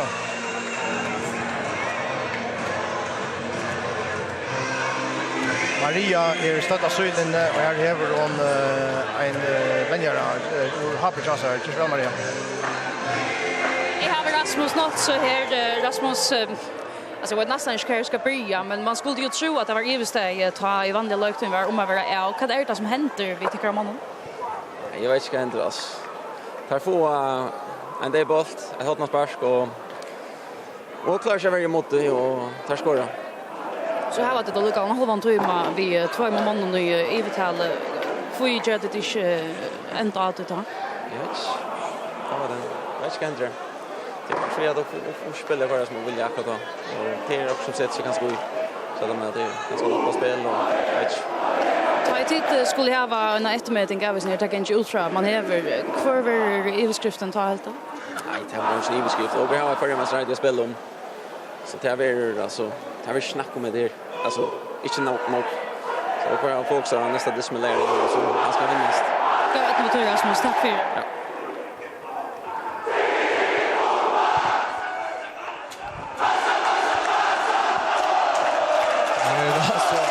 Och 60 dagar som gick av fullkomliga bananas i en och Sigursrusser. Där Higger, alltså, jag hade... Ja, så kan man säga. Jag hade, vi snackade om dagsens spelare, att Ottmar Ferro blev det, att du också Alex Mellengård. Jag också en annan spelare, inte tatt med över det, touchen dem över Jumper 6. Absolut. En standard uppbackning för Asgården. Ja, halt jag tror jag säger det har vi omgående upplevt att så stor en uppbackning som tillsutlig alltså. Och ju större målgång det var, ju större blev uppbackningen så ett fantastiskt ros till B60 Asgården. Tar öja ett störst herraglapp. Tar gör det finalerna och fätliga rykal det vill säga så. Och helt otroligt stor som ja. Jag var inte som vi nägande kom upplevt här att så stor stor. Ja, och jag tar sig ut som det att det att så här men vi får att det har långa grunder för dem. Nej, vi får att kötta till vad och det var ju ett lockare men i showerstall jag var bara säga att jag säger David i Arndestund för långt att jag också hade var väl och vilja affärer och jag vet inte var och fattiga släpparfinaler det så sist i Arne men jag alltid att hämta hon täckte jag alltid och färdig manuskript att han har en hållläge fyra hållläge vid nästan så att jag snart så chäl var det och så hänt i hetta Roland kanske det kommer analysera sin drömma. Ja men vi får kusura Röna Gera och bästa här inne Ejon Klaxton vi var bitner om att analysera och spurningen är om vi skulle lycka analysera det ska att säga att skulle låta oss styra av känslan och att det här likeryte Lenda Disney till skriva en för fyr alltså och tvåaren han är ju alltid vanlig en nackdel men det var inte kallt det. Ja, det är inte så analyserat det är en känslorik det är en dramatisk det som har en underhållsvirke särskilt att han källar förlagen och så var det bara fantastiskt att uppleva allt det alltså det var en final som man får minnas i neckvar från det. Det var inte övergången. Ja, det blir inte. Det har vi sagt för det som är synd stått det är att vi har någon manuskript någon så var det Roalder som avgjorde distance i en längdskott för att han för mina och i tvåan att nu så är det han som skjuter sista straff i avgjorde distance så att han är rocky. Det står skriva i skutchen som och hade varit med som vit inte eller så Eva så syns det ja men det så ta med en era punchen så är det att han kan komma in och göra emot.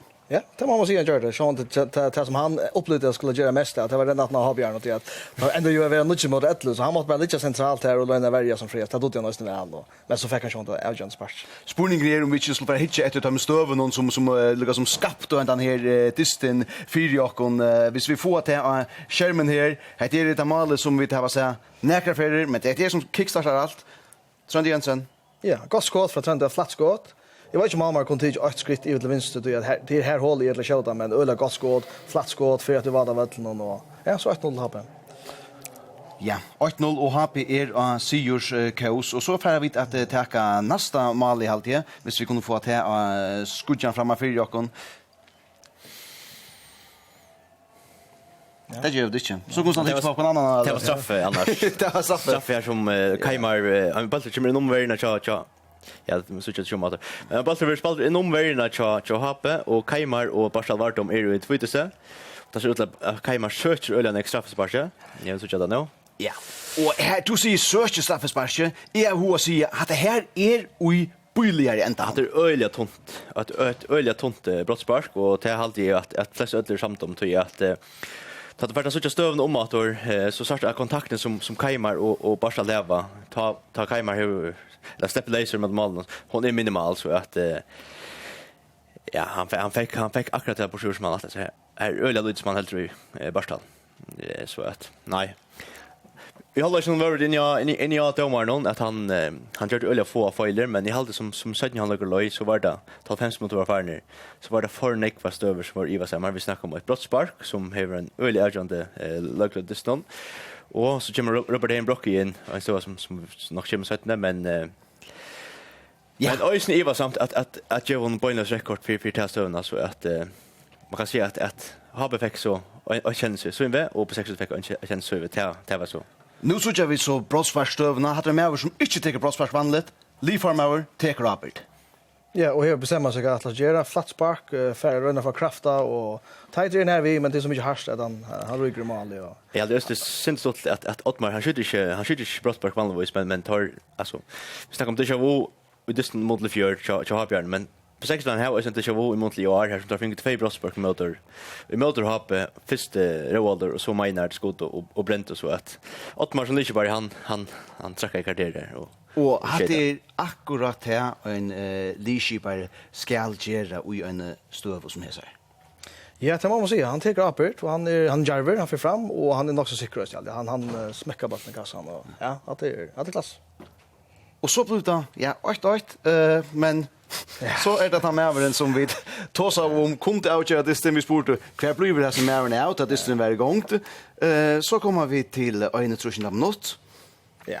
Så är det att när en frispark rymmer långt ut en 3 meter nästan, för mycket 3 meter ut. Ja, det är helt fantastiskt. Det ser som åtbjörn att det var alltså att det var sjukt. Alltså att det är så en frisparksmål men hade det 8 bästa som är nära Luna så att han fullständigt lumpar målen. Alltså då vant han kommer närmare gör men han skjuter han på inte på luften och han knäcker ut efter som är fettigare ringt så att ja. Ja, att det är Adrian han är skora chef frisparksmål i år till att det ser inte man. Och vi börjar via säga att det är rymligt långt ut och ta mig vet alltså fjärrstövan till mål ja. Men det är totalt långt ut. Ja, det är akkurat det. Men han häver en öl gott. Han går en fot och gott spark och han har sån tår väl att ta chansen att bestämma sig och så är det otroligt väl ut först. Han hade faktiskt höven allt just det simpelt. Jag vant till 5 mål men vi är inte som att höll Björkas nere. Tror jag att det var lumpar ja, eller han var lumpar av skott någon. Han var där för vi hinner så in. Ja, det här är ju eller så mat kan man säga vi tar över vad signa vi frisparks Perlon och i det att en annan Perla kom östni i kvinnofinalen och så får vi det här mål det här och hade det här mål som vi bara kunde bli vi är sucha ommater och ommater. Så det här är man kan säga att det är domen att målman som att teacha det här men det är en five spelare som kommer göra det. Hade ordla hövon allt just det och hade inte fältet. Han just har 6 för 4 år och hade bara hövklass ja alltså helt fantastiskt flott. Mål ner rätt som sätter sig inte amatiskt den andra är och Reikost. Här är vi jag heter så Robert Haynes för det kostet. Bollen ska springkor. Kommer sen det helt jag pratar men vi hugger om kvar Greta startar han startar mittelmina och 16 meter och här är det 2 på 60 värdar som alla helst det finns ju natter så att öliga harst att ge honom rekord i som för någon. Tordor för längs man ser att det var en skövdomare. Att det var en skövdomare i munnen igen men det kan vara nu jag har ju papper på våra domar. Det kan gå för att ha analyserat det till att det var rekord men som är så att det är en skövdomare. Ohappen never akkurat kommen in. Ja, och sen drar helt i aktionen så vi så att göra frispark. Ja, det var synd för Robert Hein. Och han ger väl det som han må göra här, men rocknar inte vi en så här refsing. Nej, det är akkurat det som hänt. Han rocknar för att få guldkort för och tar guldkort för lige. Ändå av Ludvist. Och så läs på 6 var Tutchumen av Vötlen och ja, det blev väldigt än. Ja, och tappade inte blå frustrationer och jag tänkte ta chamber, ta satt när jag först. Och om man kan säga att det var hit var ohappe tja Robert Heimbrock att det här är så jag låtsas Jan att det har hänt så neck och i helst att det var Benjamin Halla i dansöl upp men nu switched om att och Benjamin slär som samma sen och i anledning Sean som samma sen här man Jerry har ströven till i utskiftor men ta en lögar slär och en annan i anledning om det är blake kontakt eller det är men tar du rör anledning hinnom så då man öliga konsekvenser så att Benjamin färda reja korset är något läge och här är det ett öliga motless på sexual som spelar där Ömar Farre vi snackar om att här vi det ute i Evertuna och så pratar något men så ser det fullständigt vanligt ut då men allika väl vad det nattes men värda förra reja korset att Robert Heimbrock i ohappe så var det 17 som kom till på 6 och bukt. Ja, att det var en öliga frustrerad ger, öliga eurot nere just, men rekord, jag hade det rekord här kan försvaras. Det kan det inte köra över det. Och så borde det vara fullkomliga och görliga B6 men 5-5 så tog in oss han gick förra mot så att säga. Ja, och en skondar lägger sig till det rea korset Benjamin och så är det Roald som fär möjligheten sparka ett hotna spark och ja. Det är faktiskt bra trullt. Hannes fär skottar och jag kan ha på och han cyklar in i mål och så är det bara Jan Lager. Och så är jag också avgörande och inte att res. Ja, helt du att spela in där. Tycker det jag tar också det. Heter vi rejectna för 4 Hetta margin där. Det är också så viktigt. Det första som vi snackar om här point. Ta skora av här point. Vi nog med det på. Ja, det som hände i fjör och det GT att alltså merparten har på Oscar och merparten har på lagen här att det färdigt kan höra att ja, det händer ända för fyrt nu. Men hände det åter. Men samstundes som vi ser det så tar vi det om att det blir ju inte till. Det är ju inte bra till men som en eller vi har snackat om att det ligger och bara väljer faktiskt. Du har vi här bollen mest som alla till långt och lökten att tamp. Här som du ligger bara och väljer. Så det väljer vi 2 mån 4 chaton alltså 4 väljerne och 4 midjetland. Till öle ringte bröta 9 att det ligger så djupt. Och man ser då i vändning att du kan gå och spela mot mot 11 och här som Tali som inte bollen vi ska ligga djupt och väljer så hänger det öle väl ser man. Det enda som är att det är trubbelt att göra motsatt vi så att det var det som 16 gör tar lätt så simpelt att välja. Vi 8-9 månader och ja. Det är det. Tack till Svaltar så bara hålla sig innanför Habjarna och 18 för Habjarna och så måste Habjarna spela inlägg i fältet. Och tar klara att vinna. Det blev onkel stöva men tar klara att vinna nog snäckvar som duellen i fältet vi Otmar och alla som annan. Och det som jag kan undra mig Lutzen det var att Hab inte kunde Barstad fram. Nu var det kanske efter Barstad i förhållande men han spelade en god han var öle stark i världen så där och han har Disney fjör med Hab B6 var han skorade en 2 mål till han blev fått fram sen för allt som där haft. Jag husker att han hever mal till bankra mat. Istället för köra. Jag vet inte jag vet jag hade bara skulle över 2016 med alla index. Jag är på att skilta sig att vi sant och hänga nu bor på hända maten så är det till en skärmor och det är så allmäntligt spännande. Jag såg att det som fyra fest här tog att vi där framvisas inte tro vi att skilja det. Det blir 2-2. Vi kommer till brottspark kappinchna och här är det så att B6 drever långa straje. Kvitcher att det han säger. Ja, det är en öliga spårning går. Tar finko så utanför det som tar för efter i ett långt lögt inne. Här visste då att du öppnar spel någon kontotor. Inte göra något som helst. Tar för simpelt efter att få en brottsparkapping. Och här som har vi haft att favör på en halv fjärset på Arden i långt lögt inne. Så utgärna är i brottsparkappingen. Och jag tycker vi att euforien i B6-lägen att det är helt insatsen. Nu kommer det på Asgarner, Koka och allt det kan ha spalt in. Rockning Bravi. Det kan ha varit mån. Jon Klaxton, hur du är vänner i självor? Hur väl du skjutarna som skulle skjuta här straffsparken som vi har skott nu så jag skärmen? Alltså jag tyckte att negativt sys ölen exakt så att man ska då framma sparskatter och Roald ska sparska och typ så vet man då vill jag sparska och faktiskt var det brottsparken öle väl sett in. Det var bara att ögonen kickstarten och det var inte så väl skott. Att linje var det faktiskt rätt väl skott. Hatta var det som inte var så väl skott. Att linje mycket fantastiska väl överklar och det såg i kassan. Vi såg det här. Ja. Mamman för ofta ska vi igen och det var go fera och ja, att det var pura trick mycket touch straff. Men det ena som kicksade det blev så där är ju inte. Och det var 2 män som kanske hade sovit oallmänliga illa i natt. Vi ser det här inte hände alltså att B6 var för att där vi öllon här kvar också tar nu. Ja, tar ju säkert näga glädje och lattna i det. Det hade varit en ohappy situation så på om 2 mån och men så nu kunde så flänna sin rätt och så kan man föra vidare och minnas att här just nu. Och dysteren här, han väl en bjärging tja B6 för jag har tog att det ser inte så öjliga spännande ut av stiga halvan i Chatham att 5:e plats där ger inte ergång till Europa men tar vinna en dysterkväll och Kappingar Bjärka. Ja, det kan man alltså så att Sverige ja tror jag att Hape kunde jag vet inte till skrifta säga men Hape kunde gott leva vi att täppa en listen till alla helst kommer vinna FM-möte och det har Björkar Orange Happe. Men jag besexet var öliga pressare till att få allt jag låt och till kommande år. Löten lite där den 15 plats. Gott nog vände sig färre en Wutchingor och kunde komma fram om. Men till Wutchingor på 60 då som hade färre kappas om att det första europeiska platsen och ta vidare vid att det är så hävs ölen så en tutning för ifällen att få allt jag låt och kunna ta pengarna i blir så stora. Så jag tar nu tycker jag där utan så släppa där undan att spela vid det stora truston. Där så det snälla landskapet så att ja heter Björkar Arnold att ta imon och ja läster om på alla matar. Trust och sånt. Och det här är väl ösn att det är vidla skriva eftermälet till Jakob Borg som vänjer att jag på 62. Han är ju en människa som hever ometaliga stora tutning ui på 62 som likar är han ometaliga neck avhilten. Han checkar 8 och hever skriva sitt namn i söböckerna på 62 i sommata och nu gör han det som vänjer.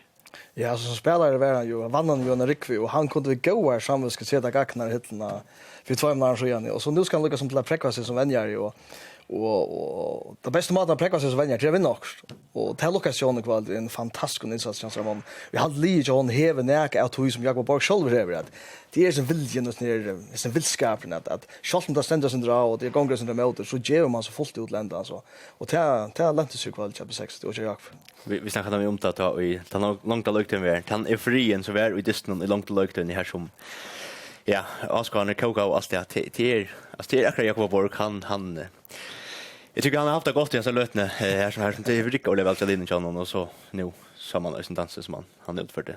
Vi skulle så smått att runt det men to nämner Oscar har nämnt det några ferier men tar oja så en stora lot och i hästen är sikten i det. Ja, det är ju så unga löt och sälja och långt och lågt den här som det är och två män i undertal till lugga som tar som kanske att bära lögarna till 60% fram. Och ja, man ser att utanför vattlen så hördes vi sånt vi sånt att normalt så tjänar nog väl men ta 6 Oscar hördes väl bättre än hobby Oscar så att jag tar var en kanske lite månader att ta var så vitt Oscar 6. Ja, men ett störst till Locko till Oscarna på 63 och till Löjkarna på 63 och till Vänjarar och på 63 var som hållt. Och tack för till Hape för en goa final. Och vi tverra säga tack för okkon här för Sjönvarps sendingen av finalen om Lögman Steipe som på 63 vann att han ja, först 5 minuter och så långt av löjkt och så brottsparsk på 63 åmarna Steipa vinnare 2018 neck mer om det ut 2 månader kvällte.